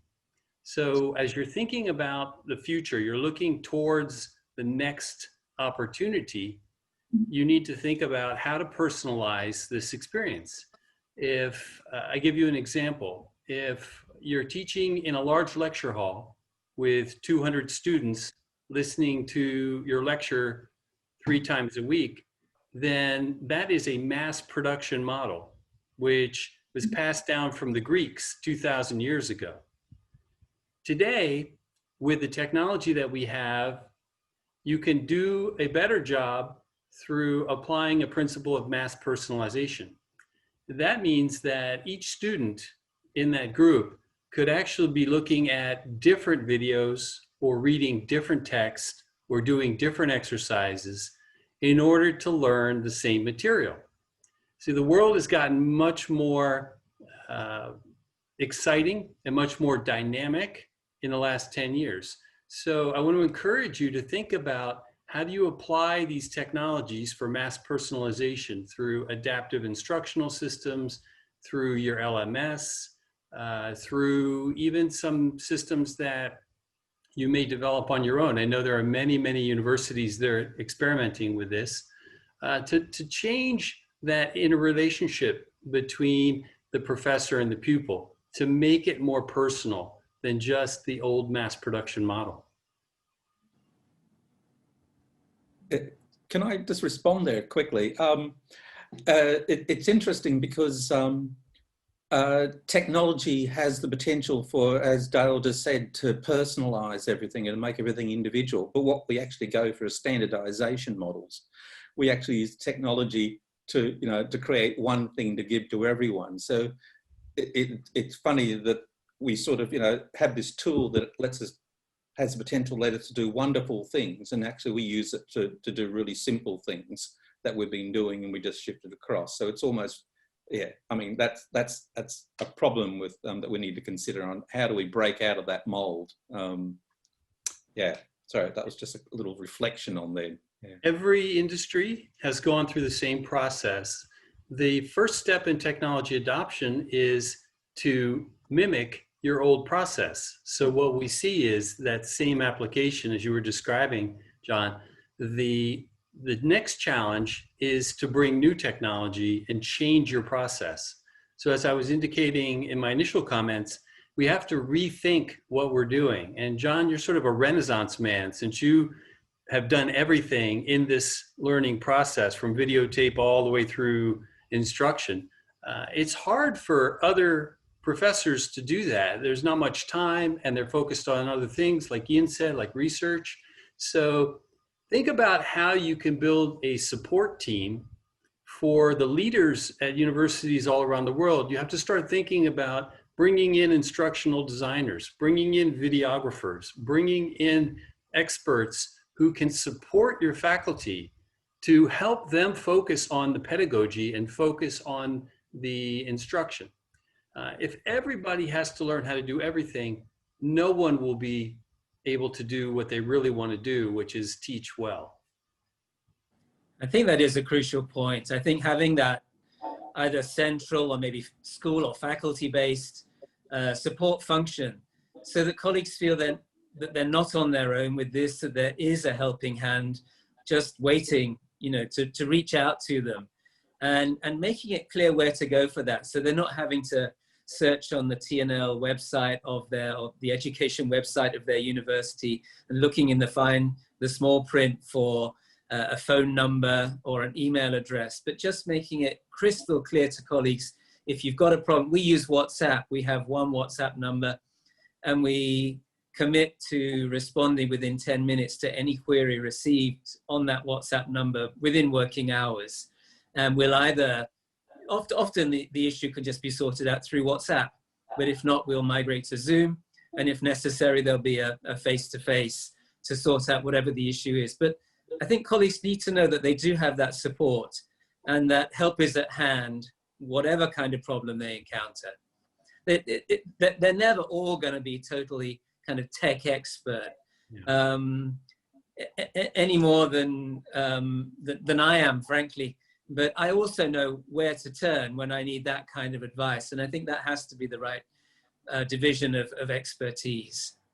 Yeah, and if you don't have it, then ask for it. Ask your academic leaders to start to plan for that kind of instructional infrastructure. You are going to need support at some point, whether it's recording a video or uploading the video to your learning management system or creating a new course design or testing out a new technology. If you don't find it, ask for it. And also some central resource. We're venturing off campus now. It's our reading week at the moment, a 1 week break between formal classes. And so some colleagues are moving out into Hong Kong, taking their classes out in small groups to do some field work. And they want to capture that and they want to relay it to the students who are not in Hong Kong. A bit more than 10% of our students are not in Hong Kong currently. Roughly 88% of our students are. So we need to keep them in touch with the learning. Now, they don't necessarily have the camera, the microphone, the recording equipment that they might need for that, but we do. And they can borrow that and we can give them a quick tutorial on how to use it. And then of course they can return it and somebody else can use it later in the week. So I think that is also important. We of course have recording studios, we have editing suites that can be booked by colleagues. They're probably moving into the white elephant phase now. More and more colleagues are actually doing it all on their desktop or their laptop. And what would have been done in a centrally booked facility even 2 years ago is now largely being done in a professor's office. Nevertheless, we do have those facilities and we have, again, people who can support all of those activities. It's also interesting what's been happening with some of our classes, and it's actually the expertise of the students that we actually forget. We forget that a lot of them actually, they all have iPhones, they all have iPads. So we've had situations where, let's say, half the class is in person and the other half is actually staying home because they're shielding or something like that. And the instructor, the lecturer is wondering, what technology can I get to bring the students in the class? And someone says, oh, actually, I just got my phone here, and they just turn their phone on and go to Teams or Zoom or whatever they had, and suddenly the student was in the class with them. And the students were doing that themselves. They were telling friends, I can't come today, and they were actually using their own technology to bring the students, bring their colleagues into the class. So sometimes we think, oh, what's a big technological thing we can throw at this so we can solve the problem, when actually it can be actually done at grassroots by students themselves. And that's worked in some situations. I'm sure it won't work everywhere, but it's sort of, we forget about the skill of the student at the moment. Yeah, we sometimes forget that we were socialized through the PhD apprentice program to do lectures in large auditorium. And we don't have that same social network any longer in the digital realm. So we have to do something very intentional here. As Ian was indicating, you have to synthesize, systematize, and socialize this learning process among faculty colleagues. You cannot take a laissez-faire attitude. At this point, the stakes are too high, the risk is too great, the technology is too dynamic to just say everyone is on their own. So as you think about your university, how can you begin to create that community of scholars who can share and learn and develop a continuous course improvement process? Thank you everyone for a very interesting discussion. It was a very fantastic experience. And I really thank everyone.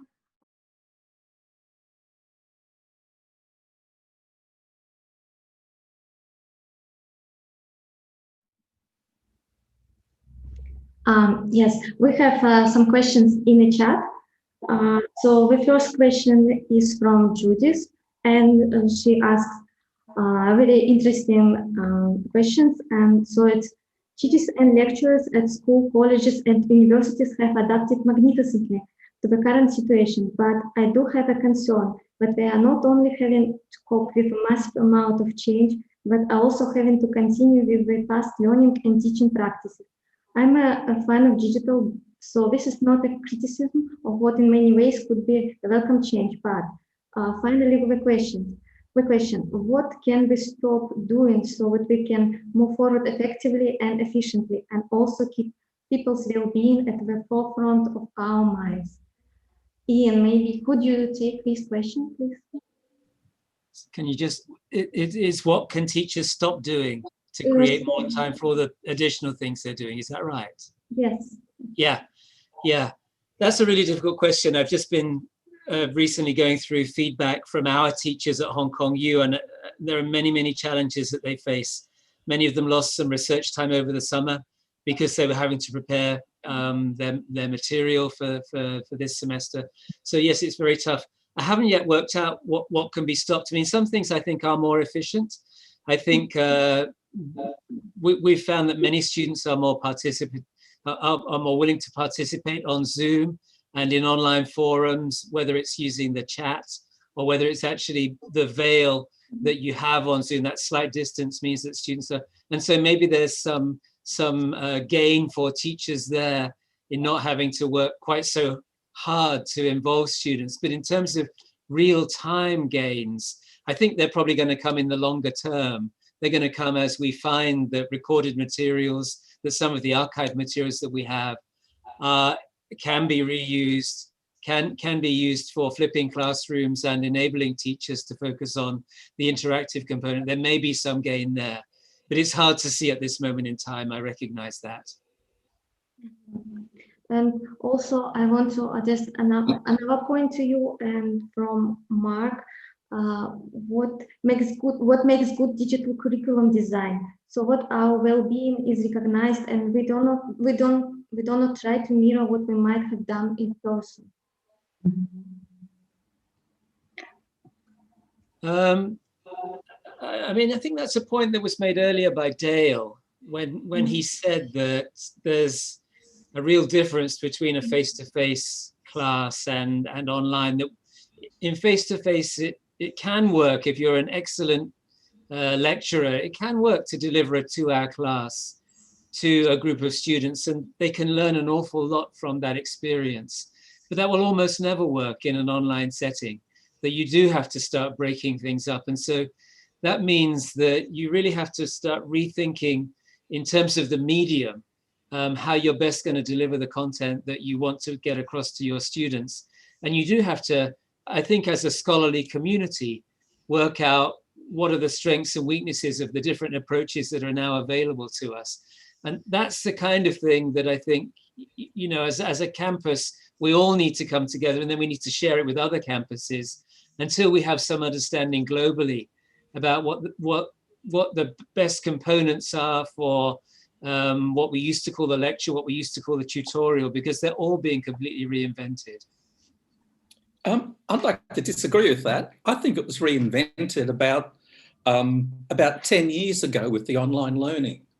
You know, people know what works online. They've been doing online courses. I think Dale would be able to tell us that. And I think one of the things is that we have tried to invent it from scratch rather than looking back at what's been working for the last 10, 15 years online. So, you know, a community of practice and building community is a well-known thing to do in online learning, and I think we focus a little bit too much on how do we move the materials, and we forget about, well, how do we create community? And I think that's about, to me, that's one of the more important things. And we seem to have forgotten about 20 years or 10 years worth of literature that's been published about building community online. And that's a really, I suppose to me, that's a bit of an issue, that we've sort of forgotten what's already out there and has been working well for a long time. I think that's a good point. I think it's been a niche interest for those 10 or 15 years. And what's now happening is it's become a mass interest. Yeah. And conveying all those lessons, that I agree with you, there is a lot of scholarship on that now.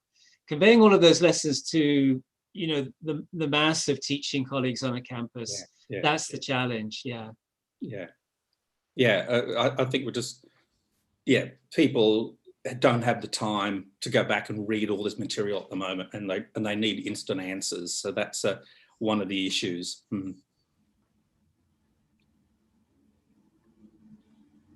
Okay, thank you so much, both of you, for the answers. And also, John, I have a question specifically for you from Victoria, and she said, you've mentioned bad habits the faculty have adopted throughout the last few months.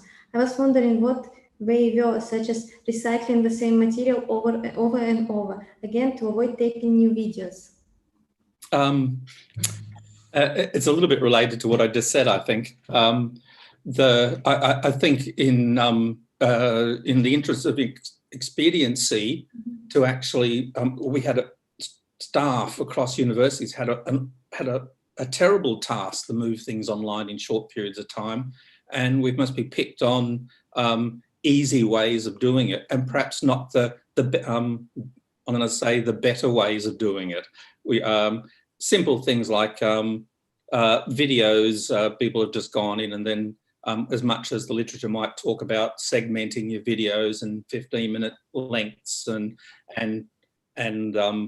what works in a video and what doesn't in terms of video lectures, people, I believe, are still just putting 45-minute PowerPoints together with a narration and seeing that as it must be works, and it will work in certain circumstances. I think we've got a captive audience that want information, and this is about the only thing that's available from at the moment. But I think we'll have to unteach people on how to use certain things like video, chats and discussions and breakout groups. We'll need to reteach people how to use that in a planned way rather than in a sort of a expedient way, and that's moving forward. Okay. Thank you. And we have one more question from Joanne. Where do we invest our time and effort? Creating one resource for all, or creating a plethora of resources to get to the same result? John, would you mind to take this question too? I think that sort of comes from Dale originally, where he was talking about standardization versus personalization. And technology gives us this ability to be able to personalize teaching for everybody, for individuals, but that it also, technology also gives us the ability to be able to standardize very easily and go to large groups. As much as I'd like to think that we would go down the personalized group and use the technology, and we can use wonderful tools to sort of stream students through certain curriculum materials, I think we take the easy option and must be use it for standardizing. If we're in the classroom, we can look around the class and we can see where students are at. It's a bit harder to do it online. You end up doing it I end up doing lots of emails and lots of conversations and spending too much time with individual students to do that. And as much as that sounds good, it's still very time consuming and can't be sustained, I think. So we need to find the balance between, I think, standardization, sending the same thing to everyone, personalizing, and maybe we need to work out streaming, which is sort of finding sort of a medium ground between those two ideas. So much. And I think our time is running rapidly, so we're almost out of time. So I just want to would like to thank everyone for the very fantastic discussion. It was a pleasure. Thank you, huge thank you to panelists and to everyone who asked questions. Thank you very much, Ksenia. Thank you, John. Thank you, Ian. Thank you, Almira. Thank you all for watching this fascinating discussion and asking so many questions. Just to remind you that our next session will begin in about 10 minutes time on the world stage, actually at 5 minutes past the hour, where we'll be moving our conversation on again and now looking at innovations in online research methodologies. So thank you again for the time of watching this session. You've got 15 minutes now to network, continue your conversations in the chat in the other sections of the virtual site, or visit some of the booths and the sponsors who are here today. And I look forward to seeing you again in 15 minutes. Thank you very much. Bye-bye.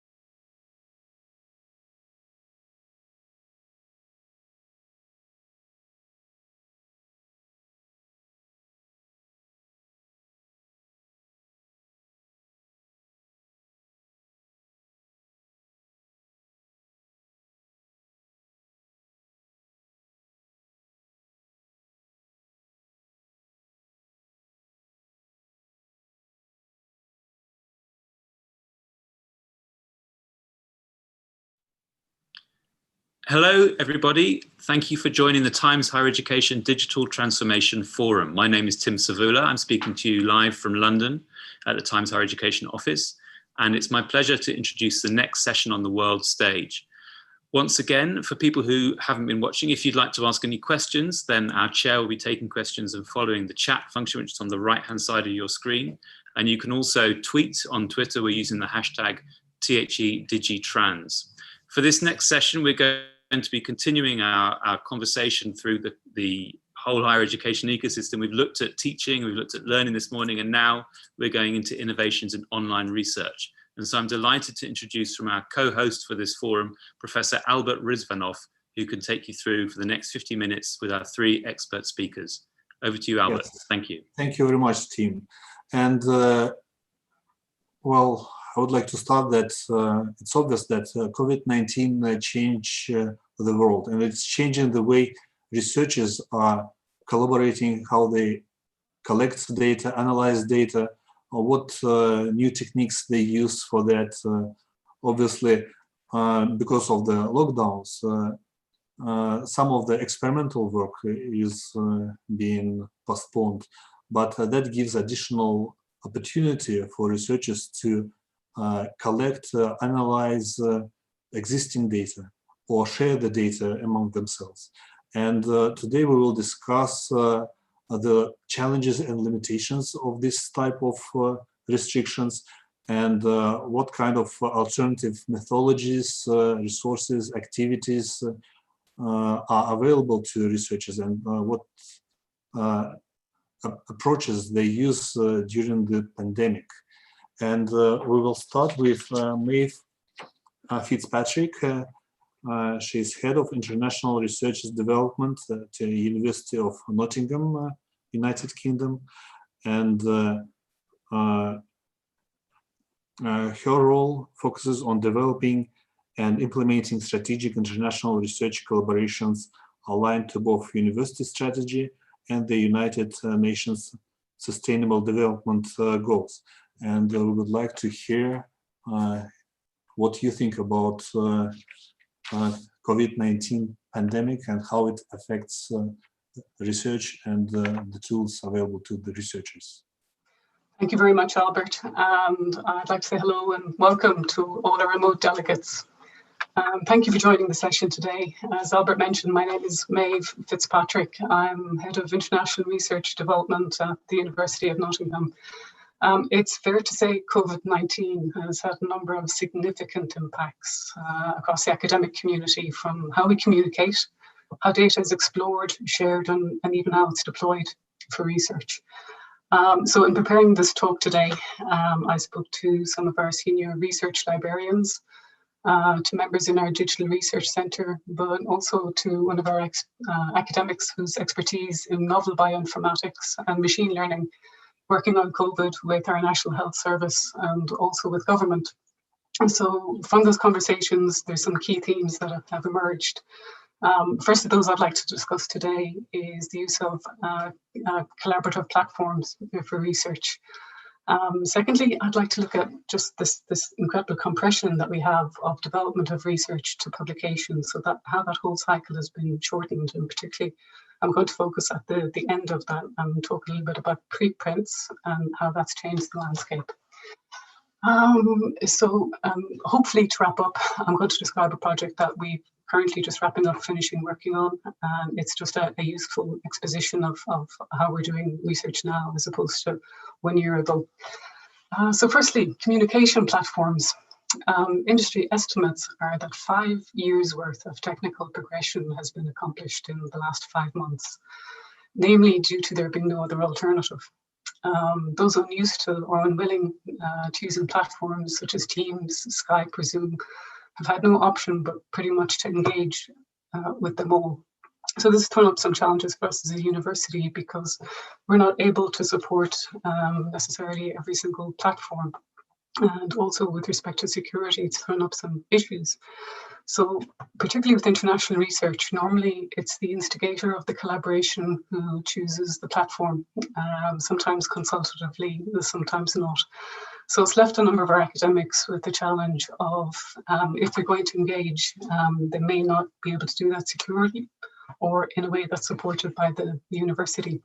A second thing that's kind of emerged over the past few months is actually the importance of graphical user interfaces on these platforms. For our senior academics, are an absolute powerhouse of experience and knowledge.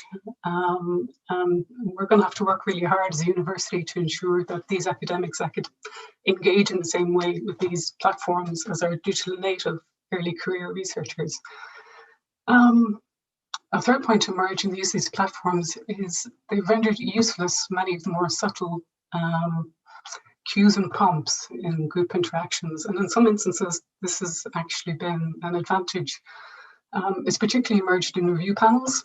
Something as simple as the raise hand function has enabled even the most reticent of contributors to panels to come forward in a much more organized and structured way. So it's been an unforeseen enabler in ensuring parity and equity in contribution to panels.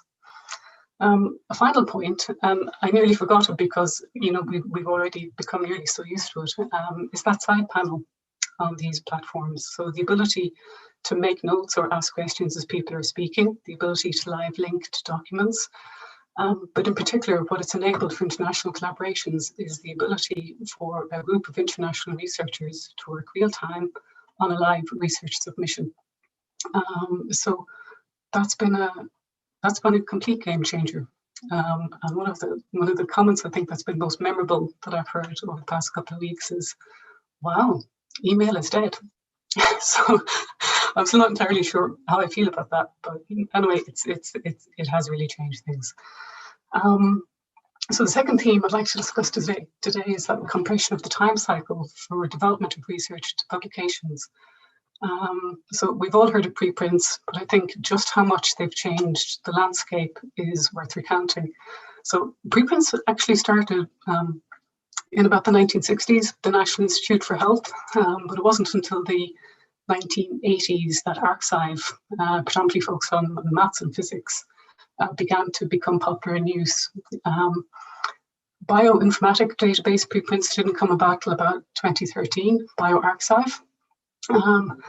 But the real game changer for preprints has been medRxiv. So it's a preprint server focused on health and medicine.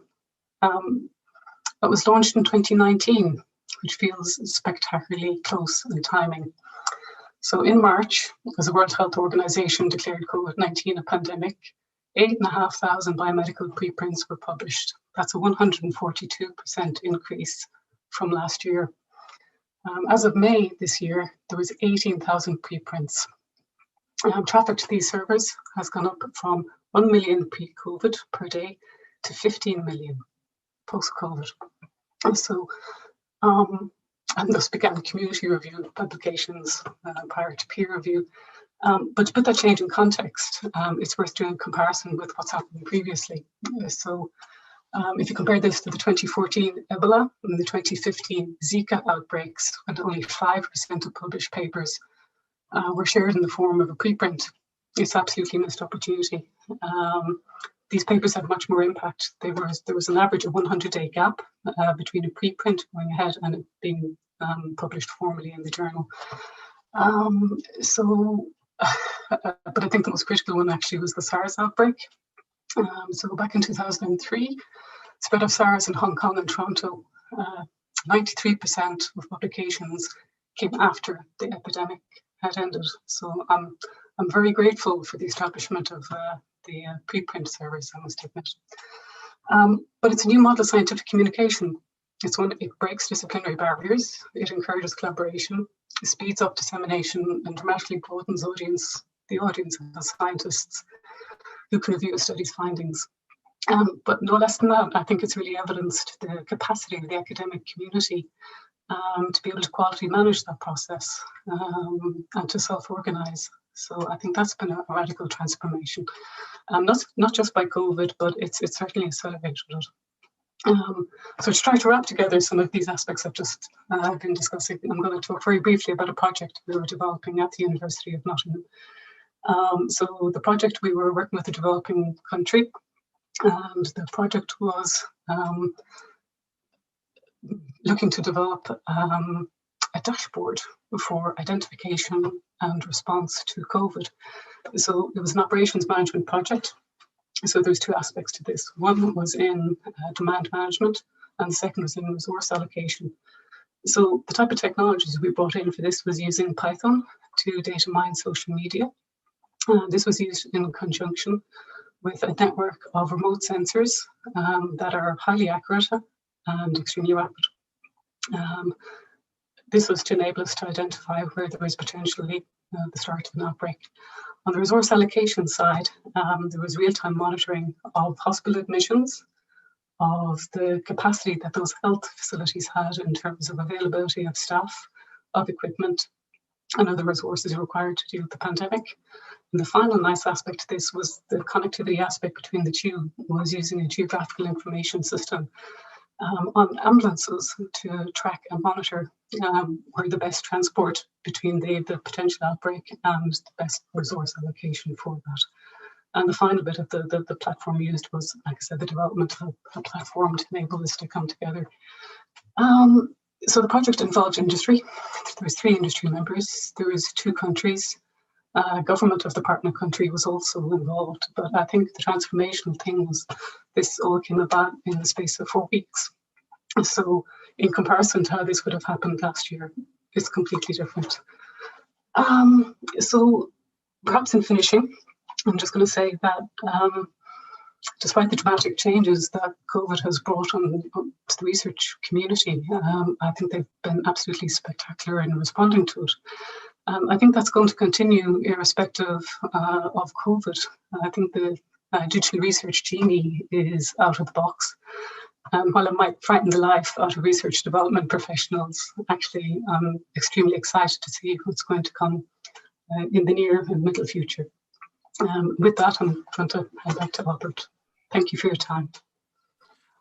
Thank you very much, Maeve, for very interesting insights. And just a short comment. You mentioned about how preprints are changing the speed of research and dissemination of information, and briefly touched on the security of this process, validity of the data. And that is, I believe, a big challenge for scientific community, because preprints are not reviewed properly, and they are prone to manipulation and misuse. And COVID-19, for example, traditional mass media, social media, they take these preprints and they cite them as absolutely valid research and draw conclusions out of them. And the broad audience accepts that as a final truth. And just like there is a problem with the fake news in social media, in traditional media, I believe that this rapid dissemination of information through preprints should be carefully managed, and that will be a big challenge for the scientific community. Yes, thank you very much. And we are moving on to our second guest, Gertraud Koch, Professor of Anthropological Studies in Culture and History, University of Hamburg. Professor Gertraud Koch specializes in the study of digitalization as a social and cultural phenomenon since the 90s. And in her research, she combines approaches from science and technology studies, digital humanities, media archaeology, and critical data studies. So with that, I'm turning the microphone to Gertraud. Yes, thanks a lot, Albert, for the introduction, and also for the invitation to this very interesting topic of this panel. And the question, what happens now under the conditions of COVID-19 with research, is indeed a very challenging one. And from my perspective as a researcher who works for a long time on digital development. I did a PhD on artificial intelligence in the 90s from a cultural perspective. I think we have a lot that we can build on, and a lot of media change happened already in academia. Maeve mentioned quite some issues and topics, and for example, platforms we are working with. When I started my academic career, I still worked with a typewriter. So we see a lot of media change going on already, and I think COVID is accelerating a lot what we are doing anyways, but at the same time it also shows what still needs to be done, and also the shortcuts and pitfalls of working together in the digital realm.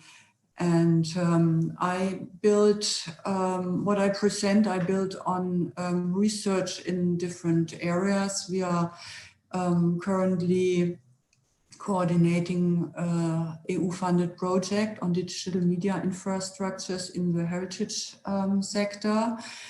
And here we observe that the digital is a part of everyday life already. All spheres are affected. And so as social and cultural researcher, of course, we need to understand what happens there in the mix of digital, non-digital communication and world making. So we have a big issue here, and we have to sharpen our methods and to reinvent methods to understand what do people do when they acting in the social media. Bots, for example, are an issue. What kind of communication do we have here, and what is the quality of the sources we find here? So a lot of things are going on, and a lot has to be done still. And a second area then is the automation of our own methods. As a cultural anthropologist, I mostly work with qualitative methods, qualitative research, and this of course changes a lot in times where we have so-called big data. How can we cope with these masses of digital information in our research, not only text, but also visuals. And we did quite well so far with our established methodologies, like, for example, grounded theory, but things increase. We get more and more digital data, so we need to think about automation of our own methods and modeling what we are doing so far, which we do in the sector of digital humanities. And a lot of needs are there because the methods we have at the moment are very structural and are not so good in doing interpretations, what is at the core of my academic work. So technology needs to be improved, and we need to be part of improving technologies for our own purposes as social and cultural researchers.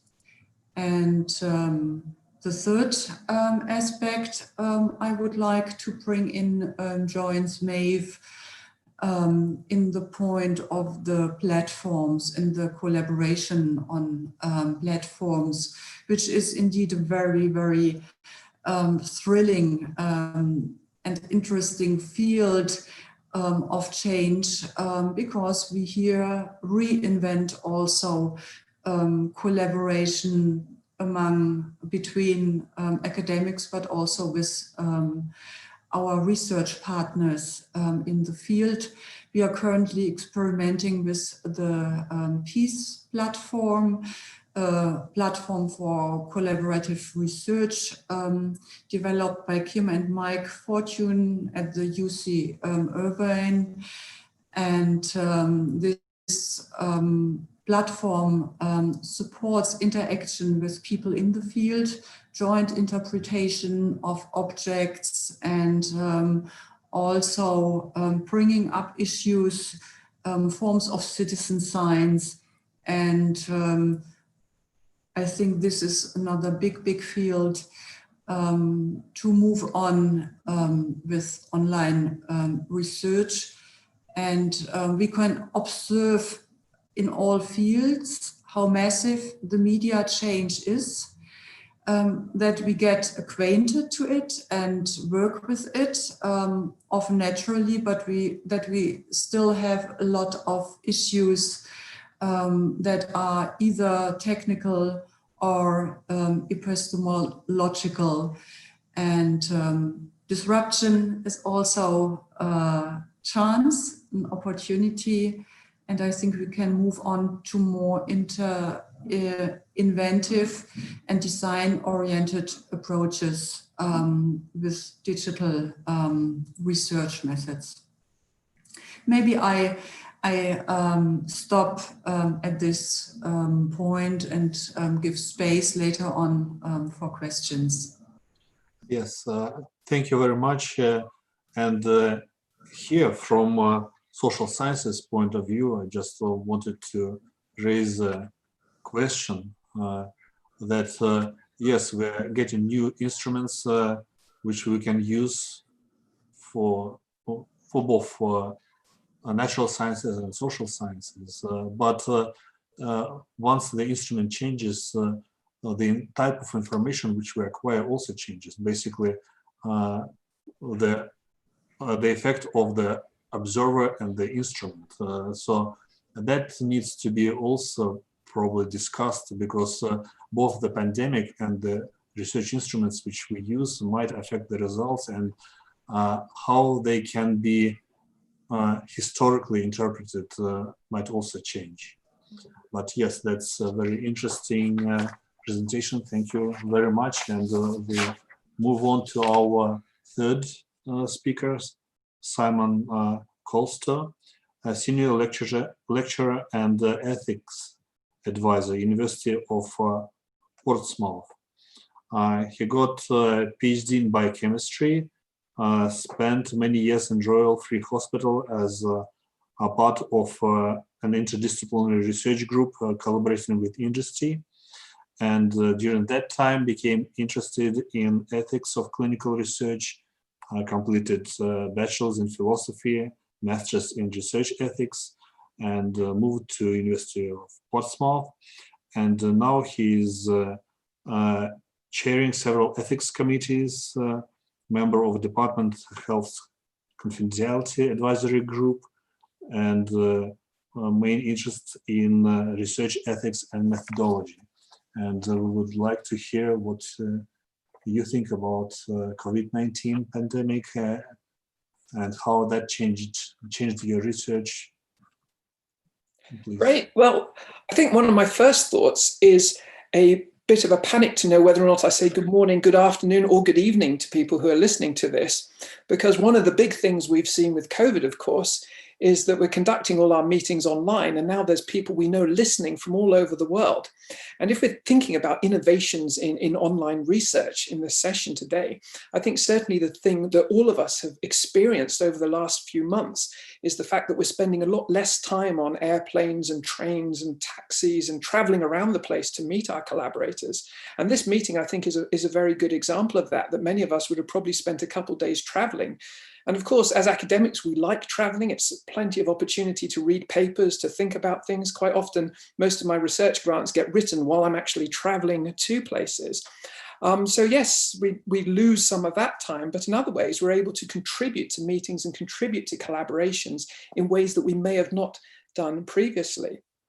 However, I think sometimes because COVID has been such a big thing that's happened to us, and in thinking about changes to academia, changes to research, it's can be tempting to think that COVID has driven a lot of the things that we've seen over the past few months, when in actual fact, I think it's probably accelerated processes and things that were already underway well before COVID happened.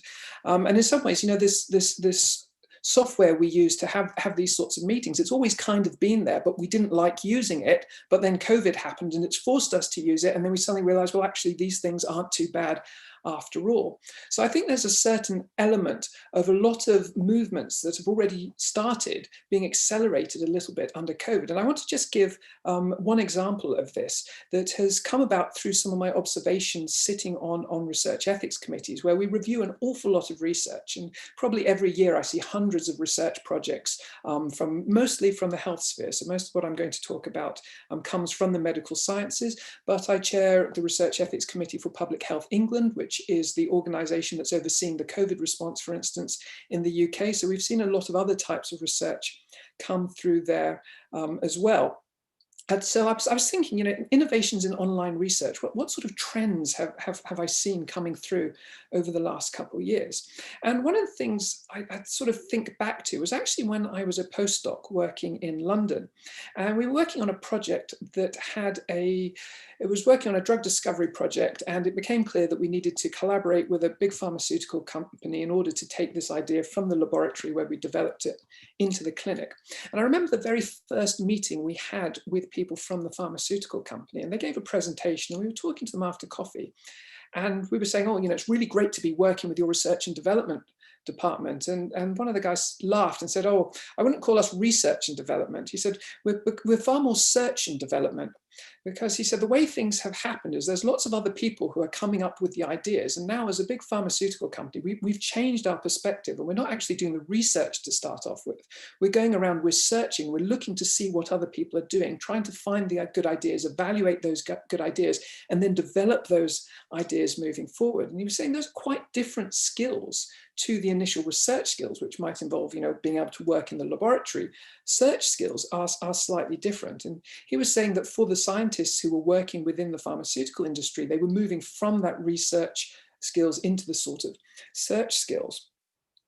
And it occurred to me that something similar has probably been happening within medical science over the last few years, that as data has become more readily available, as we're getting large data sets available to researchers, although I'm not saying that primary research will never happen anymore. Of course, we need primary research with vaccine development. We still need to test the vaccines. With clinical development, we still need to test things through interventions. But increasingly, as data is becoming more available, I think a lot of researchers are moving from the lab bench, and this is certainly something I've seen in my career, moving from actually doing primary research to starting to analyze secondary data, to look at all this data that's available and try to take advantage of that and basically conduct our research through data that is already collected through other means. So a very good example of that is a chap called Ben Goldacre at the University of Oxford in the UK. He runs an organization called Data Labs, and they've been doing a lot over the last few months, taking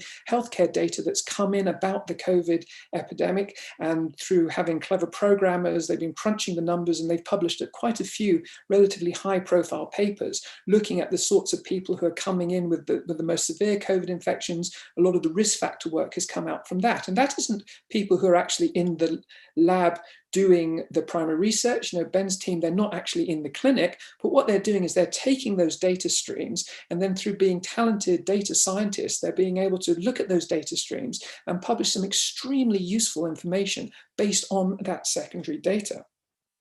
And just recently, a couple of weeks ago, I published a paper in BMJ Open looking at health research databases that were linked to National Health Service. So in the UK, we have a big National Health Service, and quite a lot of research goes within the National Health Service, and there's quite a few databases established within the National Health Service that people want to use for research. So my team conducted an audit of research databases and simply asked the question that when a research database is set up, how many people actually use that database? So how many access requests are there to that database? And then consequently, how many papers are published from people using that database? database. And we found actually the number was really small, that of all the databases that were established, there was about 300 or 400 databases, only 40% of those resulted in any form of publication whatsoever. So the majority of research databases that were established never actually resulted in a publication. So we then went back and said to the people who established the research databases, well, what stops you using these databases for research and for publication?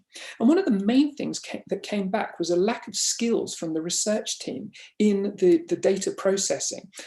They were very good. You know, most of us, we did our PhDs, we worked in laboratories, we did primary research, and now we're finding ourselves in an increasingly data-driven world. And we're finding ourselves not with the right skills to do that sort of research that's needed now.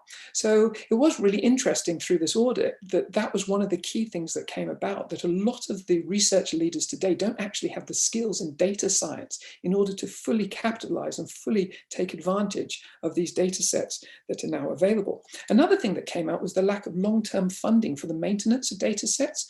We're quite used to a grant funding process where you apply for a grant, you get the money for 2, 3, maybe 5 years if you're lucky, and then the funding stops unless you're able to come on with some sort of continuation. And it's very difficult to get that second step of funding. But the idea of research databases and data is that data stays there regardless of whether or not your project finishes. And if it's linked to medical research, more data is coming in all the time as well. And so we need to start looking beyond just a 2 or 3 year window of doing projects. When we're looking at analyzing data, projects need to be much longer in duration. And that was another reason that people who had research databases really struggled in bringing through outlets. And then probably the third and final reason, and this ties into my role as an ethicist, is that there are challenges around data. In the European Union, we have GDPR, which stands for General Data Protection Regulations. And although that's much criticized, I think it's actually a fairly good piece of legislation supporting and protecting the rights of individuals around data. But I think there needs to be far broader discussions as to around what societies expect when it comes to sharing data, and especially confidential data. I've done some work previously looking at the idea of broad consent, especially within a national health service. In the UK, we get free healthcare. And the question is there therefore a social contract that because we're getting something from the state, we might then owe something back again in allowing our data to be freely used for research? And there's lots of discussions around there. So there's ethical issues as well. So just to summarize, I think there has definitely been a move from primary research into more data-driven research, and the increase in computers, the increasing storage has meant that we've got lots more data available. And I'm convinced that 10 years from now, the majority of medical research is probably going to be in the area of data analysis, but there are challenges. As my work has shown, there are scientists today, the people doing this, there's a lack of skills in doing the data analysis. I think the funding models are not well set up for long-term data projects. And then there's also some ethical issues around data sharing and other related issues that really need addressing before we're able to really capitalize on the data we have. Yes, thank you very much, Simon. And at the very beginning, you mentioned that COVID-19 changed the way we travel and work, freeing up some time because we don't have to show up most of the time physically, but at the same time changing the way we work on the manuscripts, on grants during our travel. But here I would just like to point out that this online format of interaction, it also makes a global contribution to equality in science, because not all researchers, not in all countries, can afford such travel, and these new instruments of collaboration really involve more and more people from around the world into this kind of collaborations. And I think this will have a global impact on the scientific community in general, just like online education is making an impact on our education system. And with that, we have several questions from our audience. From Professor Judith Lamier to Maeve, mentioned early career researchers.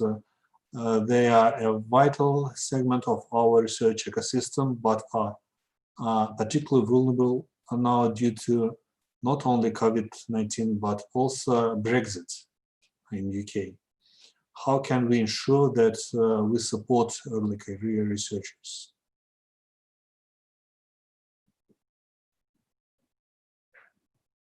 Now, please turn on the microphone. And I think there's the classic challenge of online platforms. I think genuinely to date, actually, irrespective again of the pandemic, I think universities are aware that early career researchers are the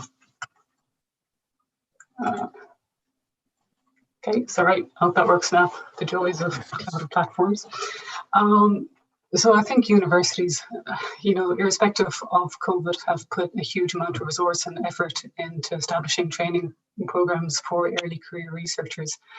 I think it's the responsibility of the university to train early career researchers in as many tools and techniques as we can from the technical side, but also from the social side in terms of how to develop research networks. Listen, absolutely, Brexit is going to be very difficult for us, and we've yet to see how we're going to navigate that. But government has a part to play here as well with respect to the funding structures that they put in place for ECRs. Making that transition from postdoc to tenured position is inordinately difficult across each of the disciplines. I think new models need to be developed, but I think they need to be developed with government and with research funders. Yes, thank you. And question to Simon. Given the privacy issue, is there a significant change needed in the informed consent process? Oh, yes. How long do we have to talk about that? I think this is a fascinating issue. And there is research ethics came very much out of the medical model, simply because of all the research that's likely to kill someone. Medical research is quite high up there. And thus, because a lot of medical research is based around conducting specific procedures, consent came to be seen as a form that was put in front of people that they signed, and then the researcher went on and did whatever.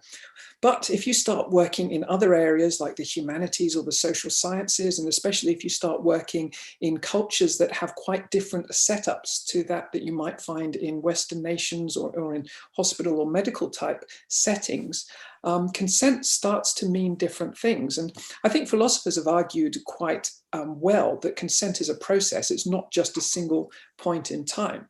And I think there's space for quite a lot of innovation, especially for researchers, especially for qualitative researchers, I think, who have long-lasting relationships and activities with their participants as to what consent means as an ongoing basis, and also what consent means in the various cultural contexts. Now, as I said, this is something I could probably lecture on for many hours, but the main thing is to realize that consent is not just about signing a piece of paper. Consent is an ongoing process, and there's plenty of opportunity to understand and reinvent consent in the different cultural and the different situations and research situations that people find themselves in. So don't think that there are rules about ways that things have to be done. I think there's plenty of opportunity for open minds in issues such as consent.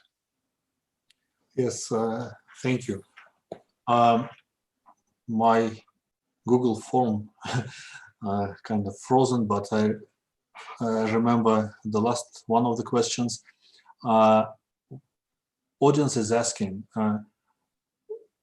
everybody is talking about COVID-19. Is there anything else behind COVID-19 which is going on nowadays, or everybody is primarily focusing on COVID-19 issue? Is there a life after COVID-19 in terms of the research topics? I mean, I could jump in there, although you said COVID-19 in the introduction, and so I sort of felt obliged to just spend a minute talking about these online platforms.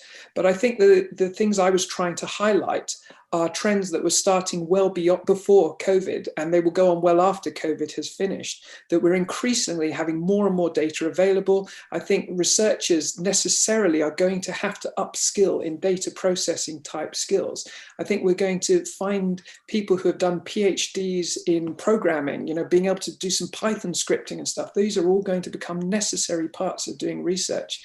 And I think we should encourage all our junior scientists, PhD students, postdocs to upskill in data type areas, because I think that really is the future of research. And especially within my own area, healthcare, medical research, being able to handle data well is certainly the future. And I think COVID has maybe caused more people to work from home and maybe forced people to leave the lab and start looking at data stuff. But I think that has just sped up a trend that had already started and will certainly continue moving forward. Yes, thank you. Yes. Anybody else who would like to contribute?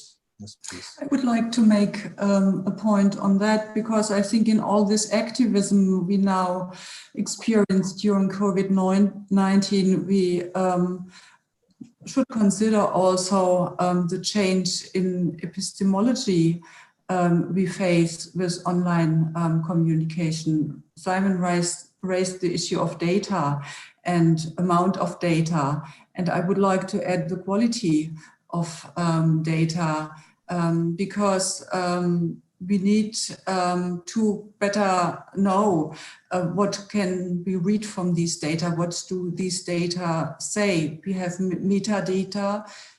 Meanwhile, we also speak about paradata to learn more about the context information, because we need it to make sense of data in our databases, and probably other epistemological reflections are needed. For example, speaking about data is a rather new thing in cultural anthropology and probably most qualitative research. We spoke about materials, research materials, to highlight the object quality, material quality, for example. So there is also a shift going on to read from virtual sources, from digital sources. And what does this mean to our knowledge production? So I think this is behind COVID-19 and all the activities to keep on working and researching with digital media. Okay. Yes, Maeve, please. So, I'm going to answer that question from a slightly different angle. Much of the work that we focus on as a team is on the Sustainable Development Goals, and in particular working with these in lower to middle income countries. So those key UN SDGs of eliminating poverty, access to water, access to education, parity. What COVID has done, it's absolutely exacerbated every single one of those goals and revealed a level of fragility in these communities that we knew things were serious, but COVID has really dropped the levels so we can see just how high each of those rocks are in those communities. So the kind of submissions we're getting in this area is saying COVID has exacerbated this even more. So there's a whole world of research still going on with respect to sustainable energy, clean water, and education. So that continues at a pace. Thank you. And there are two questions which I will probably combine. A question about new tools developed for social science research, and what are the most important modern tools that can be used in the context of COVID-19, and also are there any good examples of remotization of research infrastructure? What is your experience? Yes, please. I'm going to say just very briefly, in the conversation we had with our research librarians, they had a 300% increase in requests for helps in conducting systematic reviews. And the majority of these were from social sciences, which I was incredibly delighted to hear, because as Simon will be able to tell you, majority of systematic reviews have traditionally happened in the medical-based sciences. And again, without the ability to be able to conduct face-to-face or necessarily field research, this use of secondary data and the tools and techniques that you need to be able to efficiently mine that data, but also use it for prediction is, as Simon has mentioned, going to become absolutely critical, I think. But they're being used. Thank you. Anybody else? Gertrude, you are from social sciences. Yeah. What are the new tools available?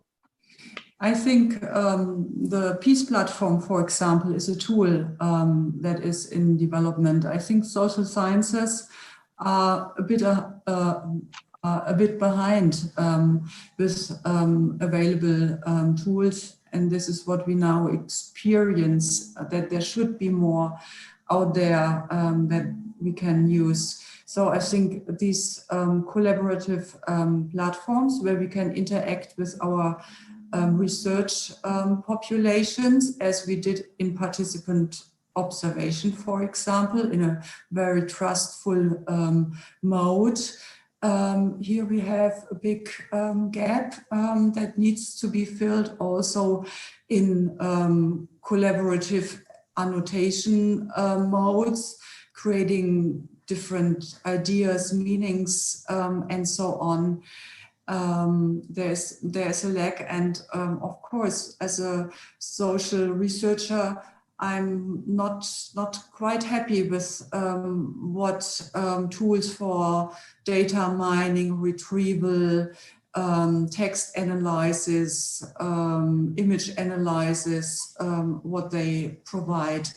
They are at the very, very beginning from my perspective and for my purposes of research. So there are no hot tools out in my perception, but need to be developed with our engagement in collaboration with information engineering. Open source, if possible. Can I just, I'm really glad that Morv mentioned systematic reviews there, because, and in fact, Gertrude was talking about tools as well. And I think one of the most important things any researcher can do is come up with a really good research question. And I think sometimes people are tempted by finding the latest tool or the latest bit of software or the latest bit of analysis, and then trying to scrabble around to find a research question that they can then use that latest cool method or tool to answer, when in actual fact, really good research comes from a very thorough understanding of the literature, and systematic reviews are so important. And I'm involved with a European funded project called the Evidence-Based Research Network. And one of the things we're trying to do is promote the use of systematic reviews in the creation of research questions. And although it's come mostly out of the medical field, I think it very much applies right across the board. And it's really scary when you're reading ethics applications and you sometimes see how little work people have actually put into the justification for their projects, and trying to improve the methods that people use to actually search the literature and come up with the research questions in the first place is one of the most valuable things to do. And so yes, it is exciting finding new tools and finding new opportunities, but systematic reviews and coming up with really good research questions is still the fundamental skill, I think, of any researcher, and I think is the thing we should be promoting above almost anything else. Well, thank you. And actually there is a kind of follow-up question to Simon, but I think everybody else would be welcome to answer that. Is there an urgent need for open science, open access worldwide? And that kind of touches on both preprints and open access journals and moves on into the open science idea. So is there an urgent need for open science, open access worldwide?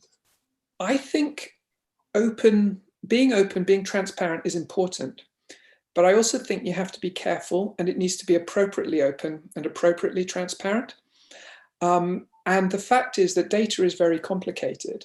And if you don't have appropriately curated data, it's very, very easy to misinterpret. And I think there's been plenty of examples where data has just been made open and people have then misused it. And so I think curating data and then making curated data open is the key thing. When it comes to publications, of course, I think publications should be open access. Once something's been peer reviewed, I don't think papers should be behind firewalls. I think it's really important that research publish research is open access. But if you're talking about the data itself, I think it's dangerous just to say all and every data should be shared openly. I think data needs to be curated, and there's plenty of good reasons for that in terms of accuracy, in terms of privacy issues, especially around healthcare data. Even if someone's name is not associated with a piece of data, it's relatively easy in some cases to link it through to identifiers. So yes, papers, open access, but data itself needs to be carefully curated before it's made open access. And who should pay for open access? Because from one point of view, yes, open access gives everybody an opportunity to basically have an access to the information. But on the other hand, that limits an ability of some researchers to publish this kind of research, because open publishers basically shift the financial burden from the reader to the researcher. And what's the society, government role into this, in this process? Simon. I've just answered that question. I know Gertrude wanted to say something, so I'll let her. Okay. I think often this research is paid already publicly, and then the publishers charge again for presenting the results. So I think this is really a big issue, as the European Union addresses this with the green and the gold standard of publication. But I agree with you that we need to find new business models for publishing open access, and also for open data curation. I think we just started the discussion how to do open science and what open science means, and means also in different disciplines. I think in medical research, this is entirely different from what we are doing in cultural anthropology and empirical cultural analysis. And finding out about these standards needs a lot of research. Yeah, again. Thank you very much. We run out of time, and I'm turning the stage back to Tim for maybe closing remarks from organizer. Thank you very much indeed, Albert, and thank you also Maeve, Simon, Gertrude. That was a fascinating discussion, and thank you also for all the questions that you've been posing to our experts and engaging in with the chat that we've had down there. Again, if you want to tell anybody, any of your colleagues who've registered for this webinar but missed it, it's available for the rest of this year, so you can watch online, and also follow the archive chat that we have in THE Digitrans on Twitter. And coming up next on the world stage will be a discussion about sorry, not about UK, but about university industry academic partnerships with the professor from the University of Cambridge, Emeritus Professor John Green. So I recommend that you come back in about 15 minutes to watch that. But otherwise, please enjoy taking this conversation into the networking areas, and we'll see you soon. Thank you. Bye-bye.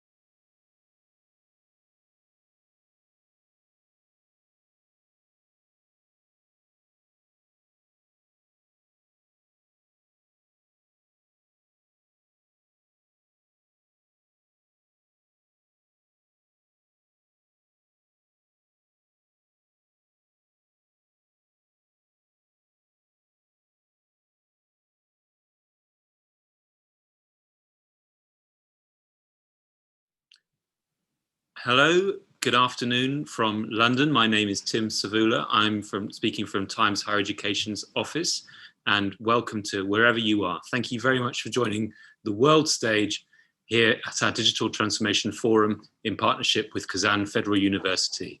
It now gives me great pleasure to welcome our next session, a conversation between the Vice President of Elsevier in the Russian Federal Region, Marat Fatkulin, and an emeritus professor from the University of Cambridge, Professor John Green, an expert in university industry partnerships, who can talk us through better the background in the setting up and the creation of these partnerships over the last few decades and where the future holds. Please join me in welcoming Marat and Professor Green. Thank you.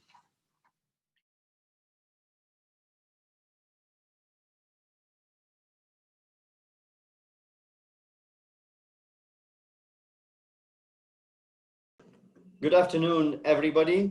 My name is Marat Fatkulin, and I'm Vice President Global Strategic Networks at Elsevier. I'm working with policymakers, key opinion leaders, academics in different geographies like Russia, Eastern Europe, Turmeka, and Africa region. I'm joined by Professor Green from Cambridge University today. And Professor, can you please introduce yourself? So thank you for inviting me to talk today, Marat. My career has spanned probably 50 years in higher education and in industry. I started an academic at Cambridge, a mathematician. I ended up at Cambridge having lectured in mathematics as the academic lead for one of the colleges. I then moved to Imperial College, where I was Chief Operating Officer, and did a number of major restructures of the college, including introducing medicine and including being part of a team which transformed the way in which Imperial worked with industry. In parallel with that academic life of mine, I've been involved with many companies. I've had several companies. I still am involved in startup companies, mainly in the technology sector. Thank you, John. Quick question. Do you think that universities are organizations that could transform fast, or they need time and efforts to develop success? Universities are run by people, and people cannot change their behaviors quickly. It takes them time to accept and adapt. So any transformation which is going to, for example, promote academic industry collaboration is going to take time. It's a cultural change for a university, and cultural changes take time. So if I look at some of the examples of what we're going to talk about, and maybe we'll come back to them in detail, I think it's always taken 3 to 5 years before you begin to see the signs of success. And then it takes much longer before the success becomes hard and as it were, counted by dollars or whatever. Thank you. That's what I was thinking, and thus I would appreciate your answers, as you did some time ago as a university leader and chair of different councils that led to current UK success in the fields of research and higher education. I want to structure the conversation from more general things to more specific ones. And I want to tell you that I want to ask you, what is academia industry cooperation and when you think it starts? Well, first of all, let me say, when do I think it started? I think it's been there for many, many, many years. But it became, as it were, known probably in the 70, 60 years ago in the US, in Silicon Valley, as it's now called, and then 50 years ago in Cambridge, where the Cambridge phenomenon started, and that's well documented on Google. And I think it's been, so the cultures, I think, in the UK and US were where it overtly started. But it's been growing since then in many parts of the world. What is it? That's a critical question, because it is sometimes, I believe, thought to be the savior of a university, or it's thought to be something which, okay, we can exploit our IP through having collaboration, and off it goes. That isn't what it's about. It is academic industry cooperation. It is collaboration. It is where two different groups of people come together to exchange and work together. Information flows between them, staff work between them in one and the other, and the whole thing is a melting pot for ideas which will be to the benefit of both of those collaborative partners. Thank you, John. Very nice description. So let's see at academy industry cooperation from the helicopter view. Why governments are so interested in academia industry cooperation? And the second question is how they can support the process. So if I got the first question, I think the question was,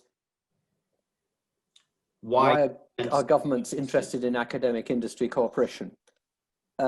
That is because they have the belief, the correct belief, that it will generate GDP for the economy of the country. Because the fertilization of ideas between people who are strong and experienced in research can translate that into a development phase, which will then produce goods or service, or goods or whatever, or ideas which become concrete.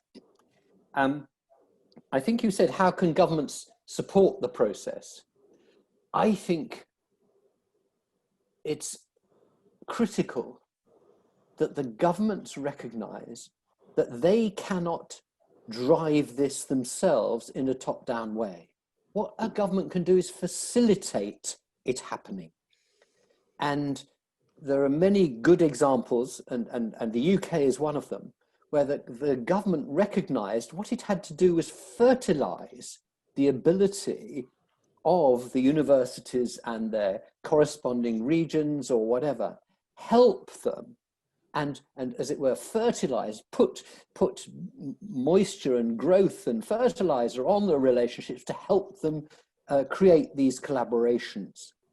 So what a government does is supply the ability, that might be through money, it might be through resources and other resources and skills and so on, to actually enable these collaborations to happen in particular regions. But it has to do it in a hands-off way, in my belief.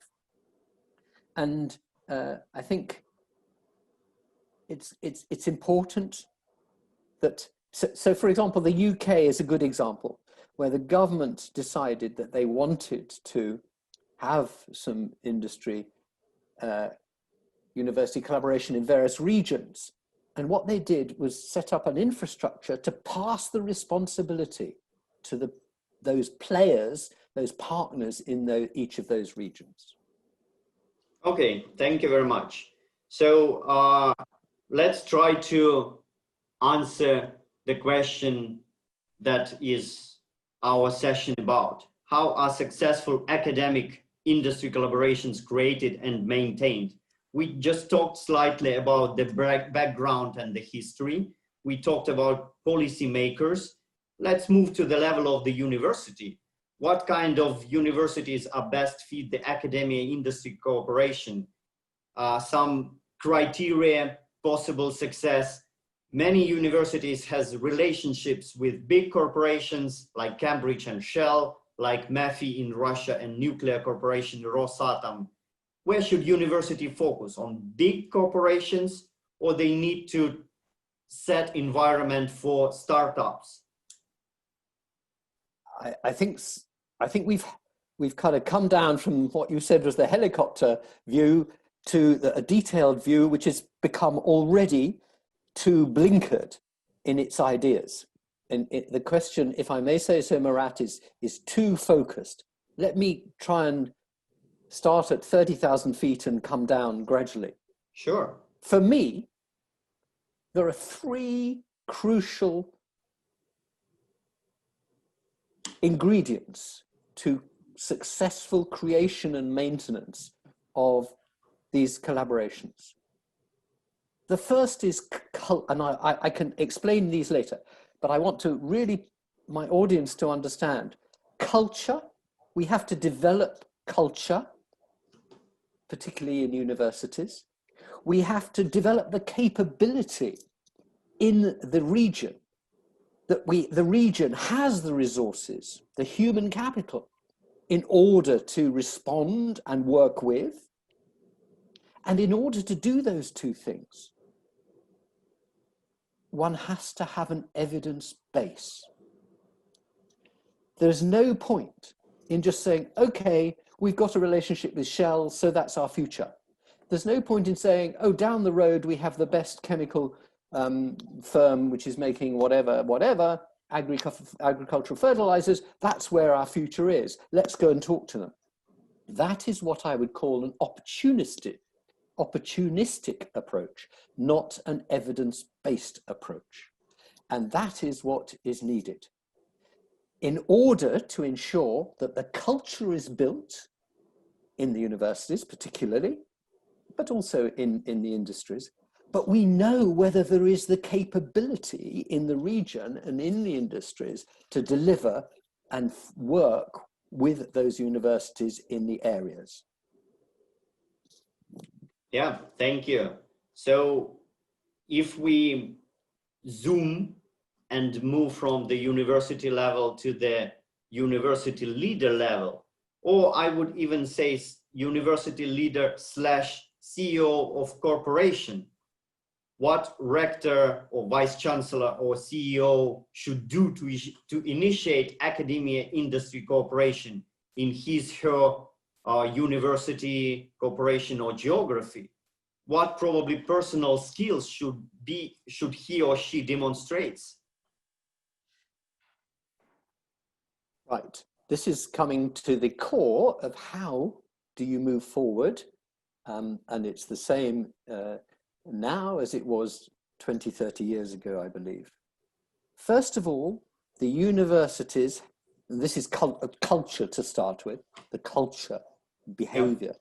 First of all, universities have to recognize that interdisciplinarity is key to the future of any good research. So they have to, whether they have been in the past, they have to recognize that their structures must respond to interdisciplinarity. And so that's let me go through the points and then we can talk about the examples which I think will illustrate this. Secondly, the leadership has to promote entrepreneurial behavior. It has to do that through encouraging the academics, so they will get rewarded through doing it. It has to encourage the flow of staff between university and an industry or a company. So, for example, in some of the successful collaborations in regions, sometimes you'll find a member of the university staff working in his laboratory in the university and sometimes working in the laboratory of a company. There has to be openness and flow of information. There has to be freedom to move, and there have to be incentives to the staff to do it. But critically, it's not just the staff. The whole culture of the university has to be entrepreneurial. If you look at the successful universities, the entrepreneurialism is embedded in them from the students upwards. The students themselves are actually getting involved and driving their ideas through. And that has to be encouraged.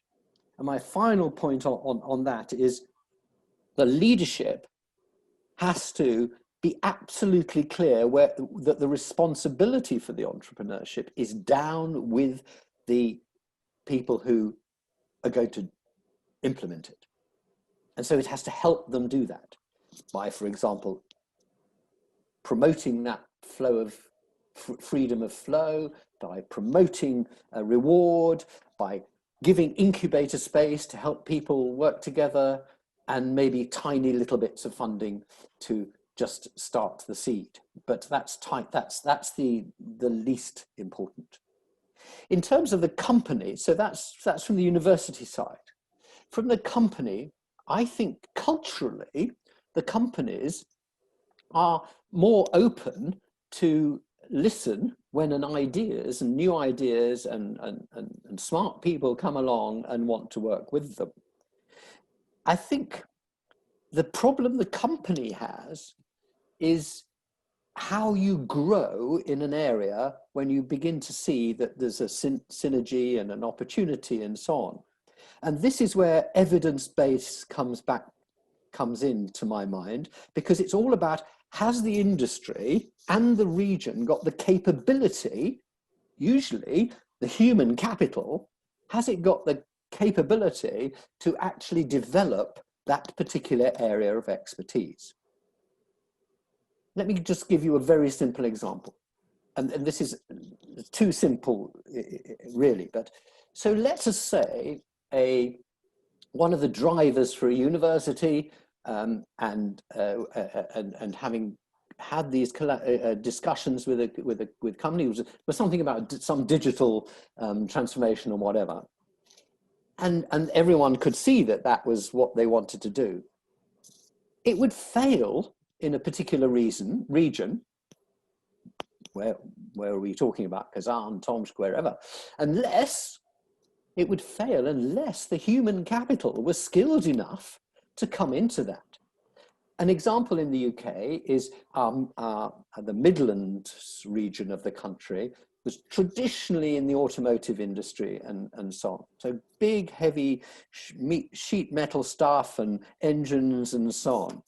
And as that region said, yeah, we want to transform to digital economy or whatever, it didn't realize it hadn't trained its staff and trained the people or retrained the people into those new skills. So there's no point in saying, hey, we're going to be successful at this, and just expect that skill set which you're trying to grow your business on, if you're a CEO, oh, it isn't there.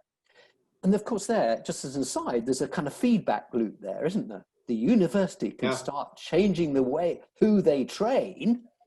And instead of having lots of people in subject X, which they've always had students coming in to do degrees in subject X, they actually encourage students in subject Y, which are what they want in 5 years' time to be able to grow that strength.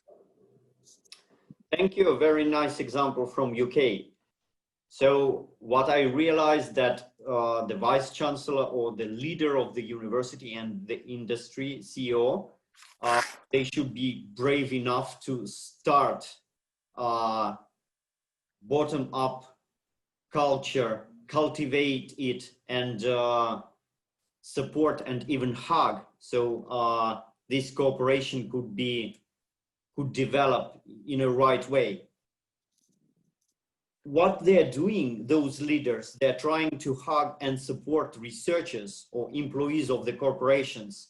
What are benefits for researchers when academia industry works well? Any your advices to researchers in those universities? Well, I've always said that academics, researchers, are people whose first love is to their subject, their interest, what they're interested in, what they're doing. And I've always also said, rather controversially, that their second love is to their fellow academics, the ones who work in their own fields. And then their third love is to their university. So the university comes down last because they're just the people who turn on the lights, put on the gas, and all the rest of it. So researchers are people who actually just love, driven by their own focus on what their specific area of research is. So what you have to do is feed that. So you have to help that. It's like giving a dog a bone. You have to actually help them and distract them and encourage them. And you encourage them by actually seeing the benefits of meeting people from different environments in slightly different areas around their specific subject and so on. And then helping them do that and rewarding them if actually something comes of that interaction is really rather good. I'll give you a very specific example, if I may. Sure. When so one of the first things I did when I went to Imperial College around 20 years ago was introduce medicine into the college. So we brought medical schools and joined them. And it wasn't just having medical schools and scientists and engineers. It was actually a true integration of those subject areas. And to start with, and I think I did this by without thinking, but to start with, we started setting up joint seminars. So, one day I'd say, not literally, but almost, a mechanical engineer would present to some medics, or a computer scientist would present his research to neonatologists or whatever. And all these people said, what? I don't want to talk to the medics. They're very arrogant. And the engineers, what can they do for me? And so on and so forth. But gradually, those neonatologists saw that the computer guys could do visioning and detailing stuff of some of the scans, etc., that these people could, which was going to help them. And all of a sudden, the academics had had their bone. They ran off because they were so excited by working with them. And the same was with surgeons when they saw what the mechanical engineers could do with artificial limbs and so on and so forth. So the academics get rewarded because they're just feeding what they love the most. And if you add to that some reward in terms of monetary share, if something does grow, that's fine. But I just want to, so that's the end of my answer on that. But I just want to dispel what happens so often. Our world is kind of obsessed by metrics. And the first thing people say is, okay, we're going to measure how successful we are by how much IP we've got and the rest of it. I wouldn't measure success in academic industry collaboration by how many patents and whatever I have. I'd measure it by the cultural metrics. How actually are those interactions growing? How well are the fields and the crops which service them? So the human capital, how well is that beginning to get trained? And is the university doing its part in that?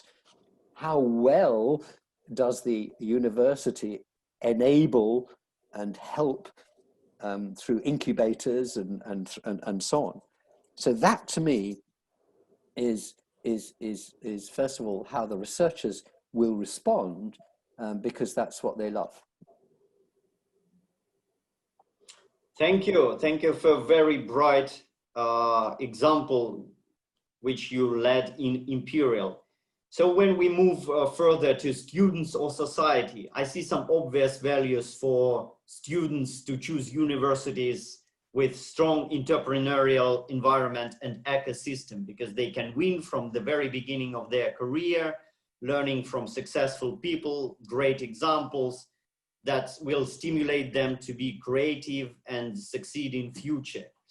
I think it's quite obvious, and for the area or for the region, it's of course new working places, it's more attractive university and area around this university itself.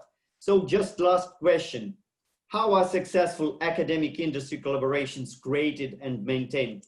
Just 3 bullet points from Dr. Green.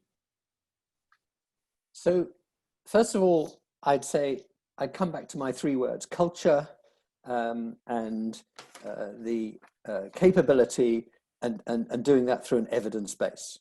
I would really strongly suggest that people have to look at, so this is the evidence base, and what if I was in a region trying to help a region and kind of thing begin to grow its collaborations, I think first of all you have to do very careful analysis of what are the strengths of the university, what are the how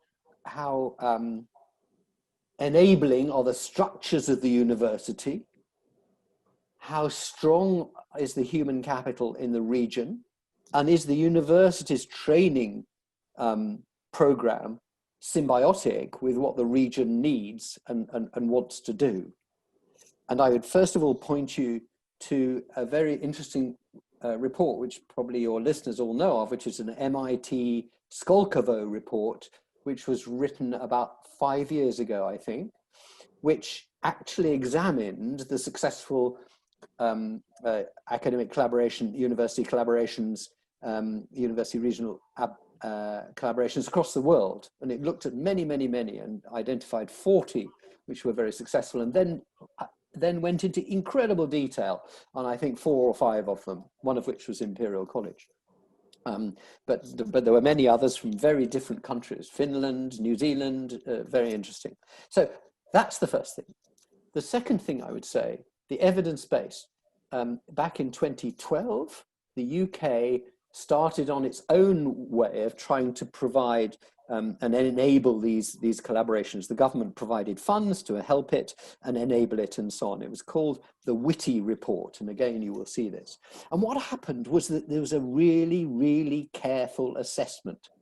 It took 3 years, I think, to do, to work out what was the skills match and the skills base of a particular region, where were in terms of human capital, and where were the strengths and so on.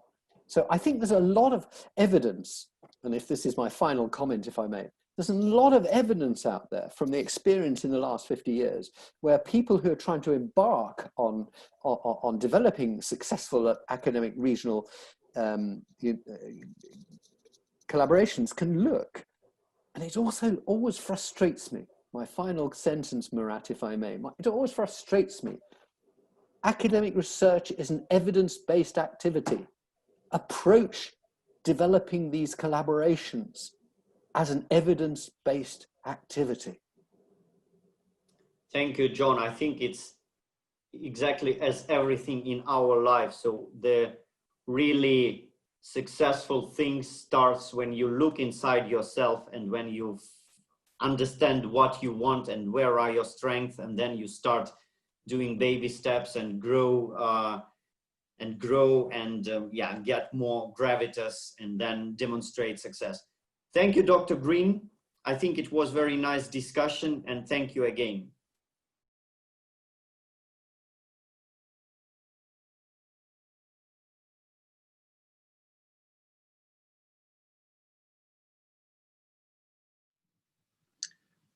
Hello, everybody, and please join me firstly in thanking again Professor Green for that really informative conversation.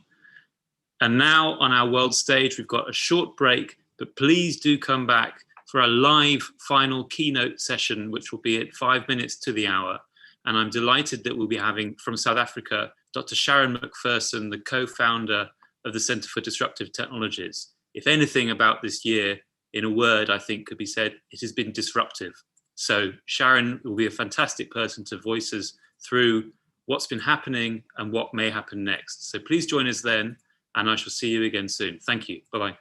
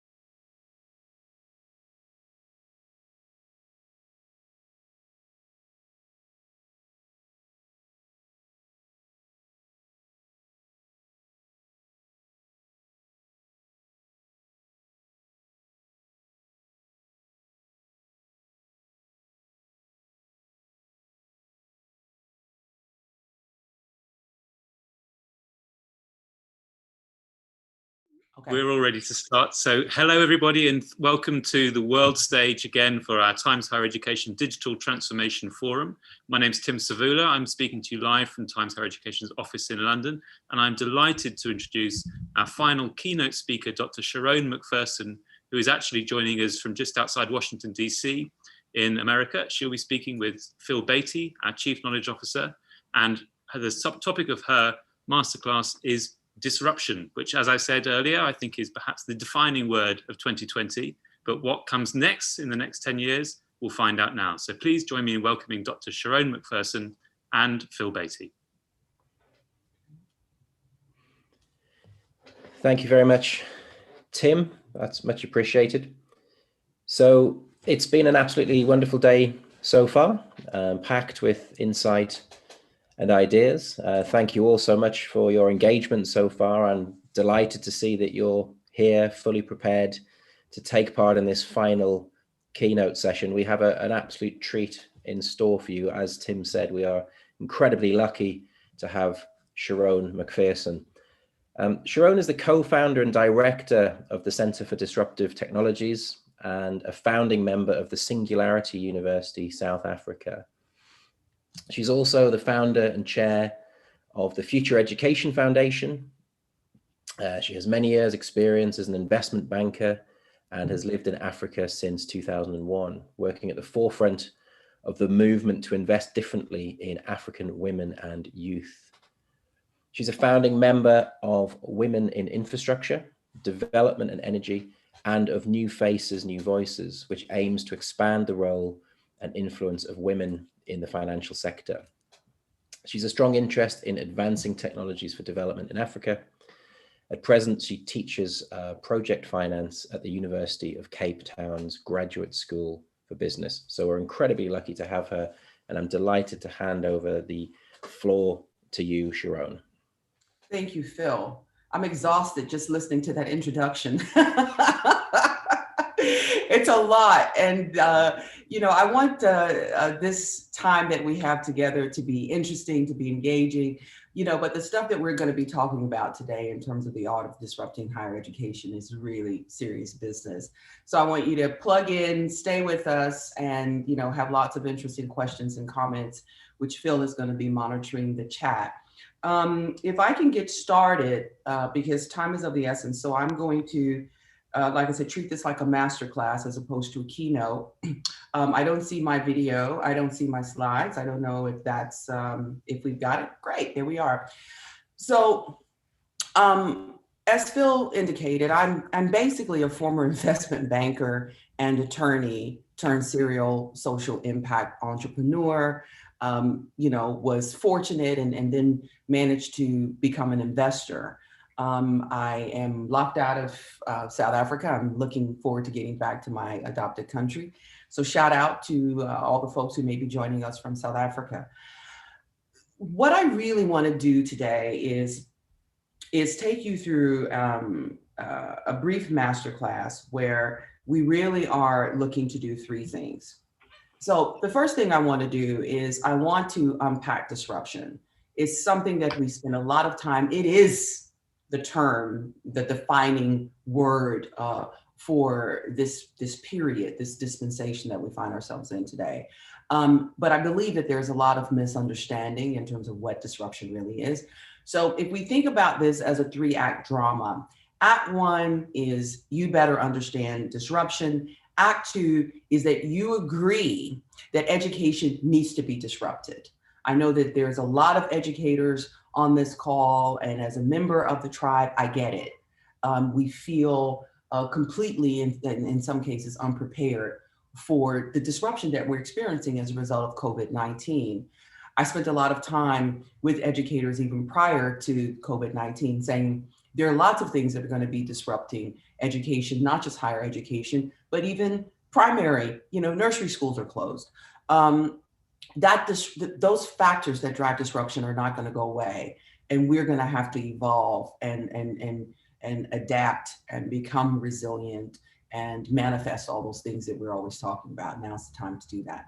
And in Act 3, I want to have you commit. I'll tell you about some of the things that I'm going to be doing, I am doing, that really is about supporting this transformation. I believe that education across all the segments, our educational systems are broken. I don't believe that they can be reformed. I think they need to be transformed. So I'm after your buy-in and your commitment to doing something. If you want to join me in what it is that I'm doing, I'm more than happy. We're very collaborative, but I want you to commit to being part of the solution. All right. So as Phil indicated, I'm one of the co-founders of the Center for Disruptive Technologies. And one of the things that, one of the reasons why I set up the Center for Disruptive Tech is because I wanted to find ways to harness the power of exponentially growing technologies to make life better. When industries, when value chains, when businesses are disrupted, quite often people are out of work, businesses go bankrupt. Real disruption is, well, it's disruptive, right? So it's not always a good thing for those people who are being disrupted. And what I wanted to do with the Center for Disruptive Tech was to find a way to make certain that those major pillars of our society are shored up and that we have what it takes to actually thrive in this new dispensation. We do lots of cool stuff at the Center for Disruptive Tech, but one of the things that I think is relevant for this discussion is that we got involved first with our own school, which is the University of Cape Town, looking at ways to begin to transform the institution and make it future ready, starting with investing in people. I'm gonna have to figure out how to keep this from shutting off because I want to advance my slides. All right. So one of the reasons why it makes sense for you to be talking to me is because CDT has done over 450 case studies together with the University of Cape Town. We've done work with Harvard, folks at Stanford. And so because we're very collaborative, we're very open, we're a network orchestrator, that's our business model. And one of the things that has come, lots of things has come out of this experience over the last decade, but we certainly have learned what not to do. We don't have all the answers, and we try to approach every conversation with high degrees of humility, but we certainly know what not to do. So that's the Center for Disruptive Tech. Nelson Mandela, hopefully everybody on this call knows who he is. He's the former president of South Africa. And one of my favorite persons in the world. Yes, I did have an opportunity to meet him. And he said that education is the most powerful weapon which you can use to change the world. And that's why I said that this is, for me, one of the most important conversations. Because I do a lot, I speak a lot, but whenever I'm asked to talk about what is happening in terms of the disruption of higher education, if I can, I say yes. I respect the folks who have organized this call. So thanks, Tim and the team. This is an important discussion, and I wouldn't rather be anywhere else talking to people about anything else other than what we're talking about today. So one of the things that I think it's clear is that the disruption that we're experiencing across, there's no industry that's immune, across society as a whole, globally, is actually today not being driven by exponentially or advancing technologies. It's being driven by a pandemic. And prior to the pandemic, like I said, we spent a lot of time at CDT talking to educators and saying, hello, exponentially growing technologies are going to really continue to transform education. And folks were really not listening. And then the pandemic came along. So we don't have to talk about the fact that we were and are ripe for disruption. Going forward, we're going to continue to see, we haven't even gotten our minds around climate change and how that's going to continue to disrupt education. You can't have people in a classroom during a hurricane or, when we're combating, fires or, in the middle of a tornado. South Africa, which is my adopted home, we're experiencing severe drought. Right now, temperatures are 10 degrees Celsius higher than they would normally be.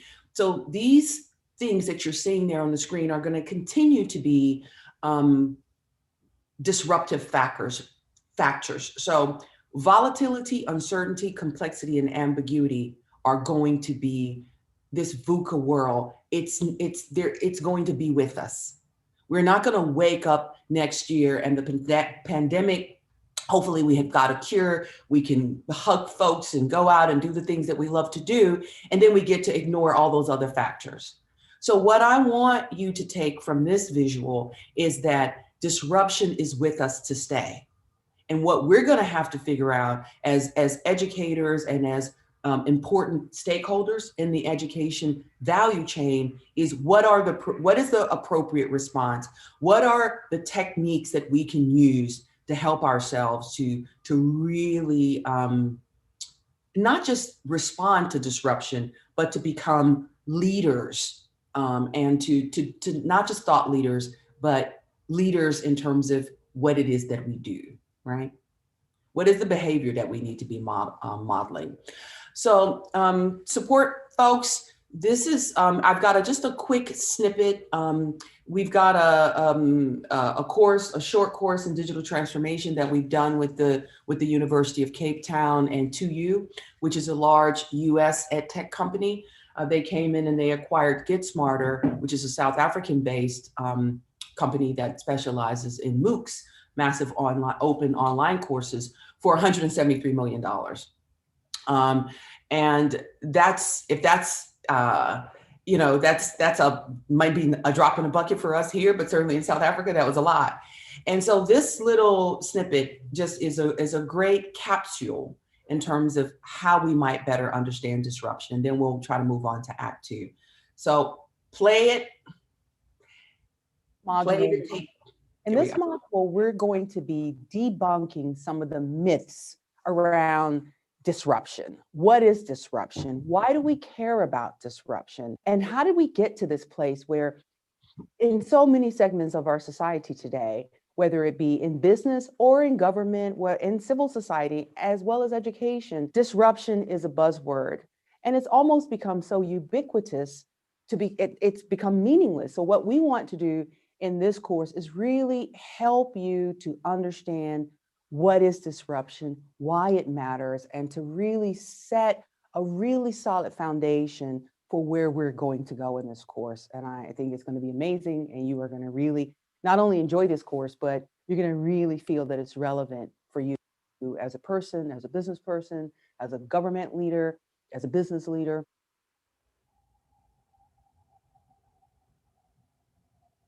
So the idea of disruption was originally created by Clay Christensen, who's a professor at Harvard University. 15 years ago, he really came up with this idea of disruptive innovation. Now that's important because we've kind of delinked the concept of disruptive innovation and just have become obsessed with disruption. But let's go back and let's really first understand what were the ideas behind disruptive innovation. So Clay Christensen's theory was basically that there are startup firms that are much smaller than the big incumbents that control a market, that are much better at innovation. And innovation is not the same as ideation. And we'll talk a little bit about that difference. But for now, let's just focus on Clay Christensen's theory of disruptive innovation. And in that theory, the idea was that we should spend some time looking at those firms that are on the outside of the big incumbents that are innovating in ways that could disrupt value chains, that could disrupt firms in ways that would have an impact on their capacity to grow in the market, to serve the clients, and basically to thrive. And quite often that disruptive innovation wasn't ideation. It wasn't divergent disruption, but it was really incremental. It was really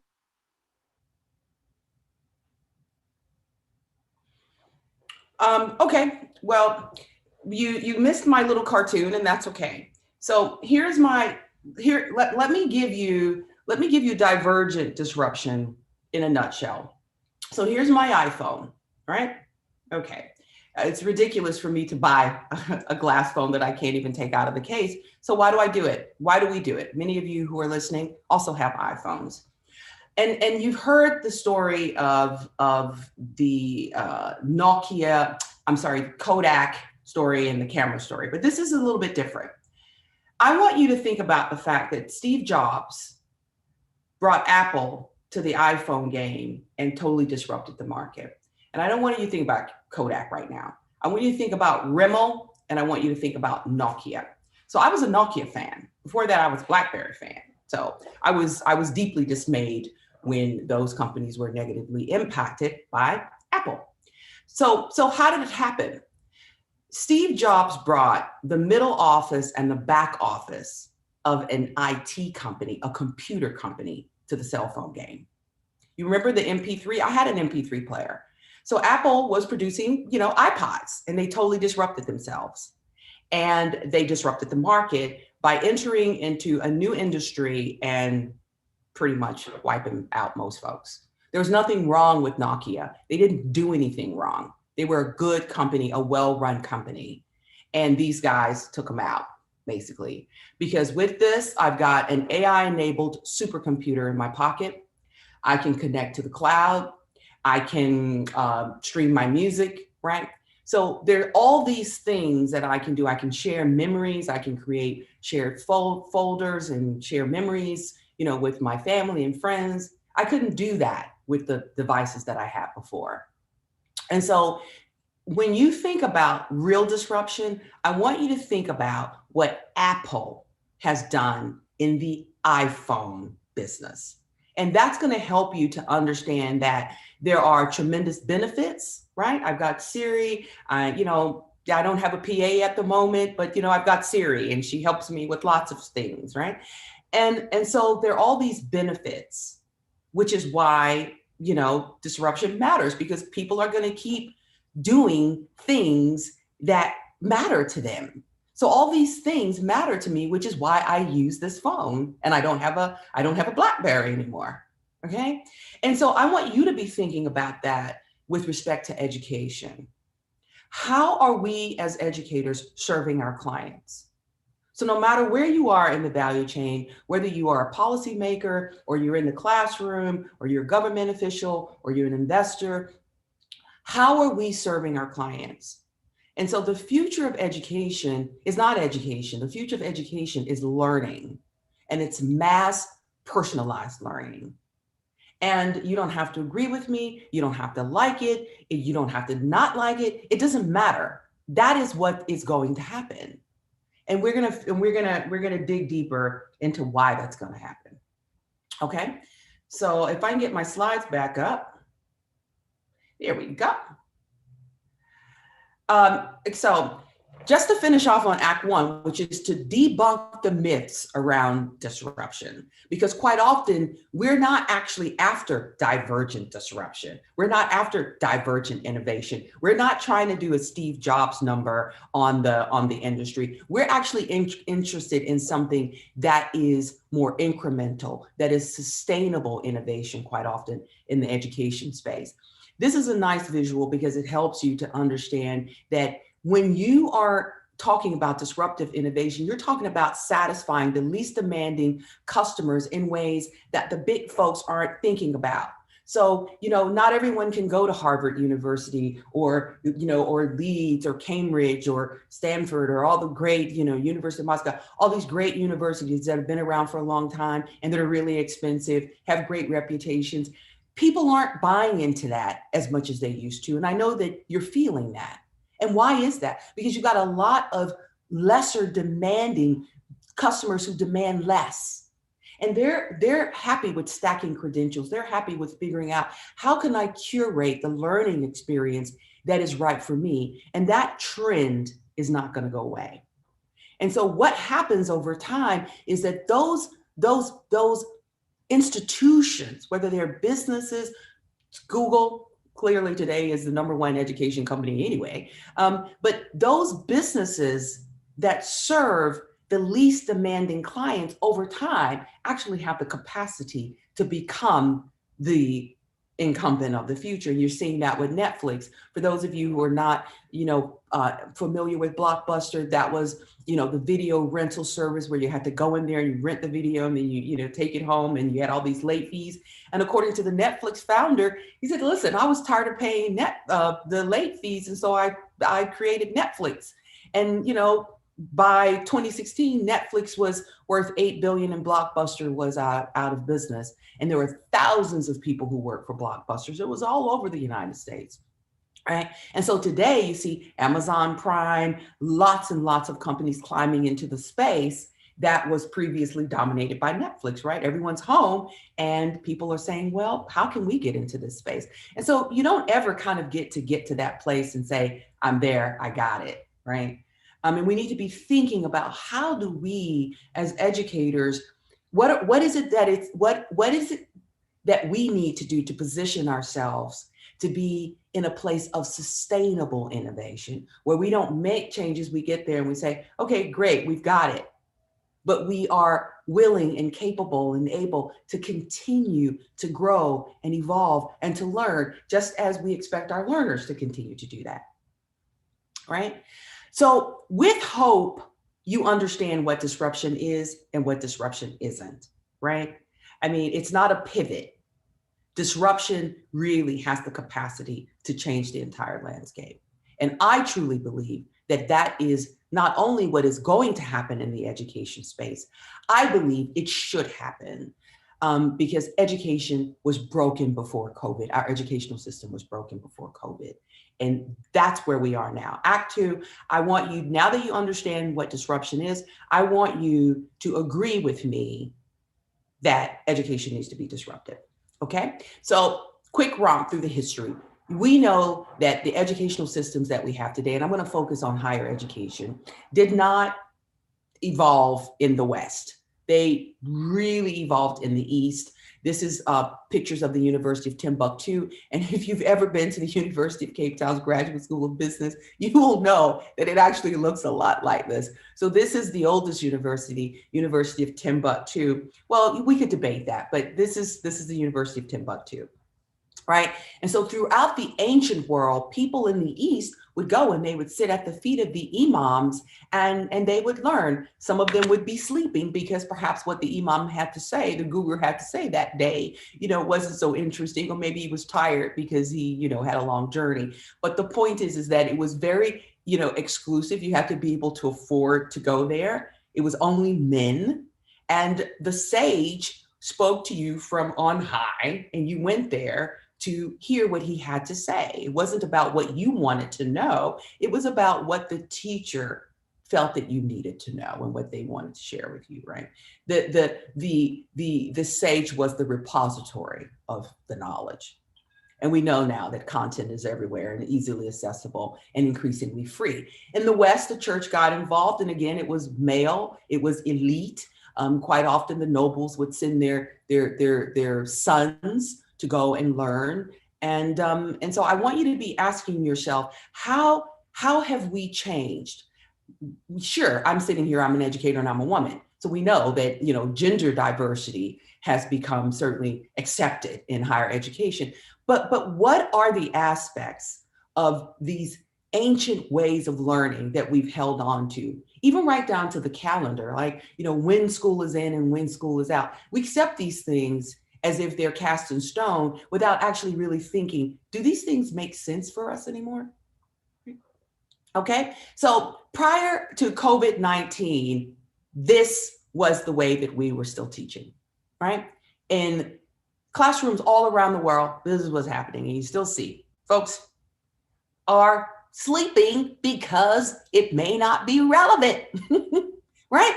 And so I don't like it when people are sleeping. But maybe he's sleeping because he's bored and what the professor's talking about, makes no difference to him. So yeah, there you go. If you look at South Africa, what breaks my heart is that the number of people who look like me in South Africa who are able to matriculate have been going down, since the dismantlement of apartheid. And so you ask yourself, the gross inequalities that have existed in our society that have been exacerbated by the pandemic.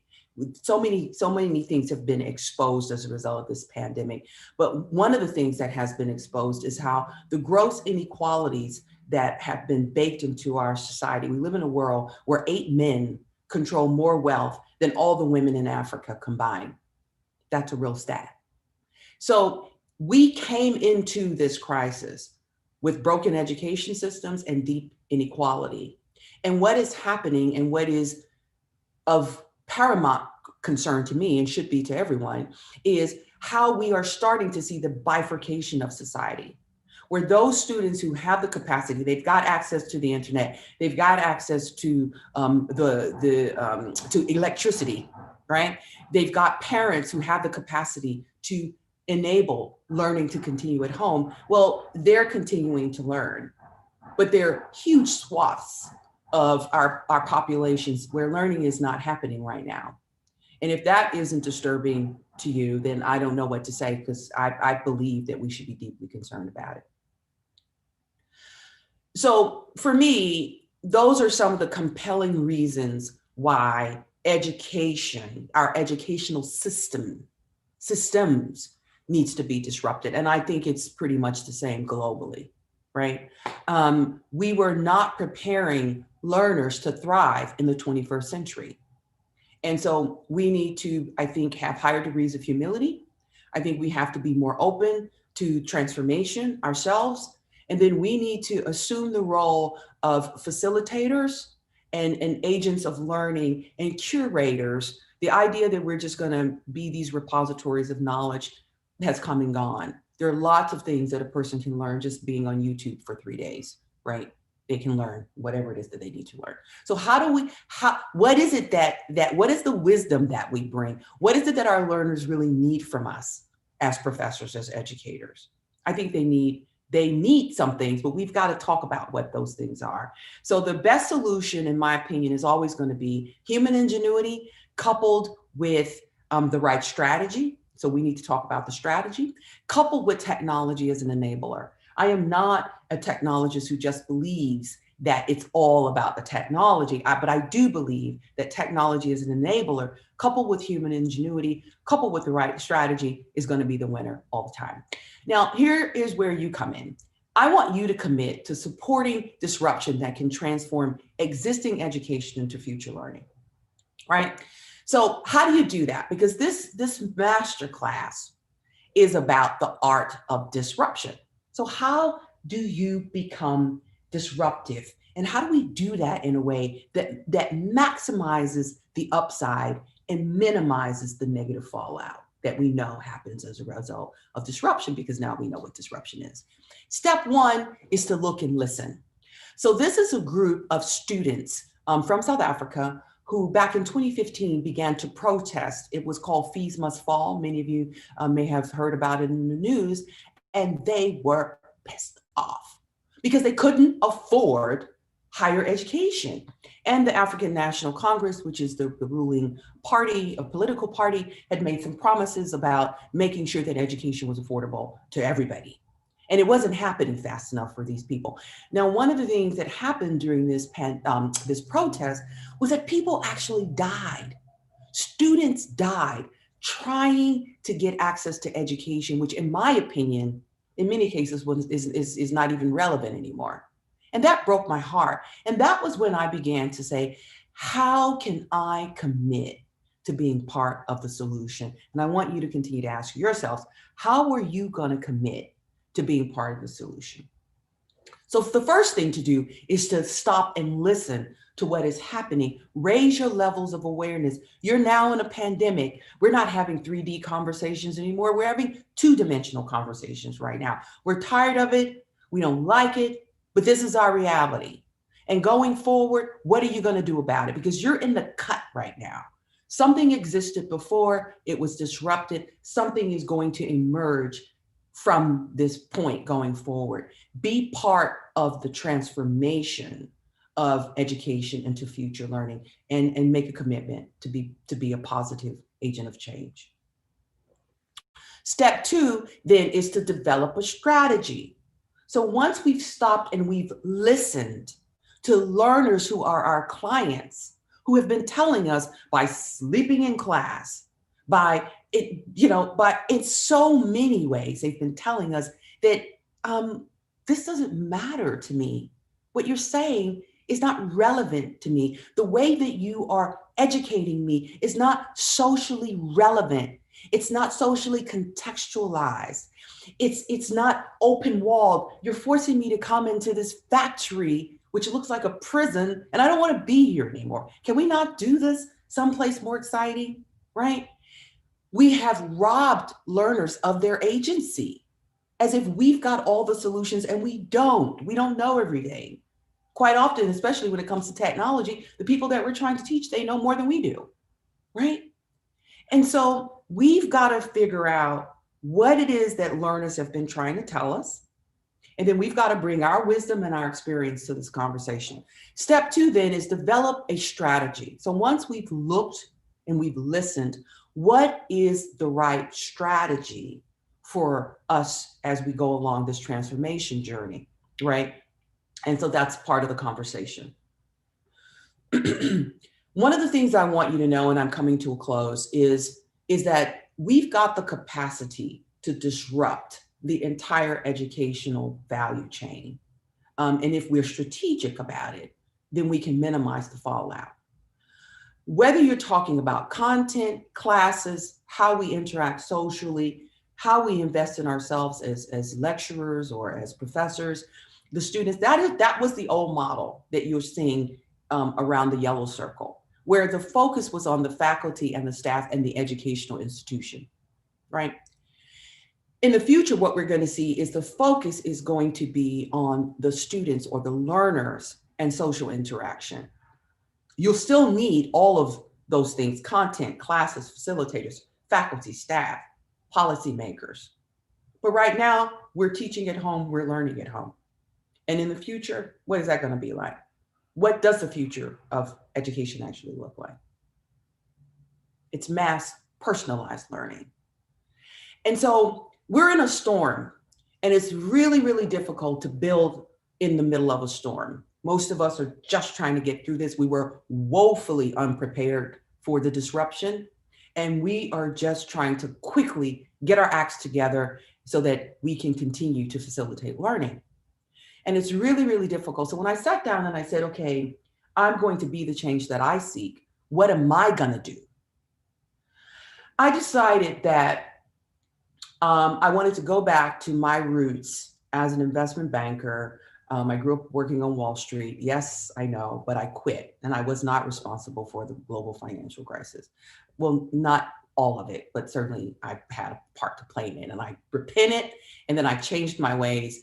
And I started teaching finance and exploring technology. And I thought, well, how can I bring together the things that I do? And I want you to be thinking about how can you bring together things that you do?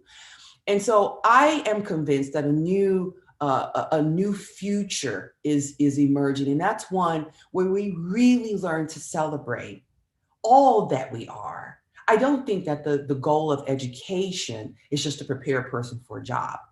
Sure, lots of learners are interested in getting a job, and we need to help them. Some of them are interested in starting their own businesses. We're not so good at helping them with that. Some of them are interested in continuing their studies. Well, we're pretty good at that. But there are all these pathways to success, and we're not great at some of them. And so learners have to leave our ecosystem in order to get their groove on in those ways. I'm interested in exploring how the future of learning can help along all these pathways by putting the learner at the center. And then we become more adaptive so that people can unlock their human potential, and they can fly, and they can become they're able to contribute in meaningful ways to our society. That's what I think education is all about, right? So this is my last slide. What am I doing? I've decided that I'm going to raise $100 million for a future education fund.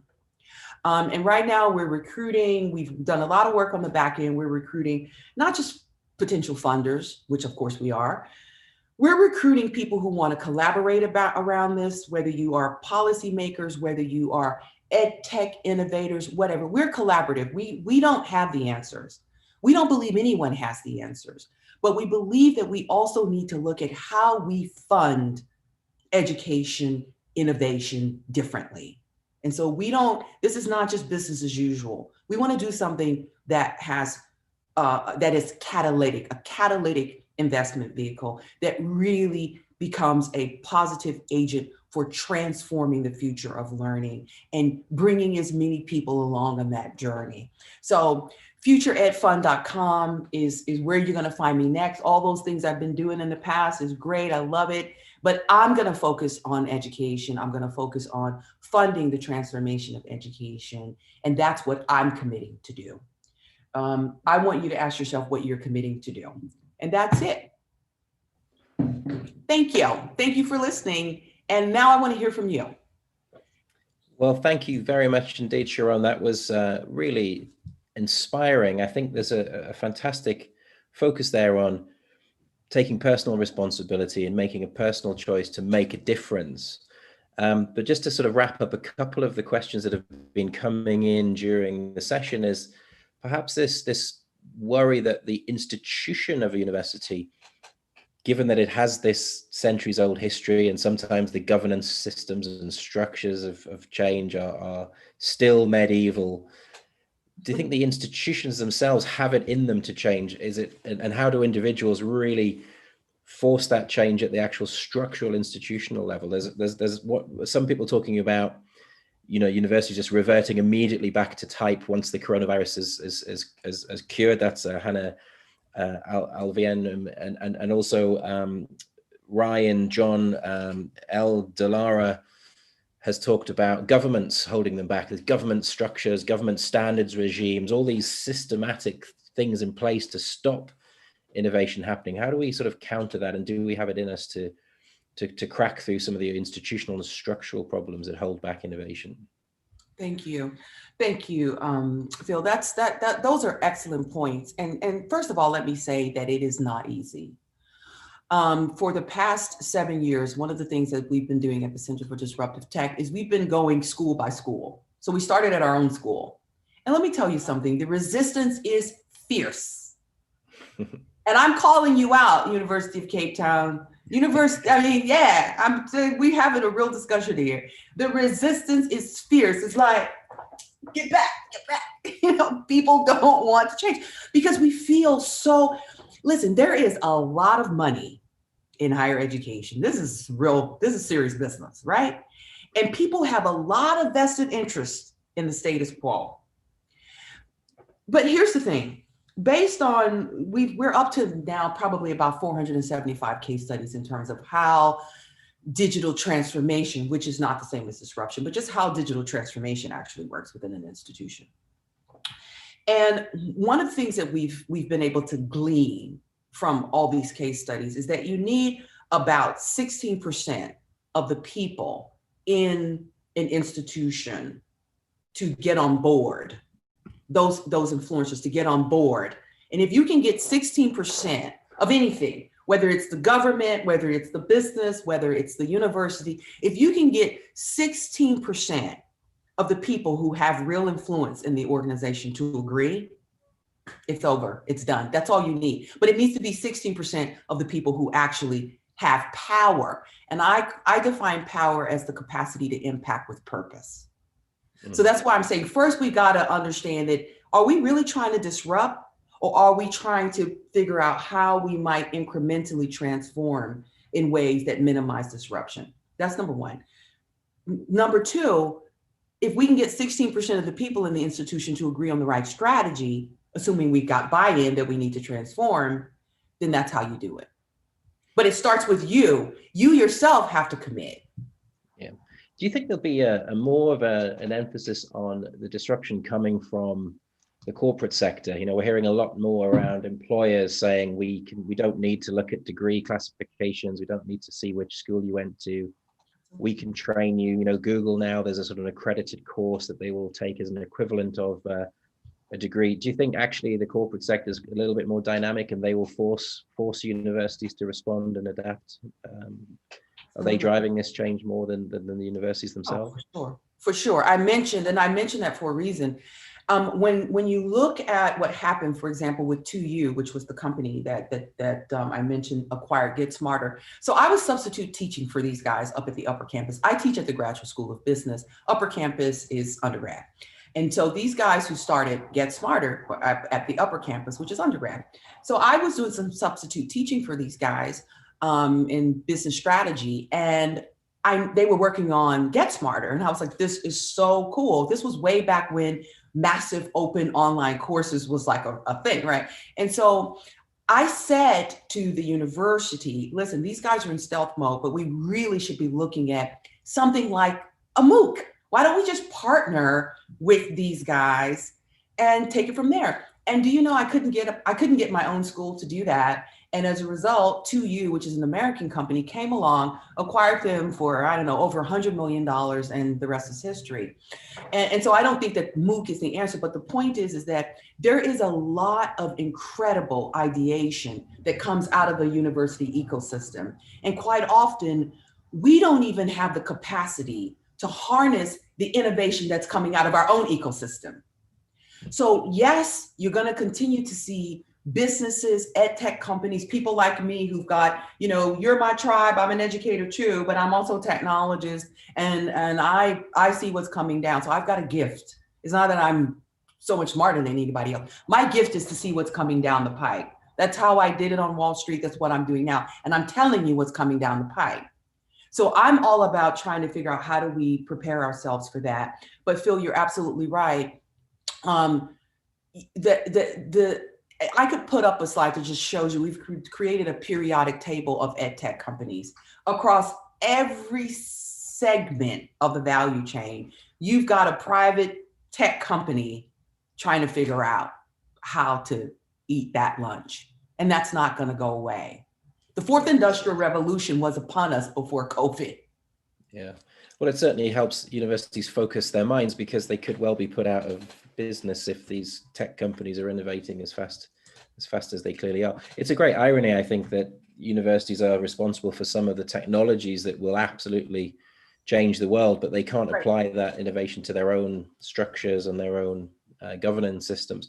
There's a lot of questions coming in. I think we might have to wrap up soon because we're coming to the end of the time, and we've actually gone over, but I think this is so fascinating. I'm very happy to delay the close of the event. I'm sure the audience are happy too. A lot of talk about equity and access. Obviously, one of the most profound exposés of the coronavirus has just been the very, very deep divisions within society. We've obviously also had the Black Lives Matter movement sweeping the world, starting in South Africa, I guess, with Rhodes Must Fall, a movement to decolonize a curricula across the world. It's a huge issue, and universities are absolutely, I think, part of the problem right now, but also hopefully part of the solution to challenging inequality. How do we harness tech to really open up access to great education, to great learning, to people who at the moment are excluded? What sort of technological opportunities are they to really change the game on access and participation? Phil, I don't think that the first port of call is technology, despite the fact that I'm a member of the faculty of Singularity University, and I'm sure my colleagues in Silicon Valley are saying, no, she didn't just say that. Yeah, I did just say that. It's not about the technology. I think of technology as an enabler, despite the fact that I'm a technologist. For me, and I'm not afraid to talk about love. I'm not afraid to talk about what's in my heart, right? So I always approach this situation with a deep sense of compassion and humility. I talk a lot, but I listen a lot too. And so I listen to what people are saying. And I try first to understand, not to respond, but to understand, to have empathy. And I think that if we as educators, policymakers, funders, all the people who are on this call, stop and listen, and then connect with your heart and develop empathy, then the technology is going to do this, which I think is what the technology is required to do. So one of the first things we're going to do at the Future Ed Fund is we're going to fund an AI-enabled platform to connect the connectors. That's the first thing we want to do. We want to connect the connectors, but not like in a hokey way. Okay, like, yeah, we're all on a WhatsApp group. No, that's not what I'm talking about. I'm talking about an AI-enabled platform that will allow you to connect with game-changing ideas and what's really working in Kathmandu, and I'm sitting in Cape Town, because there's real collaboration and there's real knowledge sharing and sharing information and ideas. And we are still grappling with how to collaborate and co-create in 2 dimensions. So we really want to fund that. And so the short answer, well, that wasn't really a short answer, but the real answer is about building bridges. And if we can start off with platforms that really build bridges, not just between places, because bridges don't just connect. It's not just an architectural feat that connects one part of a geography to another. A bridge is a place where people can meet. It can connect people to ideas and people to people. And so it's all about human ingenuity. Tech is an enabler. And I think connecting the connectors is going to be the first thing that we need to do, because we've got a tremendous amount of knowledge just on this call. How do we begin to glean that? Yeah. Well, look, thank you. We've ran out of time, but I think huge credit to Tim Savula for inviting you to be the closing speaker today, because I think that's just left us all really, really energized and inspired. We've had a busy, long day, but I think really getting to the heart of the issue, that disruption is something that is not to be feared. It's something to be embraced. It can really change the world in a positive way and really break universities out of these cycles that are actually part of the problem rather than part of the solution. So it's wonderful to hear from you, and thank you so much for joining us. And I think that idea of building bridges, we absolutely hope that this event, I think we've had around 5,000 people registered, several thousand have come in and out throughout the day. We'll be sharing all this content on demand as well. So I think hopefully we'll play our part at Times Higher Education in helping to build these bridges and forge these connections through the event. So thank you so much for your time. I'm sure there's a round of applause that we can't hear for Thank you, Phil. Thank you for being an agent provocateur par excellence. That's lovely to have you. Thank you so much. All right. Thanks. Peace. Thank you very much. All right. Bye. Okay, so that was an absolutely wonderful end. We actually just have a little bit of formality to close this event officially. Here from the rector of Kazan Federal University for today, Ishrat Gafurov, from the rector of our wonderful co-host, Kazan Federal University. Уважаемые дорогие друзья, гости и участники нашего форума, мне бы хотелось выразить огромную благодарность модераторам, спикерам, делегатам за плодотворную работу на форуме. Отдельно хочу поблагодарить организаторов форума лице Times Higher Education. В этом году форум по цифровой трансформации оправдал свое название. Благодаря цифровым технологиям нам представилась уникальная возможность услышать мнение лучших экспертов по вопросам цифровой трансформации высшего образования. Мы все осознаем, что цифровая трансформация – это неизбежный процесс. И это не просто перевод в цифру. Это пересмотр стратегий, системы управления, всех внутренних процессов. Мир изменился. Но несмотря на активное использование цифровых технологий, все идет не совсем так, как мы ожидали. Сегодня мы все ищем новые решения. И здесь, на форуме, каждый смог оценить, по какому пути идет его университет. Какие инструменты стоит взять на вооружение. Что можно изменить в своей стратегии, чтобы повысить свою эффективность. Сейчас, когда мы ограничены в передвижениях по миру, особенно важно не терять возможности общаться на актуальные вопросы. Держать руку на пульсе. Быть в курсе всех изменений, всех инноваций, лучших практик, делиться своим опытом. Потому что именно так всем миром мы сможем найти наиболее эффективные пути пока не очень знакомой нам новой реальности. И наш форум по цифровой трансформации, я думаю, дал нам такую возможность. Сейчас, когда пандемия опять наступает, мы встречаем ее, уже имея за плечами некоторый опыт, вооружившись новыми знаниями и методиками. Я искренне желаю всем нам пережить сложные времена с минимальными последствиями, выйти победителями и успешно вступить в эру четвертой промышленной революции. Еще раз хочу всех вас поблагодарить за совместную работу и пожелать нам удачи и здоровья. Спасибо за участие в нашем форуме. So thank you again to the rector. Thank you to everybody at Kazan Federal University for helping to make this event happen. Thank you for having the faith to host a fully virtual event with Times Higher Education. As the rector says, we have proven that we can explore our digital future in a fully digital environment. It's not the same as meeting face to face, but I'm sure we have had a great chance to exchange some good ideas. I'm sure we'll meet again in Kazan next year. But before then, I think we can stay together to explore the issues here on this platform. All the sessions on all the stages will be available on demand for the rest of 2020. So do return to the site at your leisure with the same login and catch up on what you've missed and keep the networking going. We've learned and heard an awful lot. We've got a lot to digest from this event. Times Higher Education will continue in the days, weeks, and months to come to explore these ideas through our content, of course, through events, through networking. I think we have to ask ourselves, just to summarize, Tim Savula has been making notes throughout the event and we've been sharing ideas and reporting. I think we can learn that we have to ask ourselves whether our senior leaders understand the technology that they're committing the university to.